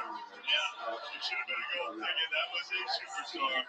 Yeah. She's been the best yet, probably. Oh my god. Oh my god. Wow. Ladies and gentlemen, we've come to that time. William Montgomery has the flu, everybody. Yes. Thank God. William Montgomery with what some people are saying is up to a 103-degree fever. Oh. So he is out. However, ladies and gentlemen, here to close the show is literally one of the greatest regulars in the history of the show. Some people call him the American Dream. Some people call him the Green Card Goliath. Ladies and gentlemen, this is indeed the Estonian assassin, Ari Matti.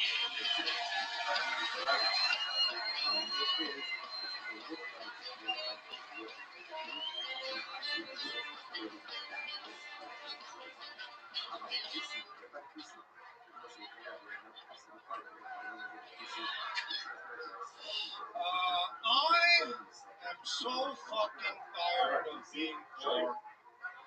I'm about to snap. When is it my time?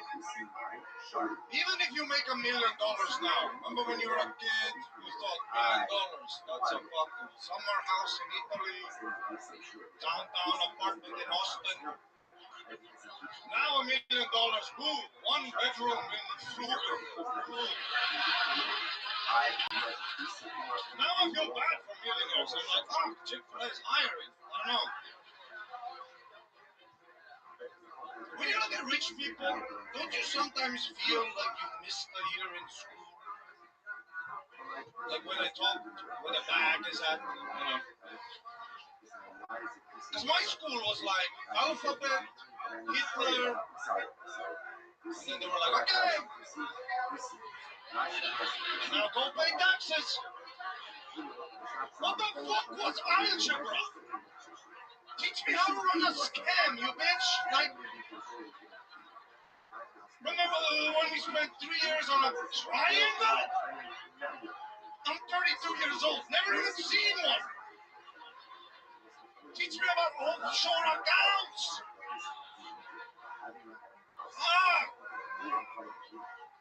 And when you meet rich people, I always ask, how? And they never say, oh, it's a real baby. You know, rich people love to say like, right place at the right time. I've been everywhere always. Let me in, rich people. Come on, I'm in the circle. Let's go. I get it. Let's fucking privatize water in Sierra Leone. Let's go. I'm cool. Take me to Epstein Island. Let's go. Oh, fuck the kids. And keep my mouth shut.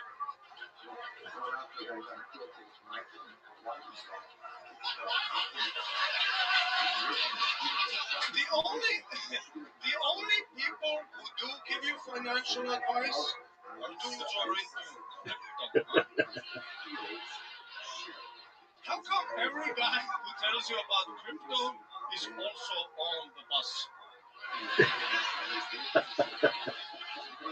It's always your friend Tyler with like long breath. Dude, Bitcoin's coming back.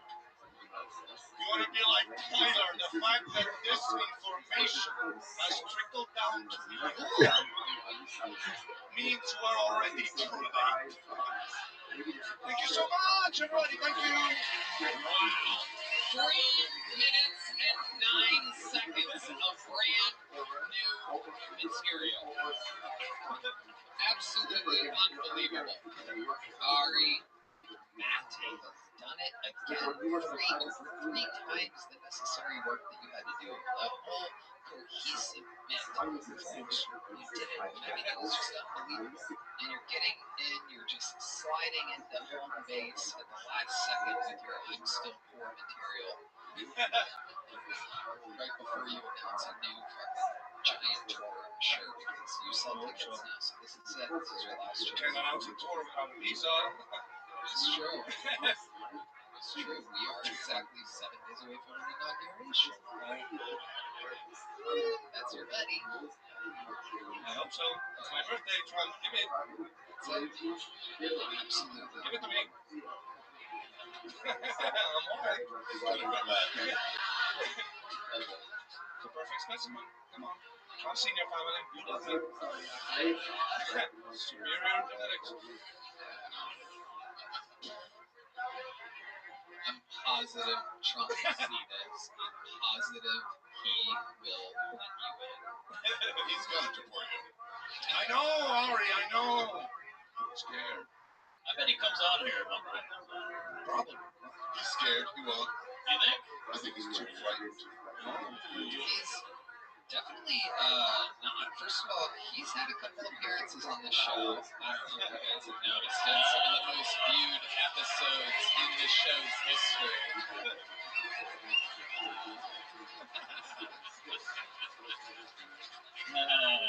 Well, you did his show at the Garden. Yeah, I did his show at the Garden. You did not get a booklet. I did not. Maybe a little book. It is true. It is true. That's what he said. That's what he said. Find me in a week in the front row of the...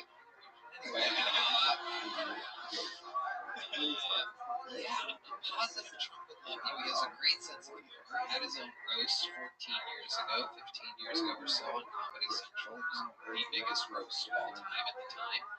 And yeah, he's got a great sense of humor. He's one of the funniest people in the world. Nobody would even think about your accent. That's Makes me worried, maybe. Probably 40. yeah, that's a wise observation. Sometimes I see like American guys here, they have the flag and they're like proud, you know, they're like fucking. When they hear my accent at a cafe or something, they're like, what the fuck is moving into my country now? Just another fucking accent. They do that in Estonia. They wear a flag and they're like, yeah. No, not really. We We don't have that fucking genocide energy, you know. What do you mean? Yeah, what You guys killed everybody. You know there was people here before you. You know that, right? Yeah, you guys participated in some wild moves. Yeah. You forgot I know history, you little nasty fuck. Sorry about that. Our Jews, I have not heard of this. Nobody's Nazis and Soviets, you little snake fucks. We did. I know all about your nasty little people. Yeah, look at you. Get in where you fit in. Hey, we gave ours casinos, motherfucker. Exactly. Nice little parting gift. You did nothing for the Jews. Yeah. Which reminds me, America's Sweetheart comes out. What else is going on in the wild world of Ari Maddie? I went to Tulum for 8 days. I just got back yesterday. Diarrhea I have now. Yeah. During the trip, no diarrhea. Street food, everything, nothing. And then I got here, I went to the airport. That's where I got the diarrhea. Well, the perfect place to have it. Yeah. It's actually That's gone. what airports are for.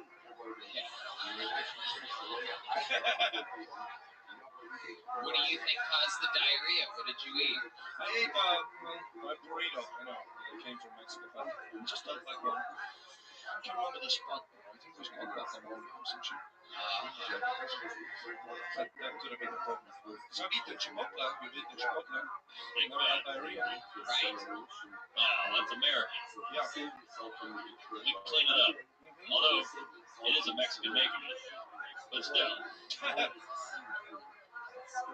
Yeah, get lucky over there in Mexico.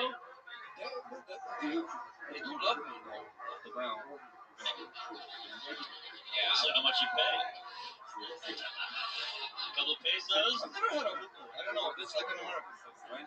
What? That's not just pretty the sure that's American. Europe and Mexico, and Well, I went to a strip club here, that one that's supporting the show too. That was a wonderful Were experience. you at the red rose or the yellow? I was at the yellow one, and I've never been to a strip club where it's like, is it Asian one? No, sorry. What were you saying?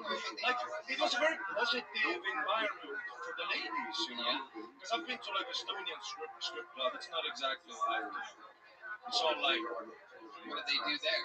well, it's all women who don't have passports and they don't want to be there, you know. It's True. not exactly like a cool club, you know. They're slaves? Is that what you're saying? They're prisoners? Something like that, yeah. If you look into their eyes, you get that good. Hard. But then again, our women don't work on a microphone, so there's ups and downs to everything. She performs at the yellow rose. Amazing, Ari Matthew. Amazing. You did it. 3 minutes, 10 seconds of new material, ladies and gentlemen. The Estonian assassin, Ari Matty, the trolley from Ryan J. Belt is in. What did Chris Rogers do over there? Oh, Ari Matty?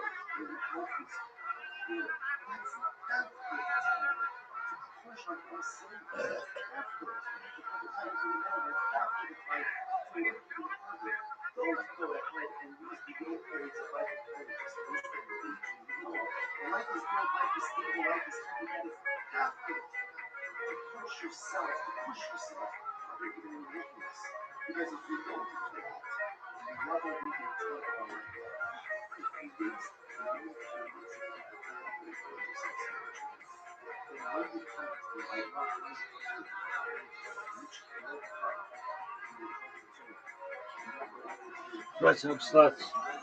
Day 77 of this bitch. Really? Yeah. 26 gigabyte 5786 Sunday, March 15th. You know, something. This is day 77. It's some shit like that.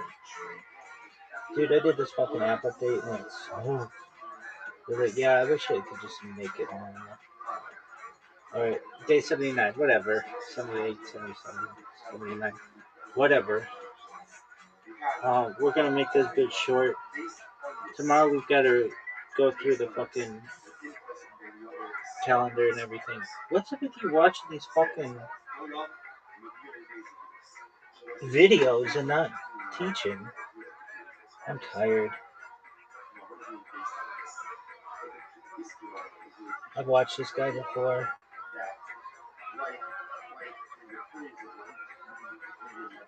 Whoever watches asshole. There's something that Jews like aren't known for. Like we love gefilte fish, and we love challah. But something that Jews love is fucking macaroni and cheese. Composed in Really? Aramaic, a Yeah. language Why? no longer spoken even then Huh? by It's good. anyone in the world. But I was rabbinical college. That's intentionally My Rebbitzins been all over. perplexing. They used to sometimes do these like Because the Zohar fancy challenges Pesach our understanding of God. retreats. Sometimes in like Dares us to Hawaii. transform ourselves. It You know, shatters childish theological images during and discovers a God called Pesach, infinity you have in soul. chametz. Like after In Pesach soul, ends, God is you can have infinity, chametz again and macaroni and transcends cheese. gender and And personality. But in the realm of the they would say that there'd be like steaks technicalities of God that we'll and explore like a little bit later. In those all kinds of Sefirot, fancy God is foods. female And and all male, the Jews who were at this Shekhinah and the Holy One vessel. Israel's spiritual retreat task would just pass all the fancy foods to go right to the fucking macaroni and cheese and just take it down. through living a holy Really? life. Yeah, I think it's hilarious. You like macaroni and cheese? Oh yeah, it's one of my favorites. Really? Yeah, what's this asshole talking about? Or hindering their union. God is not static. No one knows for sure. Elu ve'elu. The Zohar is a vast commentary on the Torah and the masterpiece Divrei of Kabbalah. Elohim Chaim. But this is the Mazor we live by. Let's begin by briefly tracing the roots of Kabbalah itself. Kabbalah crystallized in Provence and Spain in the 12th and 13th centuries, but the mystical stream within Judaism is certainly much older. For example, I just mentioned Ein Sof, God as infinity. This is certainly one of the key insights of Kabbalah, the boundlessness of God and his indefinability. The idea of Ein Sof is dependent on Maimonides' conception of God. But there's an ancient precursor right in the book of Exodus when Moses learns God's secret name, Eheyeh Asher Eheyeh, I am who I am, I will be who I will be. It's as if right there in the book of Exodus, God is refusing to define himself, and in a sense that lays the groundwork for the later notion in Kabbalah of Ein Sof, the infinite.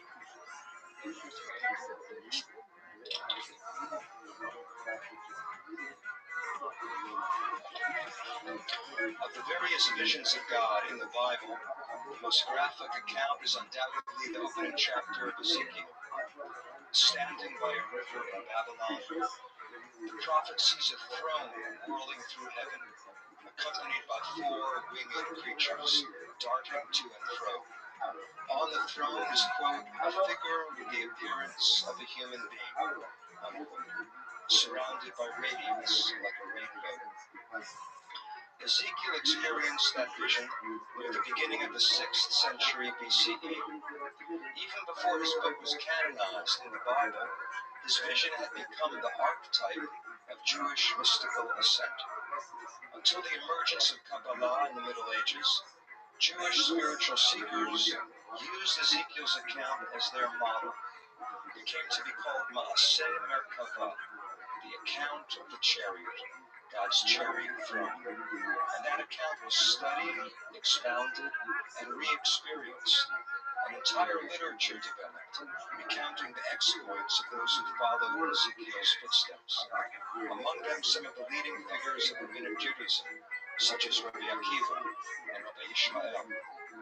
The mystical journey was arduous and dangerous, requiring intense ascetic preparation, precise knowledge of secret passwords in order to be admitted to the various heavenly palaces, which were guarded by menacing angels. Among the prerequisites were knowledge of Torah, observance of the mitzvot, and ethical purity. The final goal was to attain a vision of that divine figure on the throne. This account over the following centuries developed further, and individuals and small groups pondered those secrets of Ezekiel's vision and developed techniques of meditation. refining their conception of God. As Jews migrated from the Middle East to Europe, these techniques and speculations spread to the West. Certain mystical teachings were referred to as Kabbalah, literally that which has been received. The root kabel means to receive, so you could translate Kabbalah, receiving, or that which has been received, or tradition. But it was applied specifically to these mystical teachings based on the vision Ezekiel had of the throne. Gradually, the term Kabbalah was applied to the entire body of mystical tradition. Toward the end of the 12th century, in the fertile region of Provence, we find an active circle of Kabbalists in the midst of a vibrant Jewish community whose culture encompassed rabbinic law, philosophy, as well as mysticism. From Provence, these teachings spread southward, spilling over the Pyrenees into Spain, and it's here in 13th century Spain that Kabbalah crystallizes. Its masterpiece was Sefer HaZohar. What is the Zohar? And let me just make this distinction. There's no book called the Kabbalah. Kabbalah is really a name for the overall philosophy and the movement of Jewish mysticism. The Zohar is the major text of the Kabbalah, which first appeared in Spain in the 13th century. The title of the book, Zohar, means radiance. It comes from a verse in the book of Daniel, Hamaskilim Yazhiru Zohar Harakia. The enlightened will shine like the Zohar, the radiance of the sky. The Zohar seemed to appear out of nowhere. Around the year 1280, a Spanish Kabbalist named Moses de Leon began circulating booklets of biblical commentary. These, you could say, were the first installments of the Zohar, written in a lyrical Aramaic, sparkling with invented words, arcane symbolism, and erotic imagery. The tales and teachings were puzzling, yet enchanting. Moses de Leon claimed that he was merely the scribe, copying from an ancient manuscript. The original had supposedly been composed over 1,100 years earlier in the circle of Rabbi Shimon Bar Yochai, a famous disciple of Rabbi Akiva, who lived in the 2nd century in the land of Israel. This Rabbi Akiva, the real historical Rabbi Akiva, said about him that he hid from the Roman authorities in a cave, and the Kabbalists imagined that Kabbalah and the Zohar was conceived in that cave. Somehow the text had made its way, supposedly, from Galilee to Spain, and now Moses de Leon was making copies available. So this is the most astounding thing about the Zohar. The book never appeared in Judaism before the 13th century, but the man who published it, you might say, Moses de Leon, this is hundreds of years before printing, the man who made it available, who copied out copies, claimed that he was copying from an ancient manuscript. Now, it turns out most scholars of this field are in agreement that the book was written in the 13th century, that Moses de Leon himself wrote most of the Zohar. So why did he attribute it to the ancient Rabbi Shimon? Why didn't he come out and say that he was the author of the Zohar? Probably the main reason is so that his radical ideas would be accepted. For example, if Moses de Leon had come out and said, I have an idea, God is a woman, that might not have gone over so well. But now he was saying that the ancient Rabbi Shimon was teaching us about Shekhinah, the feminine half of God, and her romance with her divine partner, the Holy One, blessed be He. So because people believed that the Zohar went back to this ancient Rabbi Shimon, the Zohar had its effect and its impact. It was that guise of ancient authority that was certainly the main factor in Moses de Leon's decision to write what's called pseudepigraphically, falsely attributing the book to this ancient figure Rabbi Shimon who lived 1,100 years earlier. Now, it may be that Moses de Leon actually believed that he was in communion with Rabbi Shimon, that he was somehow channeling the words or the thoughts of Rabbi Shimon. And then there's also probably a more down-to-earth explanation.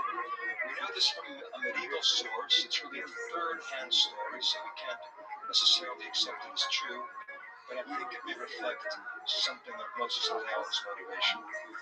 You see, what happened was a Kabbalist came from the land of Israel to Spain. a man who had grown up in Israel, he came to Moses the Leon and he said, "You claim that you're copying from a book that was written a millennium ago in the land of Israel. I come from the land of Israel. I've never heard of this book. Show me the original." Moses the Leon said, "Meet me at my home in a few months and I'll show you the original." But by the time the man came to Moses the Leon's home, Moses the Leon had died. So this Kabbalist, who was somewhat skeptical, came to his wife, said to his wife, "Look, your husband promised me that he would show me the original of the Zohar from which he copied it." And his wife replied, "I can't show you any such manuscript because my husband, quote, wrote what he did from his own mind.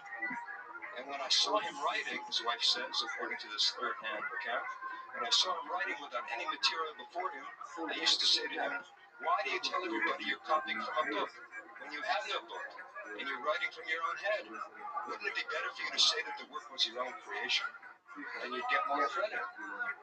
According to this report, her husband, Leon, told her, back when he was still alive, quote, "If I told them my secret and that what I wrote was my own invention, they wouldn't listen to my words and they wouldn't pay anything for them because they'd say I made it all up. But now when they hear that I'm copying passages from the Zohar, written under the influence of the Holy Spirit, by Rabbi Shimon Bar Yochai, they pay a lot of money for them, as you can see. As you can see. This story may be an invention. No, It's likely that financial considerations were also a factor in Moses de Leon's project. By attributing the work to the ancient Rabbi Shimon, Moses de Leon convinced many people to accept and respect the Zohar. Within a few decades, few people dared to challenge the authority of the ancient Rabbi Shimon, son of Yochai, and the Zohar gradually became known as the Zohar HaKadosh, the Holy Zohar, often considered the third holiest book in all of Judaism, after the Bible and the Talmud. In fact, some people claim, Kabbalists claim, that in a sense it's the holiest book, because the Zohar is a commentary on the Torah, so it claims to show the deepest meaning, the mystical meaning of the Bible itself. It's only in relatively recent times that Moses de Leon's actual role has become clear. He was far more than a scribe. He was the composer of the Zohar. He certainly drew on earlier medieval material, and he may have collaborated with other Kabbalists in Spain. So here we have a book composed in the 13th century, yet ascribed to ancient sources. Maybe that's why the Zohar calls its teachings Milim Chaditin Atikim in Aramaic, which means new ancient words. These are brand new, but attributed to ancient sources. But in other senses too, they're new and ancient, and we'll come to that soon. It's really that dialectical relationship with the past, simultaneously new and ancient, that makes the Zohar so intriguing. It's firmly rooted in the Bible and the Midrash. It thrives constantly on new discovery. We often hear interpretations in the Zohar introduced as follows. This verse has already been discussed, but come and see. This verse has already been established, but come and see. The Zohar celebrates creativity. Maybe Moses de Leon picked up some of his enthusiasm for that from another Kabbalist, a man named Jacob ben Sheshet. Jacob the son of Sheshet, who says it's a mitzvah, it's a good deed for every wise person to innovate in Torah according to his capacity. In other words, it's a religious commandment to create new interpretations of Torah. That's really what is behind the Zohar's creativity. After one innovation, that Kabbalist Ben Sheshet says this, which he brings a certain innovation, and then he says this, don't think that this is far-fetched.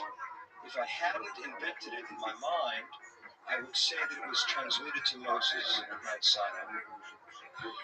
That's amazing. In other words, he's aware that he's created it, but he thinks it rings true with the most ancient tradition.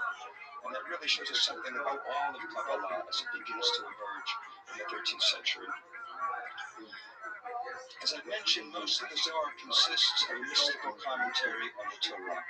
It penetrates the literal meaning, what's called the pshat, the simple sense of the verse, searching for something beneath the surface, something more profound. As the Zohar puts it, there's not a single word or letter in the Torah that does not contain sublime, precious secrets. The message seems to be, don't be content with the simple meaning of the word. Question the text. Questioning becomes a supreme value. Verse by verse, the Zohar surprises and challenges the reader. Every biblical verse is just the starting point, a springboard for the imagination. The Zohar is primarily a biblical commentary, but at the same time it's shaped as a kind of mystical novel. Rabbi Shimon and his colleagues, that ancient Rabbi Shimon, lived 1100 years earlier, he's the hero of the Zohar, and we hear about Rabbi Shimon and his colleagues wandering through the hills of Galilee, sharing secrets of Torah, running into strange characters on the road. For example, a donkey driver who seems to be like a total idiot, and of course turns out to be a great sage in disguise, or a little child who pokes fun at the rabbis, but ends up amazing them with wisdom. A beggar who enriches them with precious teachings. You could say that the Zohar is a medieval experiment in fiction. Think of Dante and the Divine Comedy. Dante wrote the Divine Comedy about 10 years after the Zohar. Of course, Italy, not that far from Spain. The Zohar, like Dante, is also journeying through realms of heaven and hell. One of its central themes is the mystery of the eternal feminine, as in Dante, both human and divine. Think of Chaucer and the Canterbury Tales. Chaucer wrote the Canterbury Tales about a century after the Zohar, and the Zohar is also describing a kind of pilgrimage. Devotees of Torah journeying to discover Shekhinah, the divine presence. As in Chaucer, those travels are enriched by tales. Think finally of Don Quixote, written about 300 years after the Zohar in Spain. The rabbis of the Zohar are also engaged in a fantastic quest to vanquish evil, to mend the world. If Don Quixote is a knight errant, a wandering knight, then the hero of the Zohar, Rabbi Shimon, is a saint errant, a holy man wandering in search of wisdom. The plot of the Zohar focuses ultimately on the inner life of God. And here we come to this diagram, this chart. Take a look, just for a moment or two. I don't intend to go through this in any great detail, because we'll be here till midnight. But just a few highlights of this so that I can introduce you to a passage or two from the Zohar. These are seen as aspects, you might say, of God's personality. Now, how can you have a depiction of God in a Jewish text? It's really heretical. It seems this would be heretical is that the ultimate reality of God is the white space. And then you could say extending out in all directions, Ein Sof. So the ultimate reality of God, which is Ein Sof, infinity, cannot be depicted. What we see here is how Ein Sof manifests itself, how Ein Sof makes itself accessible to our limited human minds. Several of these Sfirot are identified with biblical heroes. Look, for example, a little bit down from the top. We'll get to the top in a minute, but start a little bit down on the right, where it says in the circle Chesed. The literal meaning is love. In other words, this is divine love, which is balanced by its opposite, Gevurah, divine power. God's love toward the world, but God's power, or also known as Din, God's judgment of the world. The idea here is apparently if God just loved the world, then people would get away with murder. But if God just judged the world, then the world might be condemned to be destroyed every day. So God has to balance love and judgment, love and power. These are seen as reflected in biblical characters. In other words, human biblical heroes represent these divine qualities. Who represents love? It says here Abraham. That's the last word in that list of terms and qualities to the right of the Sirah Chesed. It is love. Also known as ketubah, grace, white, color white or water because it's flowing love. God's right arm. This whole thing is seen as a human-shaped figure, a divine figure, but shaped in the form of, as it were, a human being. Remember, Ezekiel sees on the throne a figure with the appearance of a human being. So in a sense, the Sefirot are a depiction of what Ezekiel saw on the throne. It's a divine and human figure simultaneously. So this is the divine right arm identified with Abraham. Why Abraham? You may remember stories about Abraham sitting in his tent, with the flaps of the tent open, eager to welcome in any strangers, any passers-by. So you could say Abraham lived out that quality of chesed, of divine love. Abraham expressed love so purely in his actions that he attained the quality of chesed. What about Isaac? What was Isaac's final religious experience? You would say. Being bound on the altar, almost being sacrificed by his father, right? Abraham almost kills Isaac in the name of fulfilling the divine command. So it was really at the last minute, God says, that's not what I want. But Isaac, you could say Isaac's primal religious experience was almost being killed. So he encountered divine power, divine judgment, this left side of the divine, and he attained that quality. Abraham lived out chesed. Isaac experienced the raw, frightened power of the divine in a harsh judgment. Jacob blends the two of them. So Jacob attains this middle sphira, this middle quality of Tiferet.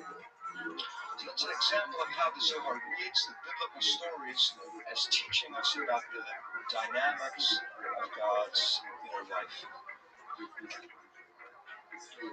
But beyond all of these Sefirot is the infinity of the divine. As I said, the white space, that would be this Ein Sof, there is no end. The goal of the whole system is to unite the male and the female. Male and female appear in various places in this chart, but primarily the middle Sefirah Tiferet is seen as masculine, and the last of the 10 Sefirot, Malchut, I'll refer to her as Shekhinah. Her other name, Shekhinah means presence, Malchut means kingdom. So Malchut or Shekhinah is the feminine, Tiferet is the masculine. The goal of the system is to unite the masculine and the feminine. Let's move to the top. Have I lost everyone? Yeah? Okay, good. So let's try something a little more difficult. Let's move to the top of the Sefirot. As I said, Ein Sof transcends all of these. Now, what is the first Sefirah? The first Sefirah is called Keter, literally crown. You could say it's a crown on the head. Remember, this is all the divine human figure. Right arm and left arm, masculine and feminine. If it's human, it's an androgynous human being. It's both male and female. But on the head of this figure is Keter, the crown. But its more intriguing name is, it's also called Will, but its most intriguing name is Ayin. It's spelled Aleph, Yud, Nun. That word means what? Nothing. I don't mean that it doesn't mean anything. The word means nothing or nothingness.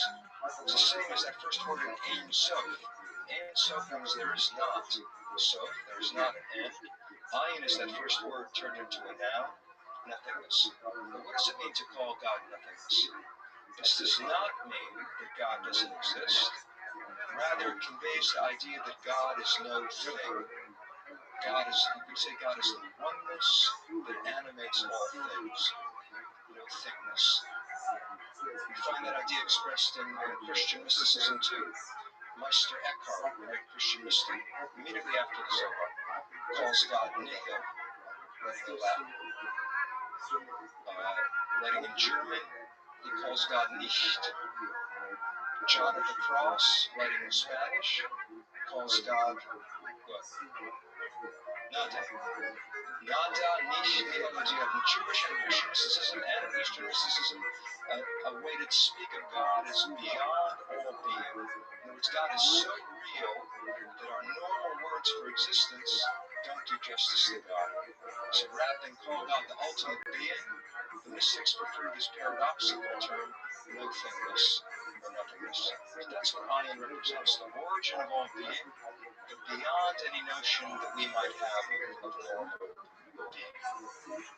Out of that ocean of nothingness, out of that primordial pool of pure, undifferentiated energy, there emerges a primordial point known as the next sphere, Chokhmah. So Chokhmah meaning wisdom. Divine wisdom is seen as a ray of light, a point of light emerging out of this pool of nothingness. That point then expands into a circle and becomes the third sphere. Okay, that's all we have to know for now.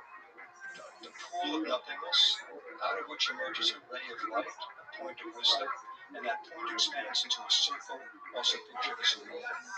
Because Chokhmah is seen as father, and Bina on the left as mother. Here you have the other masculine, feminine pair. Chokhmah and Bina are father and mother. Tiferet and Malchut are, you could say, son and daughter, or husband and wife. So I'm telling you this now because I want to read to you a passage in which the Zohar describes how that point of wisdom emerges out of Keter, out of Ayin, and becomes the palace of Bina. The only other element we need to know is that Chokhmah is called also beginning. That's a little strange. Why would Chokhmah be beginning? We should say Keter. The first year is beginning. But Keter is so unknowable, you can't even say this is the beginning. You can't point to it. It's just another hidden source. Chokhmah is given the name Reshit, beginning, based on a verse. Some of you nodding your head already, based on a verse in Proverbs. Reshit, Chokhmah, the beginning of wisdom. So the Zohar identifies Reshit, beginning, with wisdom. Various Sefirot are given names of God, and Bina happens to be called by the divine name Elohim. Elohim is one of the names of God that appears in the Bible, and that name is assigned to Bina. This is how the Zohar interprets the opening words of Genesis. And for that, you can turn the page and look at the first quote.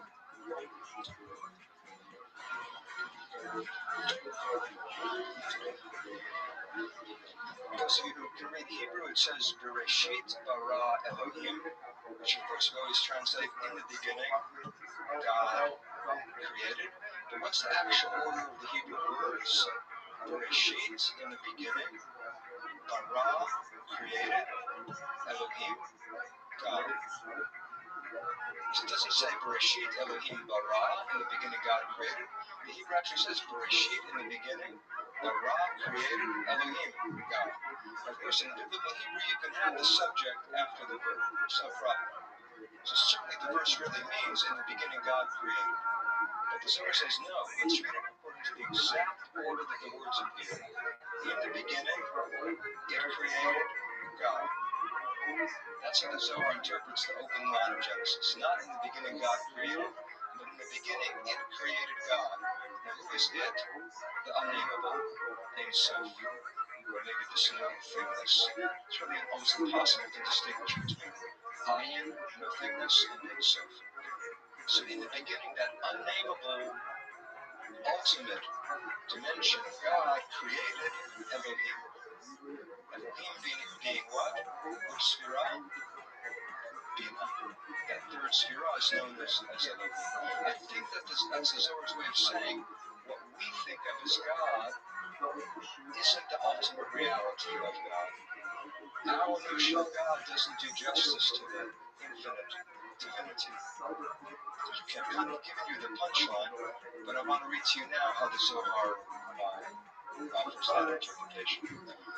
Let me ask you to just put the paper down, put the sheets down. If you feel comfortable, I'll ask you actually to close your eyes. You don't have to. If you feel comfortable, do so, because I want you now to listen to the Zohar's poetry.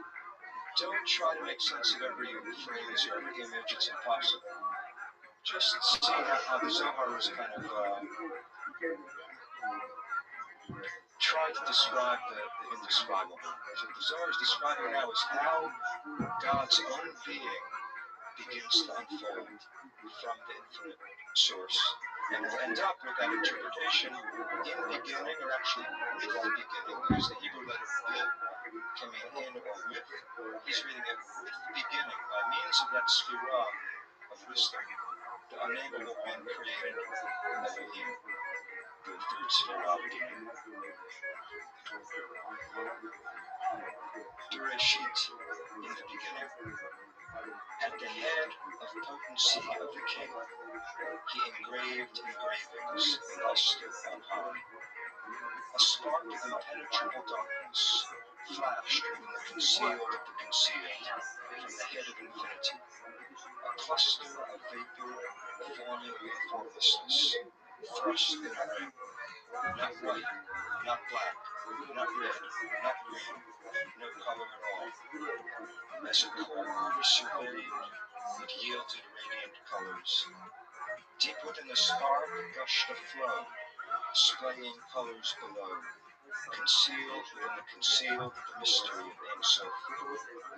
It split and did not split its aura, was not known at all, until under the impact of splitting, a single concealed supernal point shone. Beyond that point, nothing is known, so it is called Reshit, beginning, first command of all. The enlightened will shine like the Zohar, the radiance of the sky, and those who lead many to righteousness, like the stars forever and ever. Zohar, radiance, concealed of concealed, struck its aura, which touched and did not touch this point. Then this beginning expanded, building itself a palace, worthy of glorious praise. There it sowed seed to give birth, benefiting worlds. Zohar, radiance, sowing seed for its glory, like the seed of fine purple silk, wrapping itself within, weaving itself a palace, constituting its praise, benefiting all. With this beginning, the unknown concealed one created the palace.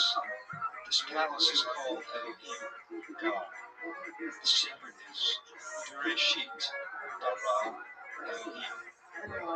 With beginning, created God.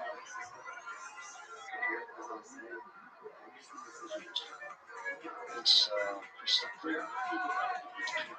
This is really how the Zohar teaches, without coming out and saying, without even naming the Sfirot, just leaving it kind of swimming or drowning in a sea of imagery, but touching something deep inside and pointing toward something that precedes our normal notion of what God is and who God is.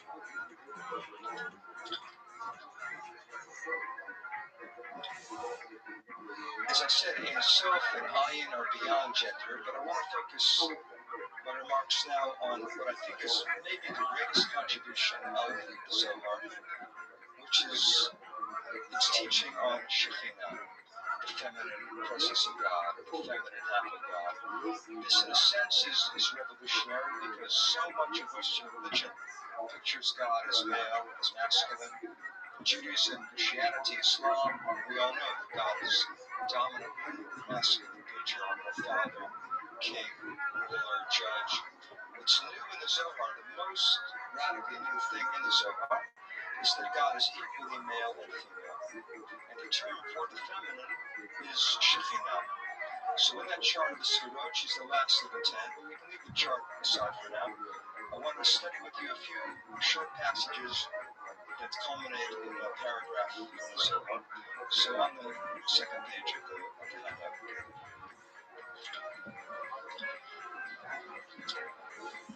Some terms in Kabbalah or in the Zohar never appear earlier in Jewish sources. For example, Ein Sof. To call God Ein Sof, the infinite, you never find that in the Bible, you never find that in the Talmud. Shekhinah, however, appears very frequently in the Talmud. Never in the Bible. We never have the term Shekhinah in the Bible, but you do have the verb, the root shachan, meaning to dwell. God says, V'asuli mikdash, have them build me a sanctuary. V'shachanti b'tocham, I will dwell among them. So God's dwelling among the people of Israel is central already in the Torah.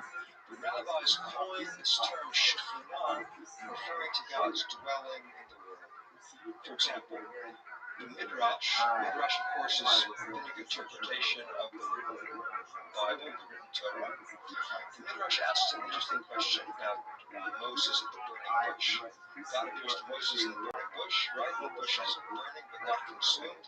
So the Midrash says, why did God appear to Moses in a bush? Could he have been something a little more impressive?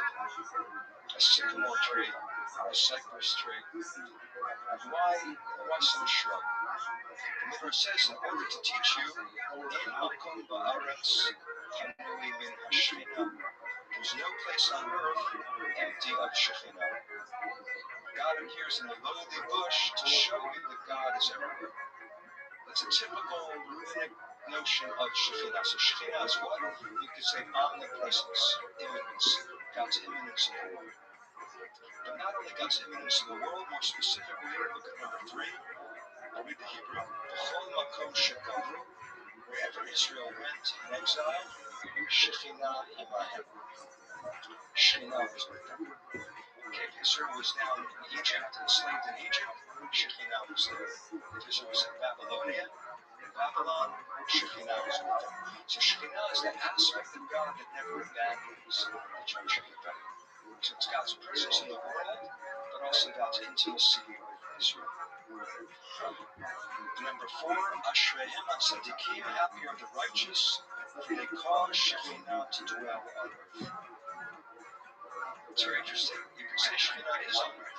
Right? Shekhinah fills the earth. That was number 1. Shekhinah is God's immanence throughout the world.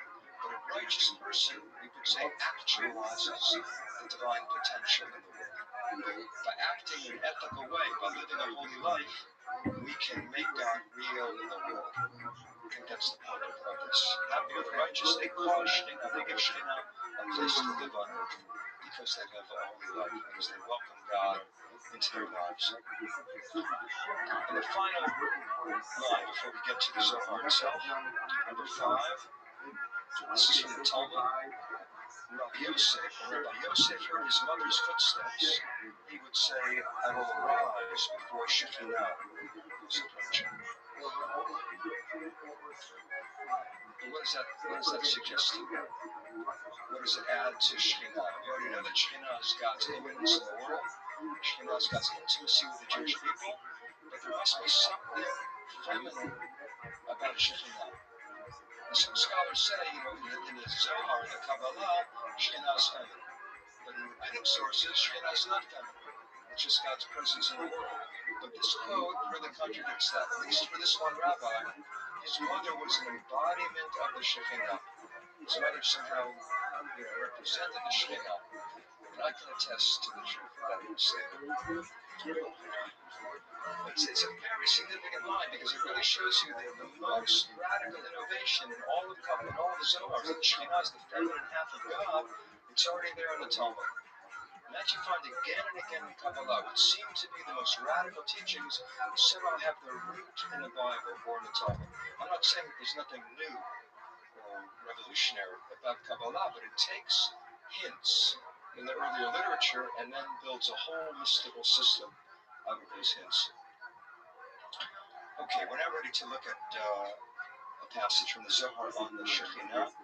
As I said, the Zohar is a commentary on the Torah. The Zohar is not a systematic book of mysticism. It's not chapter 1, Ein Sof, chapter 2, the 10 qualities, the 10 Sefirot. Not at all. It just starts from Genesis and moves through the 5 books of Moses.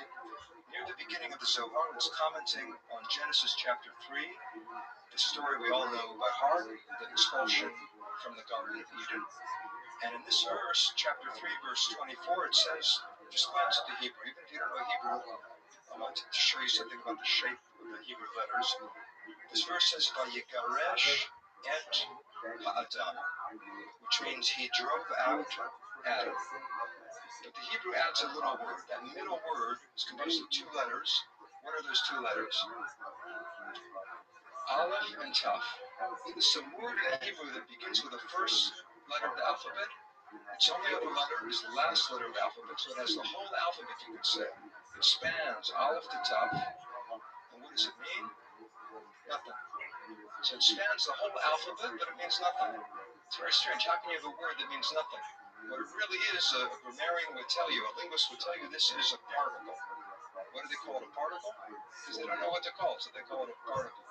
But how does it function? The word et basically is a marker for a direct object if that direct object has the definite article. Okay, in Hebrew you can't say I drank the water, you have to say I drank at the water. You can't say I threw the ball, you have to say I threw at the ball. It's as if after you say the verb and before you say the object, you say aleph to tav. Everything could possibly follow, and then you name a specific thing that follows. I'm not claiming that's the origin of it, but it's intriguing to have a word that is untranslatable and yet encompasses the whole alphabet. Now that kind of word is too good for a rabbi to pass up. And we know in the Talmud already there were rabbis who loved to interpret the word et. They saw the word et in the verse, they said, this shows something more than the literal meaning of the verse. For example, it says in Deuteronomy, et Elohim tiraun. You should be in awe of God. But it doesn't say you should be in awe of God, it says you should be in awe of et God. What does that et add? Some of you heard me teach this already a few nights ago. What does the et add? Nobody remembers? At least a few of you were there. Your rabbi. You should be in awe of not only God, the et shows you should also be in awe of your rabbi. Now the et doesn't mean rabbi, just that et is there, it's an extra word, it must be adding something to the verse. So Rabbi Akiva, for example, in the Talmud says, et there means you should also be in awe of your rabbi. The principle in Hebrew is et l'rabot. Et adds something to the meaning of the verse. So that we know already in rabbinic literature, that et can add something new. For the Zohar, et becomes specifically a name of Shekhinah. Why is she et? You might say the first of those 10 sefirot, ayin, Keter, is symbolized by aleph. Right? It's the beginning, it's the very beginning, so it's the first letter of the alphabet. You might say the last sefirah, Shekhinah, maybe she's tough. But no, she's aleph to tav. Because each of the sefirot includes the preceding sefirot. So Shekhinah includes all the preceding sefirot, so she is known as aleph to tav. So et becomes a code name for Shekhinah. And now we have enough information to write this passage in the Zohar. Okay, what's in italics is from Genesis, and what's in Roman type is from the Zohar. He drove out et Adam. Rabbi Elazar said, we do not know who divorced whom. Okay, now why does it say divorce? Because the Hebrew word lagaresh, to drive out, can also mean to divorce. And according to the Midrash, it's as if God and Adam were married. God and Adam were a married couple, as it were, but because Adam disobeyed the command not to eat from the fruit of the tree of knowledge, God divorced Adam. That interpretation appears already in rabbinic texts. The Zohar is playing on that, but the Zohar says what? We don't know who divorced whom. If the Blessed Holy One divorced Adam, did God divorce Adam, or what's the alternative? Adam divorced God. You're saying that. The Zohar's not going to say that. That's too shocking. What does the Zohar say, or not? But it makes you come up with this radical alternative. Obviously, he wants you. He's really saying that. But this is typical of the Zohar. It doesn't come out and say what it wants to teach. It makes the reader come up with the inner meaning by himself. We don't know who divorced whom. Did God divorce Adam or not? But the word is transposed. I think he means by this, the whole verse is turned on its head. He drove out et.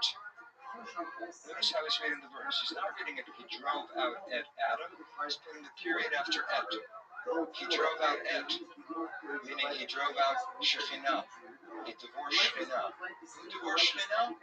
Then you read the next word, Adam. Okay, this obviously is turning the verse on its head. That's what he says. The word is transposed. The whole verse is turned on its head. He drove out Shekhinah. He divorced Shekhinah. Who divorced Shekhinah?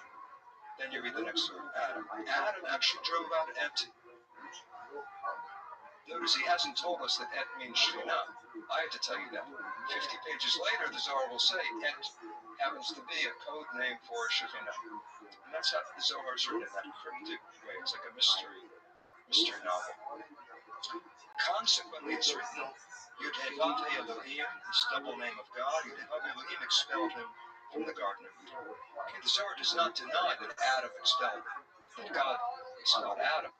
He says, why did God expel Adam? Because Adam had already driven out the Shekhinah, as we have explained. Okay, I love that, as we have explained. First of all, he didn't really explain it. Second of all, when did he explain it at all? One line earlier. But now it's a tradition, as we have explained. This is the style of the Zohar. So this sounds intriguing. What does this mean? Adam divorced Shekhinah.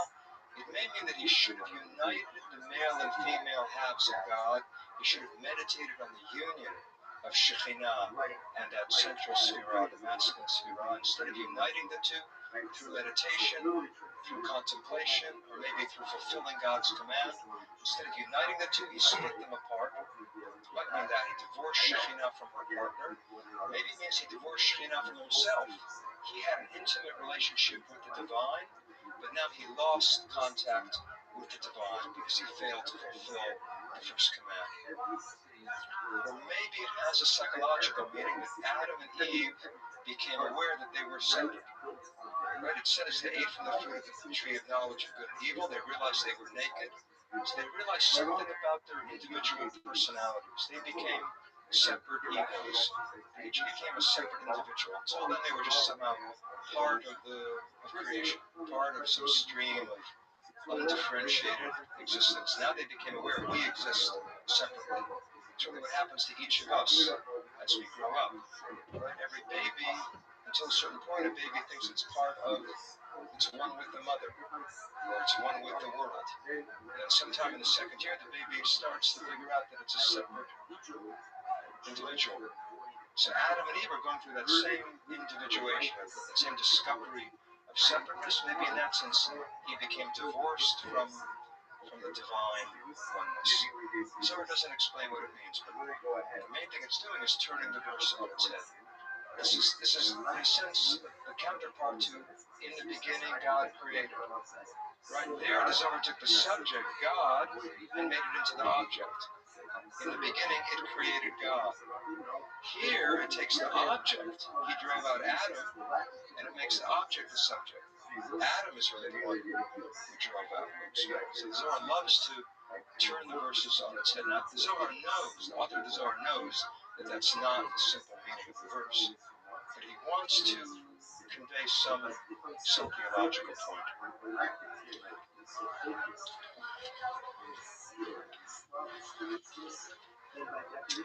I said a few minutes ago, 15 minutes ago, that the Zohar calls its teachings new, ancient words, right? That really applies very much to this idea of Shekhinah. Why do I say that? Because in one sense, the idea of God being half male and half female is brand new. Right? You don't find that in a Jewish text before the Kabbalah. No Jewish text that I'm familiar with says God is equally male and female until the Kabbalah. It's very hard to find feminine descriptions of God. You can find a phrase here, an image there in the book of Jeremiah, half a line, but never is there talk about the union of the male and female within God. So this is certainly a new idea. But on the other hand, it's very ancient. Why do I say that? If you go back not to the Bible, but to what's happening in Canaan, to what you might say to what the Bible is fighting against. What are the prophets condemning the people for? Worshipping the false gods and goddesses of Canaan. So there is a goddess in ancient Near East, just that the Bible is fighting against it. The Bible is trying to eliminate, to eradicate the whole idea of the goddess. And you might say, in some sense, what happens in the Zohar is that idea of the goddess somehow re-emerges now in Judaism. Right in the heart of medieval Judaism, you have that divine feminine, which had been rejected entirely by the biblical authors, now re-emerging. Gershom Scholem, the great scholar of Kabbalah, he calls this the revenge of myth. The revenge of myths. If the Bible tried to eliminate this, to extirpate the goddess, to eradicate the goddess, But somehow picturing God as feminine could not be totally eliminated. There's some deep yearning in the human soul, the Jewish soul, the human soul, to picture God not just as disciplinarian, not just as the strict father, but as the loving mother, as the compassionate mother. So that idea of the feminine goddess somehow now resurfaces in the guise of Shekhinah. You really could say, to risk being a little too pop, that Shekhinah is the goddess become kosher. The goddesses have become kosher under the name of Shekhinah. So in that sense, it's both new and ancient. It's a brand new radical idea, but it's recovering some ancient stratum, some ancient layer that just could not be completely defeated. In fact, more remarkable than that is that we know that in ancient Israel, not only were there Israelites who worshipped the goddess, there were some Israelites who wanted to combine the worship of the goddess with the worship of the God of Israel. How do we know that? We know that archaeologists have found inscriptions. For example, there's an inscription just about 10 miles south of Jerusalem, which says this is in honor of Yud-Heh-Vav-Heh, the God of Israel, and his Asherah, his Canaanite goddess named Asherah. So there were Israelites trying to combine the worship of the one true God with his wife, with his counterpart, Asherah, and in the Zohar that becomes the union of the Holy One, blessed be He, and Shekhinah.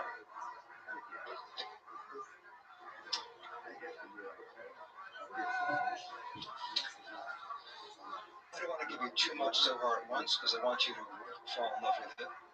So let's just close with a parable from the Zohar, and then I'll be happy to take some questions. On the last sheet of the handout, the last page. This is a parable that appears in the middle of the Zohar.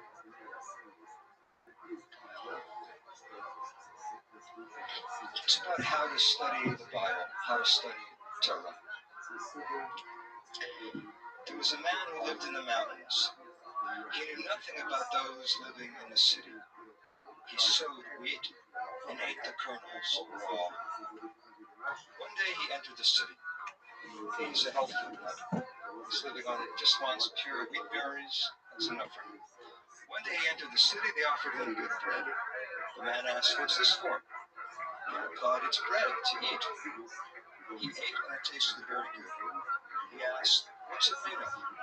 They answered, "Wheat." Later they offered him thick loaves kneaded with oil. He tasted them and asked, "What are these made of?" They answered, "Wheat." Later they offered him royal pastry kneaded with honey and oil.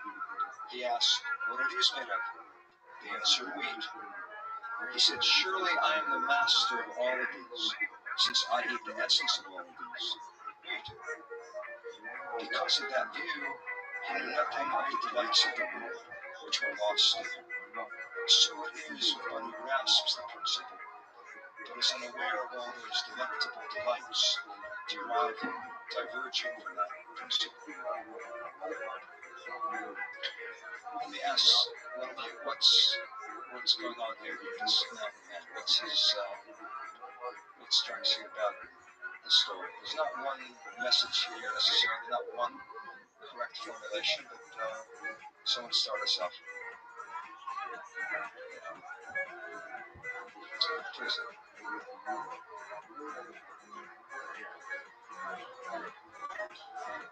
What? The elephant and the blind man. Yeah.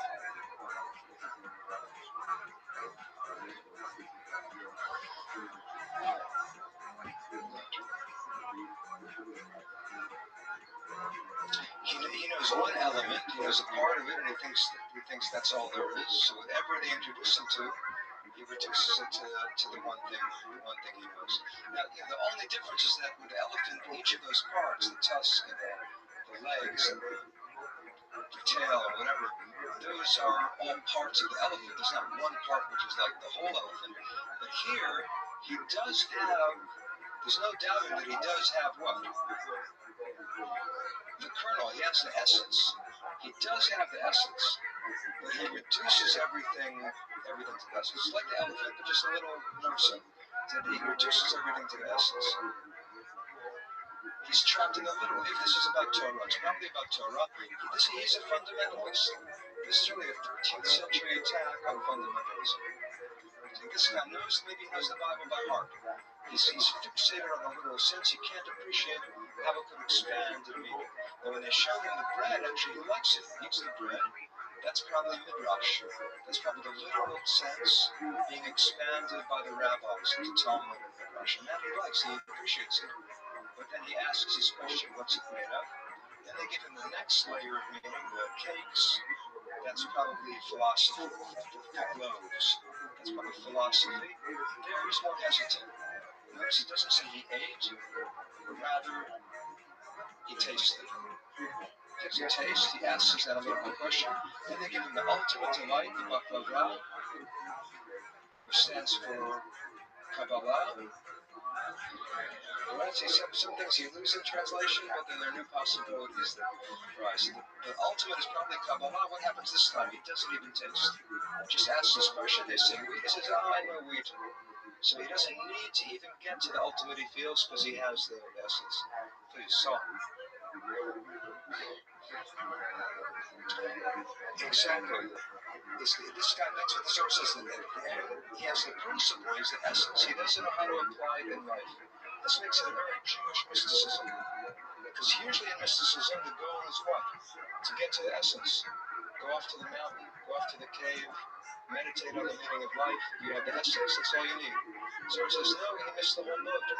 Because he doesn't know how to live it out, how to apply it, how to live it out in the community.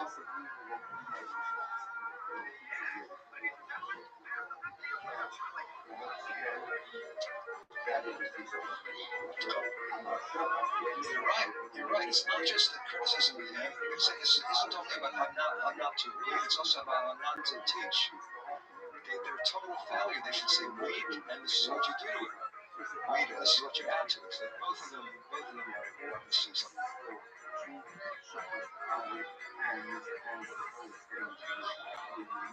Yes. Yes, and that's about mysticism, and maybe it's also a critique of mysticism. Mystics who are so fixated on divine nothingness or the origin of it all, they forget, how to live in the world. It's also anti-ascetic, or not Hasidic, but ascetic. We were talking about this before. Usually in mysticism, you try not to indulge in, fancy things or fattening food. This guy is very noble. He just wants to have the most simple thing possible. But for the Zohar, he misses it both because he can't appreciate everything that could emerge in the world. Okay?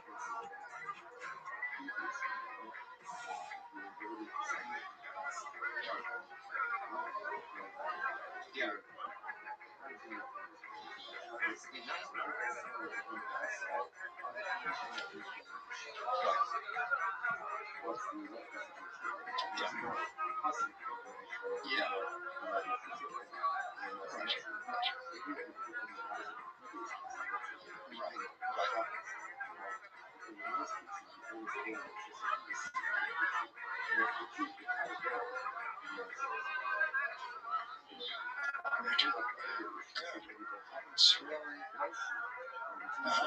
It's really his poverty of imagination. You could say he has the essence, but he does not apply it, or you could say he misses the essence.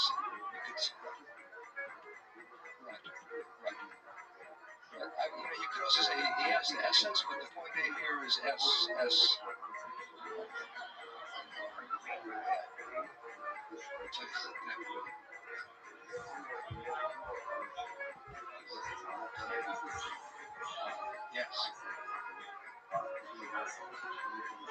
Right. Okay, you're getting us into more detail, but since you mentioned it, it's certainly what he has in mind here. According to Kabbalah, there are 4 levels of meaning. Literal is called pshat, simple, so that's pay, P. Then comes the next one is remez, a hint, resh. Then drash, midrash, dalit, and finally so. Samach, so it's P-R-D-S, Pardes. They resh dalit samach. Pardes meaning a garden, an orchard. That word then later becomes paradise in Greek. There it Hebrew means an orchard, so the orchard of Kabbalah, the whole riches of Kabbalah demand of Torah, demand that you be open to all these levels. Now, it's interesting, you say Pardes, but the progression is really Pshat, and then what? Midrash and Drash, so it should be PD, then comes Rabbi's hint, then the philosophy, then comes the soul. So it should be PDRS, which spells what? Padres. That fits Spain better even than Pardes. But the acronym they use is Pardes. Please.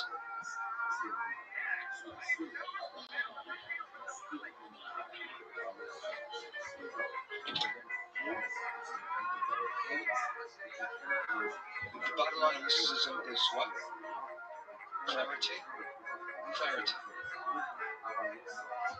And how does that relate to this? Or not necessarily. How does it relate to the Maya? Oh, so, yeah, to see through the surface layer, not to be fooled by the outer coating of reality or the outer layer of meaning of the Bible. It's trying to penetrate more deeply, to see through, so the text becomes transparent. And something emerges that you hadn't seen before. But definitely, that's the progression that's how Kabbalah reads the Torah. Yeah. And Zohar, meaning radiance. All the books are about light, about vision, about something shining through. Please.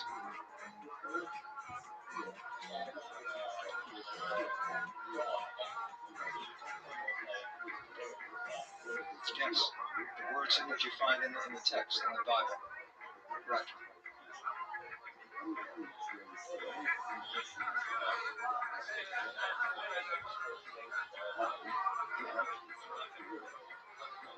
Definitely. Yeah, just further unfolding of all those potential layers. That's really good. This is such a beautiful parable. I don't want to beat it to death. Maybe one more thought, and I'll be happy to take a couple of general questions about Kabbalah. Yeah. Maybe you could stand up.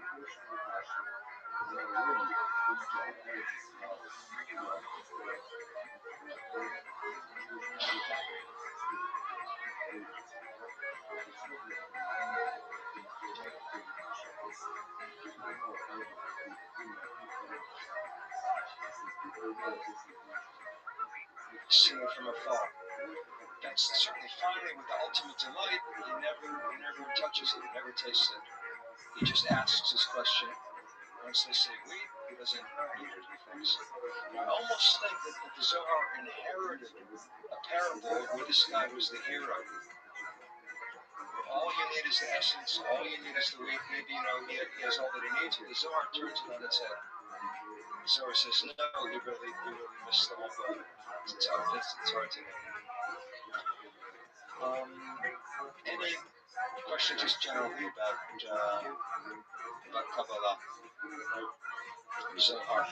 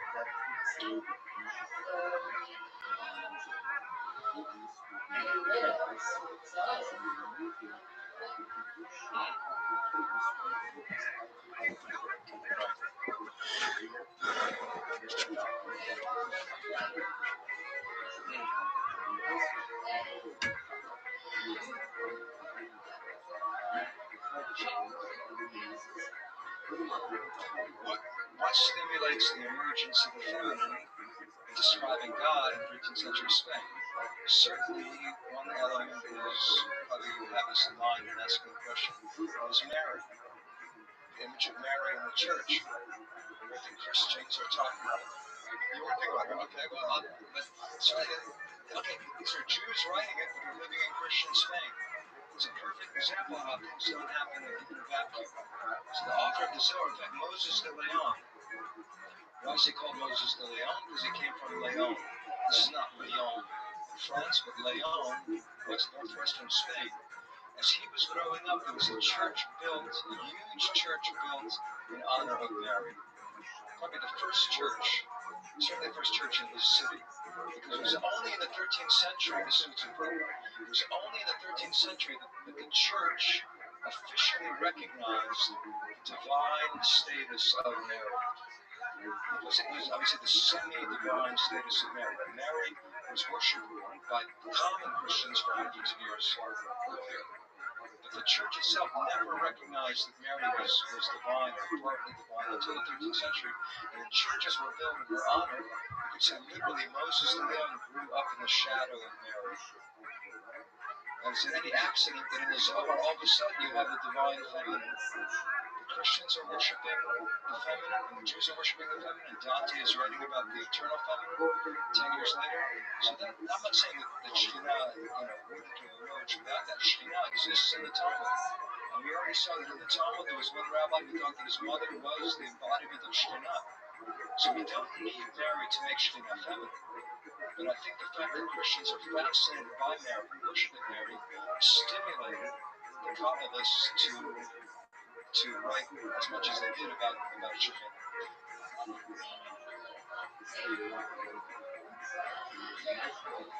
Politically, I mean, you don't have anyone challenging patriarchy. Right? In Christian Spain, the king is still the king. He was a great king at the time. The king at the time also stimulated Kabbalah because he was interested in all world wisdom. The king at the time was really a Renaissance figure. Usually we think of Renaissance as Italy, 15th century. But there's a Renaissance in Spain in the 13th century.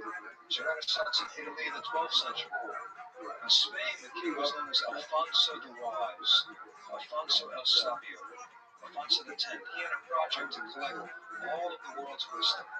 How did he do that? He hired Jews and Arabs to translate works of philosophy from Arabic into Latin, and from Arabic into Castilian, into Spanish. There was no Spanish literature at all until the 13th century. Hardly any.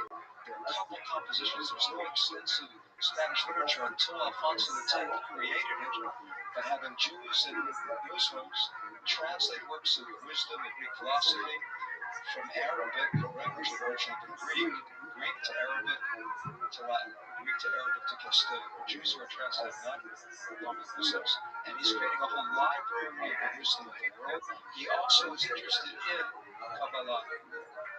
Alfonso X had an interest in Kabbalah, and maybe Moses de Leon convinced him that the Zohar was ancient, that it really went back to the 2nd century, and that it was worth his while to also support him. We don't know that, but there was some connection between Moses de Leon and the crown and the Spanish royalty. So it's not that the movement are becoming empowered. I would say this: it took 700 years from saying God is feminine to saying women are equal. Okay, that took only 700 years. It took 700 years, but it was a great breakthrough to say it in terms of the divine, because as you said, kings were empowered, male kings were empowered, because they claimed they were the model, they were modeled on the divine king. Here we have a divine queen. It takes, many, there are queens, human queens, but it takes a long time for women to become enfranchised. But this is part of feminism. In a sense, it's recovering. I mentioned the exile of the Shekhinah, right? Wherever Israel goes into exile, Shekhinah is with them. You could also understand it as an exile of the feminine. The feminine was exiled. Okay, the goddess was eliminated. The women were disenfranchised. Women were, turned into secondary humans, as it were. And that was an exile of the feminine. And then the emergence of the feminine is partly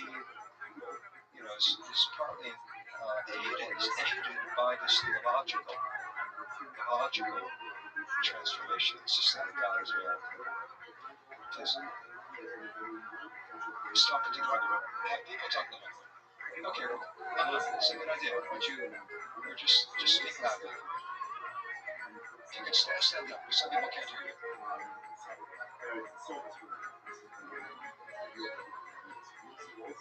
Is Shekhinah feminine? I'll repeat the question. Is Shekhinah feminine? Shekhinah is a noun, is feminine. Right, so that's important. Right, because every noun in Hebrew is either masculine or feminine. So the fact that the rabbis use the word Shekhinah, there's something feminine about Shekhinah right from the start. But the thing is that it's very hard to find an overt description in the Talmud, in the Midrash, of Shekhinah's feminine. Other than this one line about Rabbi Yosef identifying his mother as embodiment of Shekhinah, it's very hard to see. But you just hear about Shekhinah hovering, or Shekhinah protected, so there's something motherly about it. Maybe one or two more questions, and then I'll be happy to continue individually with people. Yeah.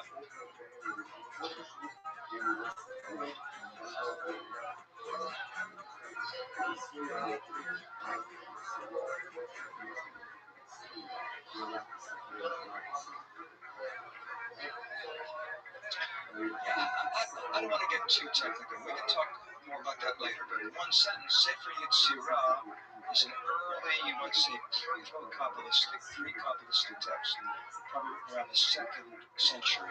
So this is the time of Rabbi Shimon. This is 1,000 years before Kabbalah emerges, the book of formation or the book of creation. Tikkun Zohar we can talk about after. Yes.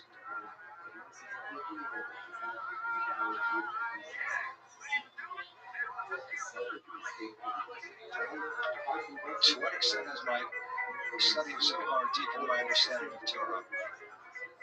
Next question. No, I'd say it makes me look, it makes me question the text. Sometimes the Zohar's questions are better than its answers.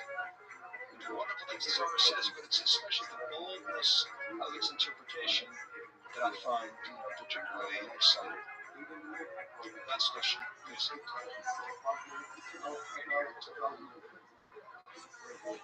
I can't hear you. Please stand.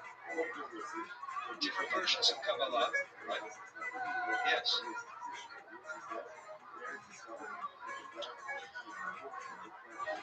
How does it develop? Is there one authentic Kabbalah? I would say there is no such thing as the authentic Kabbalah. Kabbalah just keeps emerging and growing. I'm particularly interested in the Zohar itself and not what Isaac Luria does to it. Isaac Luria, the next great creative figure after the Zohar, was in the 16th. The Zohar is 13th century. Isaac Luria was in the 16th century in Safed, in Sfat. And he takes the Zohar and does his own thing with it. But my interest is really what the Zohar says itself. It's such a beautiful poetry, it's such beautiful imagery. I don't know what really want to fit it in that Lurianic box. All of Kabbalah eventually became Lurianic Kabbalah because he was so dominant. My preference is to go back to what a teacher of mine called Pshat HaZohar, the simple sense of the Zohar. Why don't we stop there? I'll be happy to sign some books and talk to people. Thank you.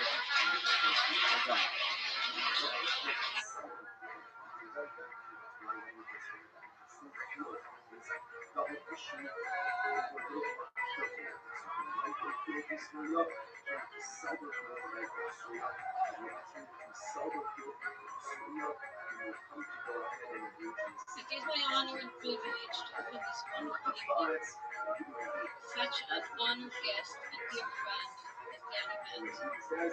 We're celebrating tonight the end of Danny's great translation project of the Zohar into English.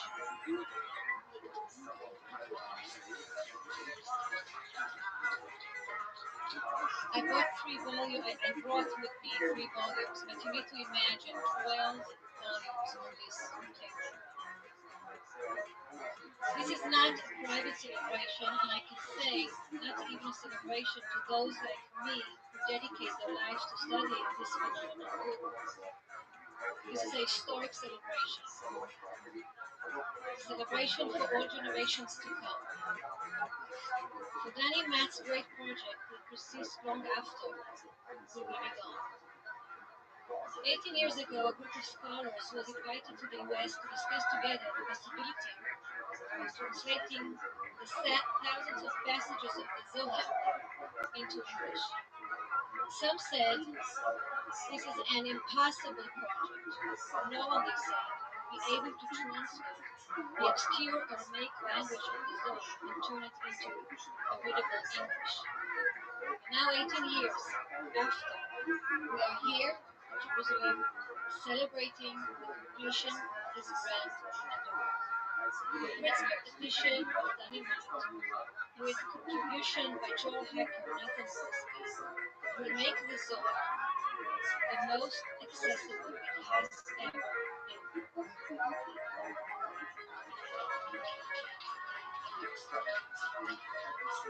This event calls for a seal, a ritual traditionally said when one completed the study of Masechet Tractate Matan.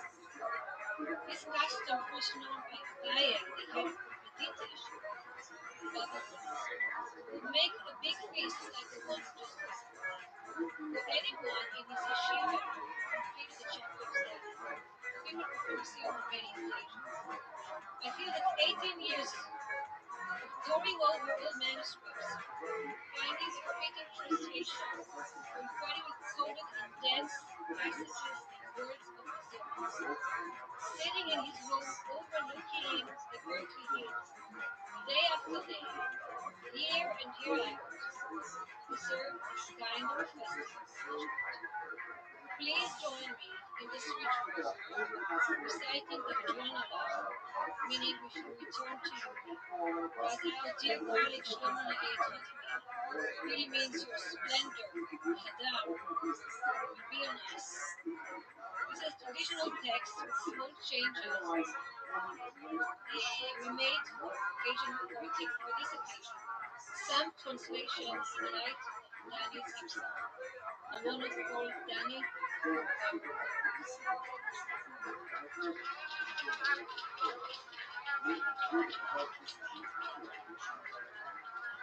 I would like you to rise if it's possible.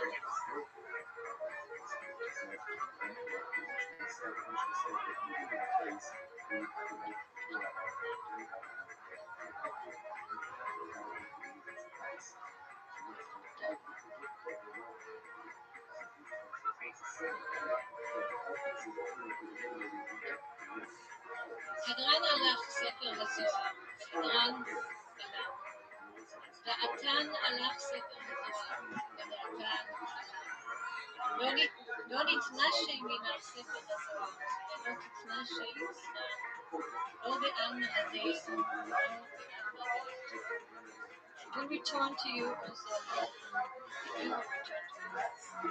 Our splendor upon you, O Zohar, and our splendor upon us. Our mind is on you, O Zohar, and your mind is on us. We will not forget you, O Zohar, and you will not forget us, neither in this world nor in the world that is.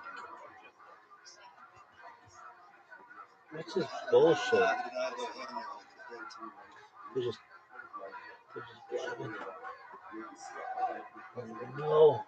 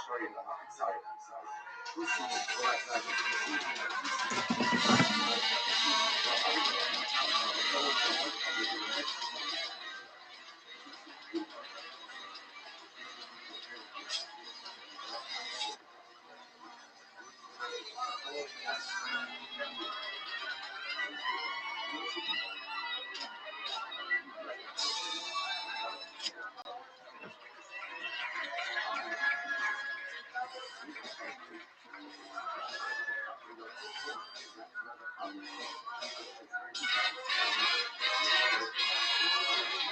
this is Rabbi coming live from the Comedy Mothership here in Austin, Texas, for a brand new episode of Kill Tony.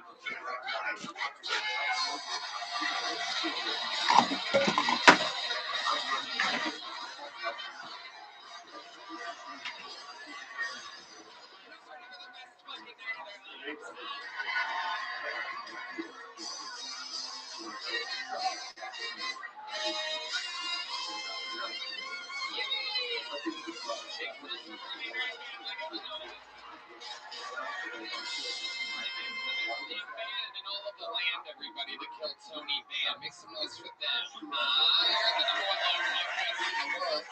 Brought to you by Prize Picks, Quo, Shopify, and ZipRecruiter. How we fucking feeling tonight, people? We're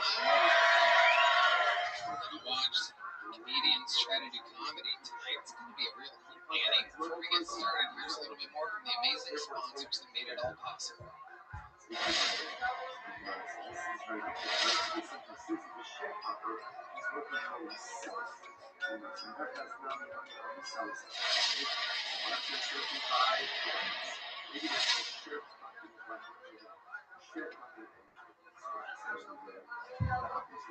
You guys ready to start tonight's fucking show or what? Every single week, I'm with two of the funniest people I know in the world. This week, no different. This is a special one. We're down to the nitty gritty. Just two pure fucking real stand-up comedians. Two of my favorites. Two of the best in the world. Make some noise for Joe List and Steve Ranazizi. Here we go.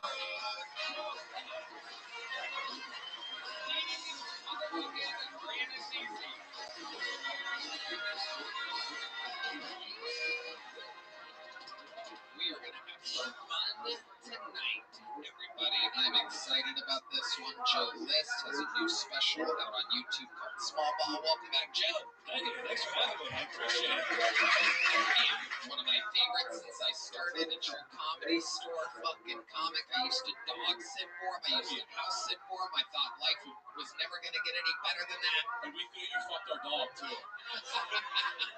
The great Steve Ranazizi Thank is you, guys. How are you? You guys have done this show before. You know how it works. About 300 insane people have signed up for the chance to get pulled out of this bucket. Some of them, some of the most promising talent of the future of the art form of stand-up comedy. Some of them are completely crazy. In fact, recently we had a guy who was just a stalker of a female comedian who did a minute just so that he could maybe get to meet her and get closer to her. Anything can happen. Anything can happen. Somehow it remains the number one live podcast in the world. If I pull their name out of the bucket, they get 60 seconds uninterrupted. You know, their time is up and you hear the sound of a kitten. That means they have to wrap it up then or else they bring out the angry West Hollywood bear. Which just interrupts their set. Then I conduct an interview. Absolutely anything can happen. And the whole thing's improvised. So you guys ready to start tonight's fucking show or what? While we go wrangle that first fucking pool of the night, getting us started with a brand new minute, this young lady was discovered here on the show. She spent some of her last money to get on an airplane from Tampa, Florida to come to Austin, Texas, live in an arena on Netflix. She got pulled out of a bucket, won a golden ticket in front of the world. Ladies and gentlemen, here with a brand new minute, make some noise for the return of Young, everybody.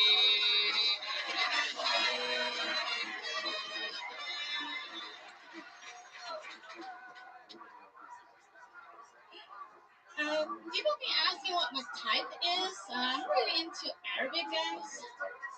Kind of very attractive. I like their thick hair, sharp facial features. Every time I see one on the street,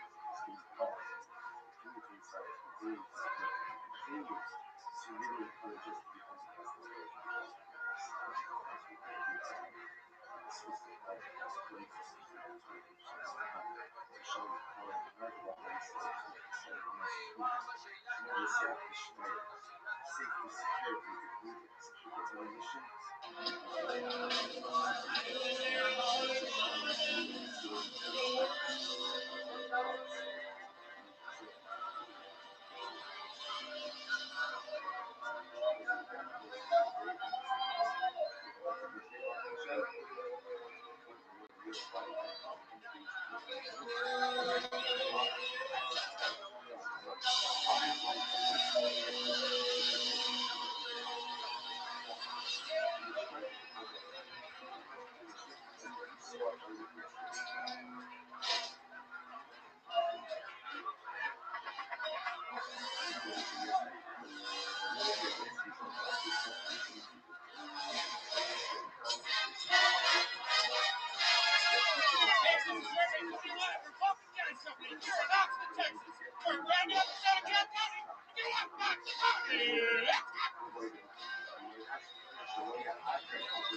you guys waiting at the best goddamn Monday night of your lives right now?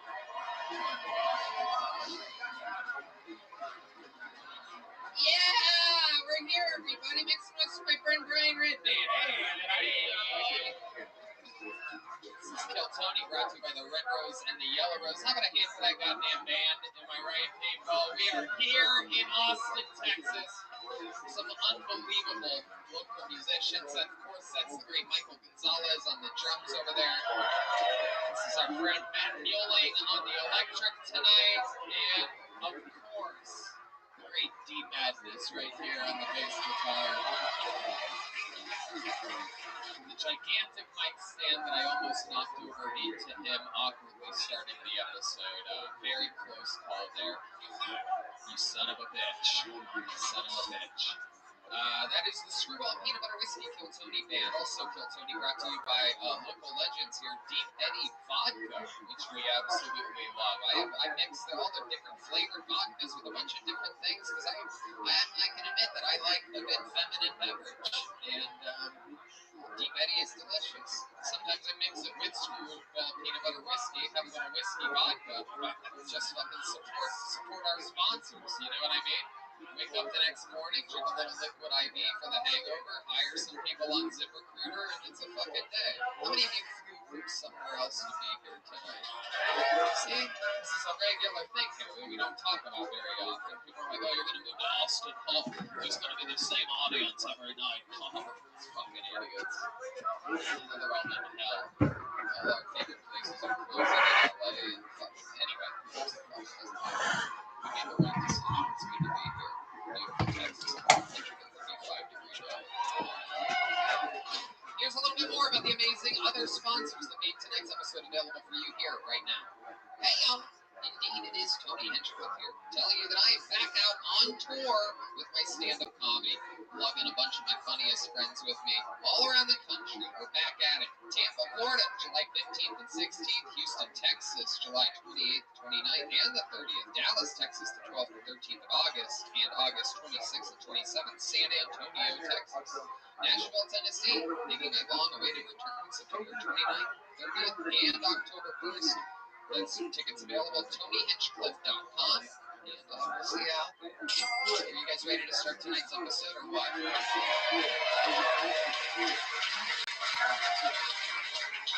Ladies and gentlemen, two of the best comedians in the country, two return guests to Kill Tony. They are here from New York City. Ladies and gentlemen, I present to you Shane Gillis and Mark Norman. Oh my God. Oh shit. It's one of those nights. Mark Norman, one of the best in the world. And Shane Gillis, everybody. Holy shit. Just a random ass Monday in Austin, Texas. Oh, I got you there. All right. The city is wild, folks. These guys already taped an episode of the Joe Rogan Experience earlier today where Shane famously drank 18 beers. Yeah. And Ari died. Ari's dead. Mark had a bunch of whiskeys. And Ari Shafir, there's a slight chance that you were here the day that Ari was supposed to be on the show with these two and passed away. He was old. He was on his way out. That old Pete. He told Shane that he could stick with him. Zip Jewish hell. Tell the truth. Oh, yeah. Doing this shit tonight. Absolutely Absolutely. Yeah, we are. You guys know how it works. You guys have been guests on the show numerous times. There's a bunch of people that signed up. They get a chance to do 60 seconds uninterrupted. And then I interview them afterwards, and we all talk, and then we find out more about them. You know, the 60 seconds is up when you hear the sound of a kitten. That means they have to wrap it up then, or else they bring out the Angry Best Hollywood Bear. That's how that works. You guys ready to start tonight's episode? Ladies and gentlemen, to start tonight's show, a man that has been kicking off every episode of the show for a year straight. One of the strongest Kiltony regulars in the history of the show. This man writes and performs a brand new minute every week. It's the one and only Hans Kim.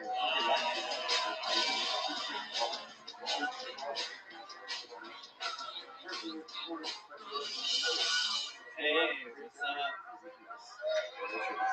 I love talking to chicks, but I was talking to this one chick, and she kept talking about her PTSD, and I had to walk away from her because she was triggering my PTSD of listening to people with PTSD tell boring stories. Holy shit, cut to the chase. Sometimes shitty things happen to shitty storytellers, I don't know what to tell you. But we're gonna be here in Texas, very hot. You know, I like how there's two temperatures. There's like feels like temperature and whatever the other temperature is, which I don't get the point of that because the only way I interact with temperature is by feeling it. What the fuck is this other number doing? Feels like 72, but sounds like 45, and smells like 12. Good to be here. I think that if guns are legal, then traps should be legal. You should be able to trap a motherfucker. If you bend down to pick up a Supreme hat, you should go up in a net. Alright, thank you. Hans Kim. Alright. Hans really saving it there at the end. I know. Close. We were in treacherous territories there. Yeah, they weren't feeling the temperature joke. No, they were not. What do you mean it smells like 12 degrees? What do you even mean by that? Exactly. Yeah. Exactly. What do I mean? That's the sound of truth, Tom. Exactly. I get that a Kim joke.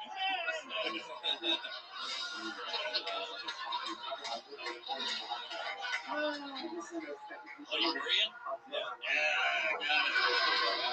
Nailed it. That's pretty good. Not as good as Shay, but I know it is. My man can point him out, dude. That's a pretty powerful weapon for a white dude. Yes. Hans, we see each other here on this show in front of a live audience, sold out to the gills every single week. I must say, I would say that is one of the sets in which you've got the least amount of laughter. And my question is, why do you think that is this week and not any other week? What do you think happened in your life this week that has you a little bit softer than usual? Is it because you started to dress cool?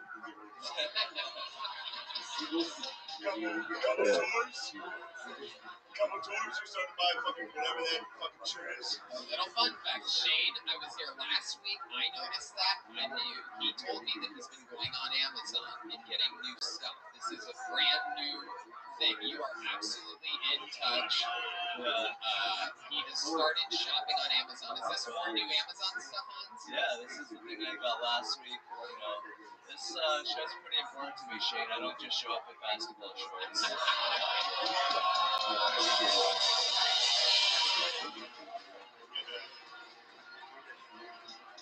That was for SNL.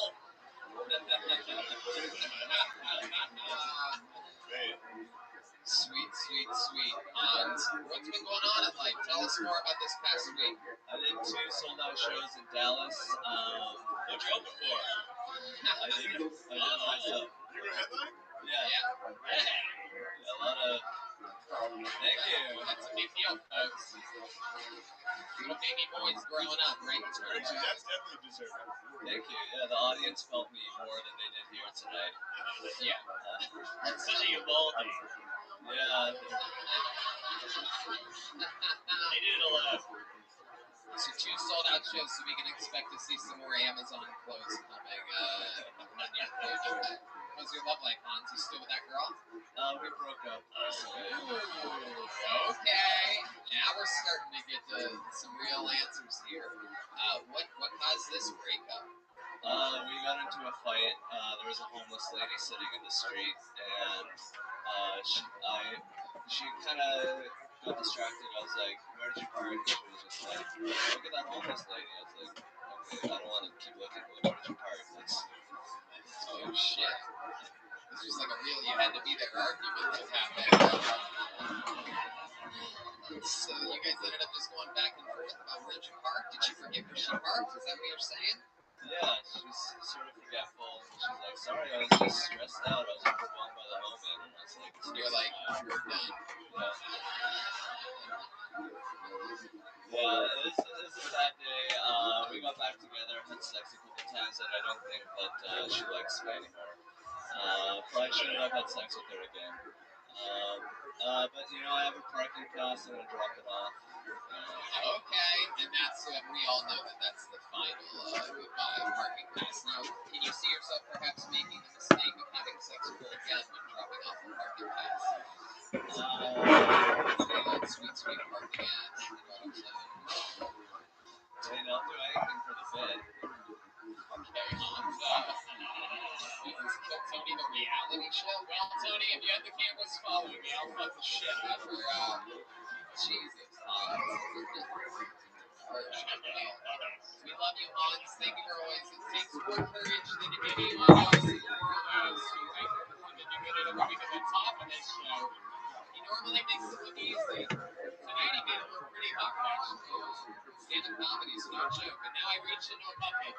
This sort of shit usually goes straight off the rails because any normal human can sign up for the show. Maybe you signed up for this show. First comedian out of the bucket getting an uninterrupted 60 seconds tonight goes by the name of Eric Edlund, everybody. Eric Edlund. Here we go. Eric Edlund. Here he comes. Oh, shit. Next one's for Eric, everybody.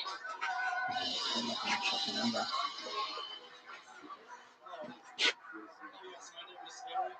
I'm a brother from Sweden who obviously met us at Go during the pandemic. And when I didn't think my life could get any worse, my brother gave me a course in stand-up comedy.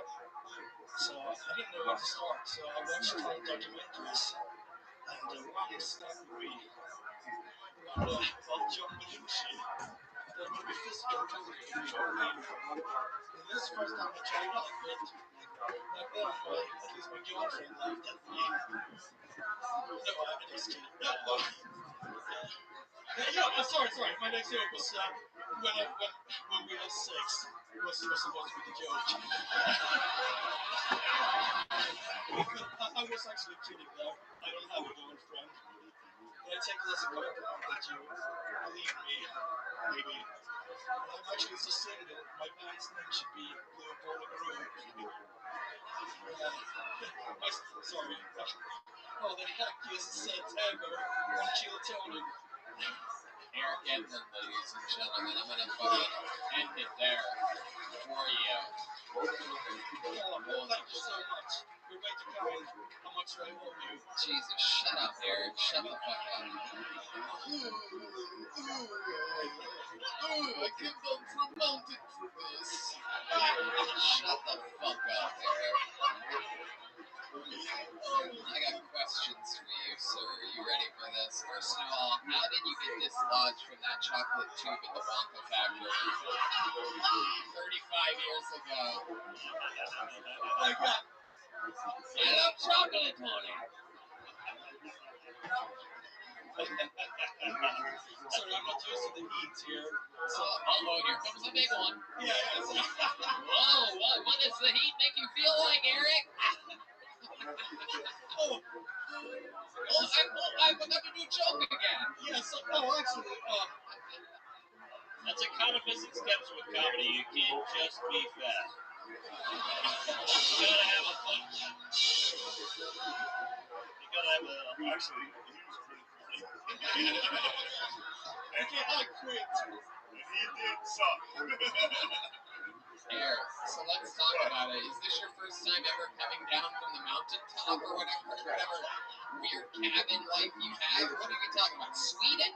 Yeah, it's pretty close to the truth, actually. Stockholm? No, I come from the Stockholm or Downs? I can't figure out which syndrome you have. Holy shit, is that your real laugh? I'm afraid it is.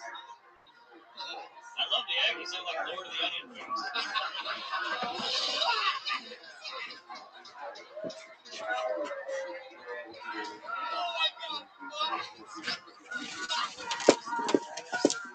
Oh, no.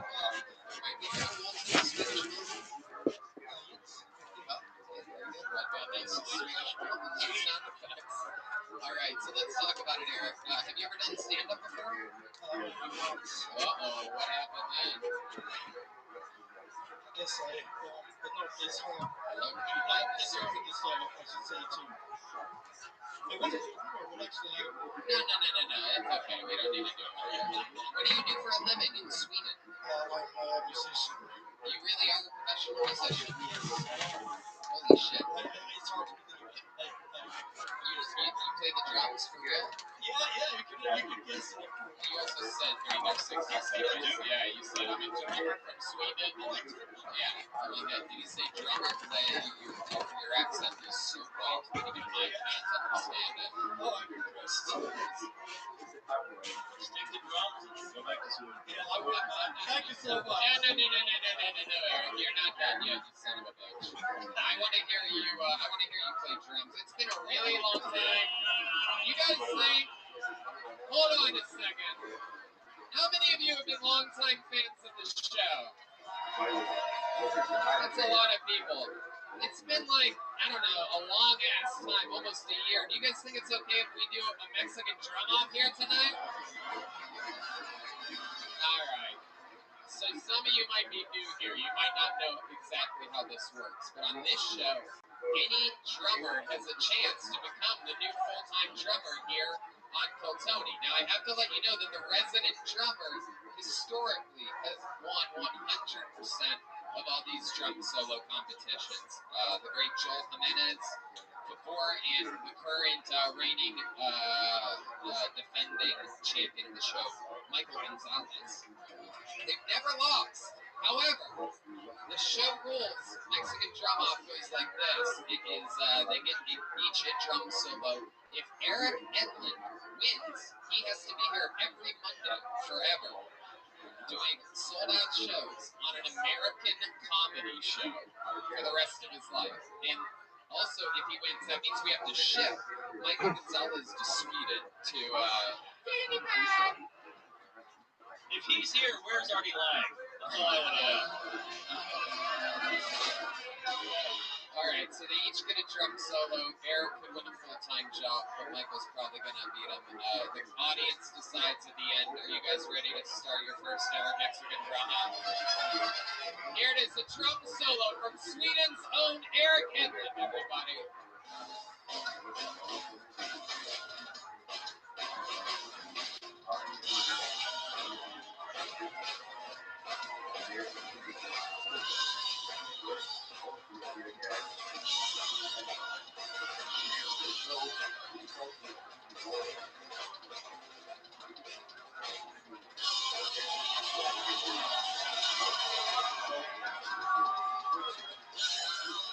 Wow, oh shit. Oh shit. Oh no, the crowd is going wild. These things never really translate to the internet quite like you would imagine they would. Highly recommend coming to a live show. D-Madness throwing his own boy under the bus. That's 2 weeks in a row. Literally has never even met Eric Edlund and is already defending it.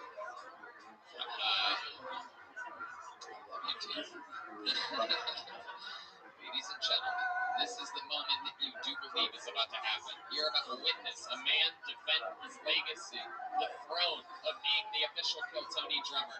We've been doing this for years. The resident drummer has never lost. This is Michael Gonzalez.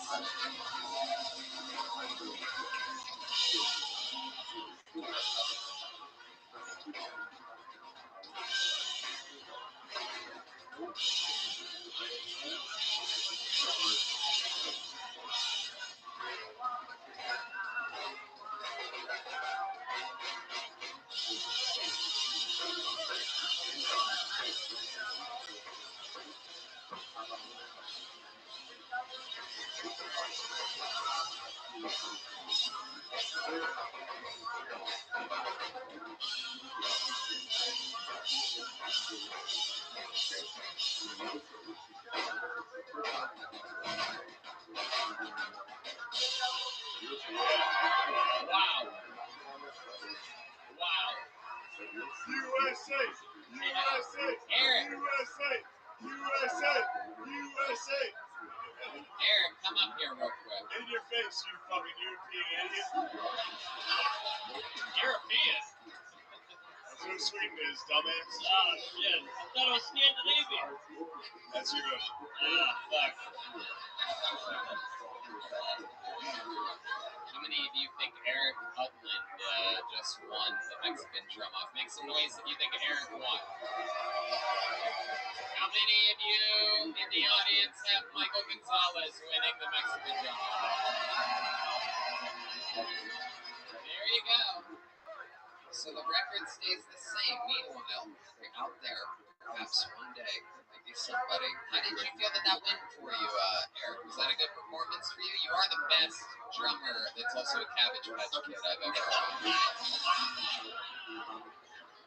Oh, you are. I mean, look at your just jolly head. I've never even seen a head that is quite that wide. And it's almost like, is that Ernie or Bert? Which one has that? It does look like his hair comes off with his head. That's nice, dude. Who designed your outfit? Too many biscuits? Come on, dude. That's fine. Come on, I'm still going. Red worst. Yeah. That was way better. Eric, before I let you go, tell me one more interesting fun fact about your life, or thing that you think would be interesting to tell an audience of a live podcast about your entire life. You ever do anything wacky? You ever have sex with one of those mountain animals? No, I'm having a little I would have sex with anything right now. So. Jesus Christ. Hans, get up here.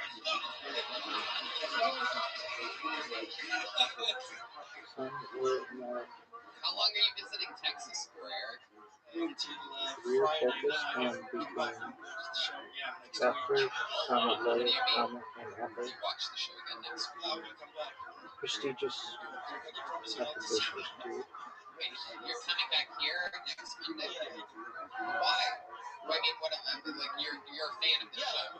Okay. And so this is all right. When was the last time you did stand up? It was a year ago. Right. That weird laugh you go. Gigs are good. I just cut so many gigs out. So many gigs. I know, Eric. So many gigs. Interesting stuff. I feel like there's more that you're not telling us, Eric. What's the age of consent over in Sweden? It's way too high. There you go. Making his Kill Tony debut, everybody. Getting a little choke on. All the way from Sweden. That is the Kill Tony debut of Eric Edlund, everyone. Thank you, Eric. Eric the Viking. Alright. Back to the fucking we go. Your next comedian, as you've seen, anything can happen. Your next comedian goes by the name of Bear Badu. Bear Badu. Bear Badu. Here he comes, ladies and gentlemen. I see him. Oh, shit. Make some noise for Bear, everybody. Yeah. Let's get this out the way. I know I look like Joker and fuck the Tiger King. We gotta be careful what we say, though. Tony knows that. PC culture, right? But luckily, white people, white rednecks were finally included. I don't know if you guys know that. Yeah. Can't make fun of us anymore, dude. First it was people of color, then it was little people. Now you can't even make fun of white rednecks. You have to call us people of poor choices. Speaking of poor choices, I'm married. She's in a wheelchair. I love her. Don't get weirded out by the fact she's in a wheelchair. It's okay. I gotta tell you guys, there's no love like a love that can't run away. My biggest fear since we've been married has been fear of stairs. Yeah, guys. Stairs scare the shit out of me. Stairs are kind of like a dildo. They're long, hard, and they fuck your wife more than I do. see you guys. Thank you so much. All right, Bear Pado. Am I saying that correct? Yeah. Bear. Welcome to the show. This is your first time on Kill Tony? My first time on Kill Tony. I wanted to do it when he was in LA, but then you moved. Right. So yeah, you moved to this awesome place. Yeah, so you're still in Los Angeles? I am. I was just driving through and decided I was in New Orleans, going back to LA. I was like, yeah, Matt. If I make it to Austin in time, I'm going to Kill Tony. And I did. Yeah, absolutely. I love it. Okay, Bear. So how long you been doing stand-up? 6 years. Is Bear your real name? Yeah, it's my middle name, so it's Lloyd Bear Pado. Lloyd. I'm technically Lloyd the Second. Oh, all right, Lloyd Pado. Little Lloyd Pado. It was a solid set, much like your wife. You were on a roll. Thank you. How do you make money, Bear? I'm very blessed to make money doing live commercial acting. Right, you get all the gigs that Theo Vaughn doesn't want to do. Pretty much.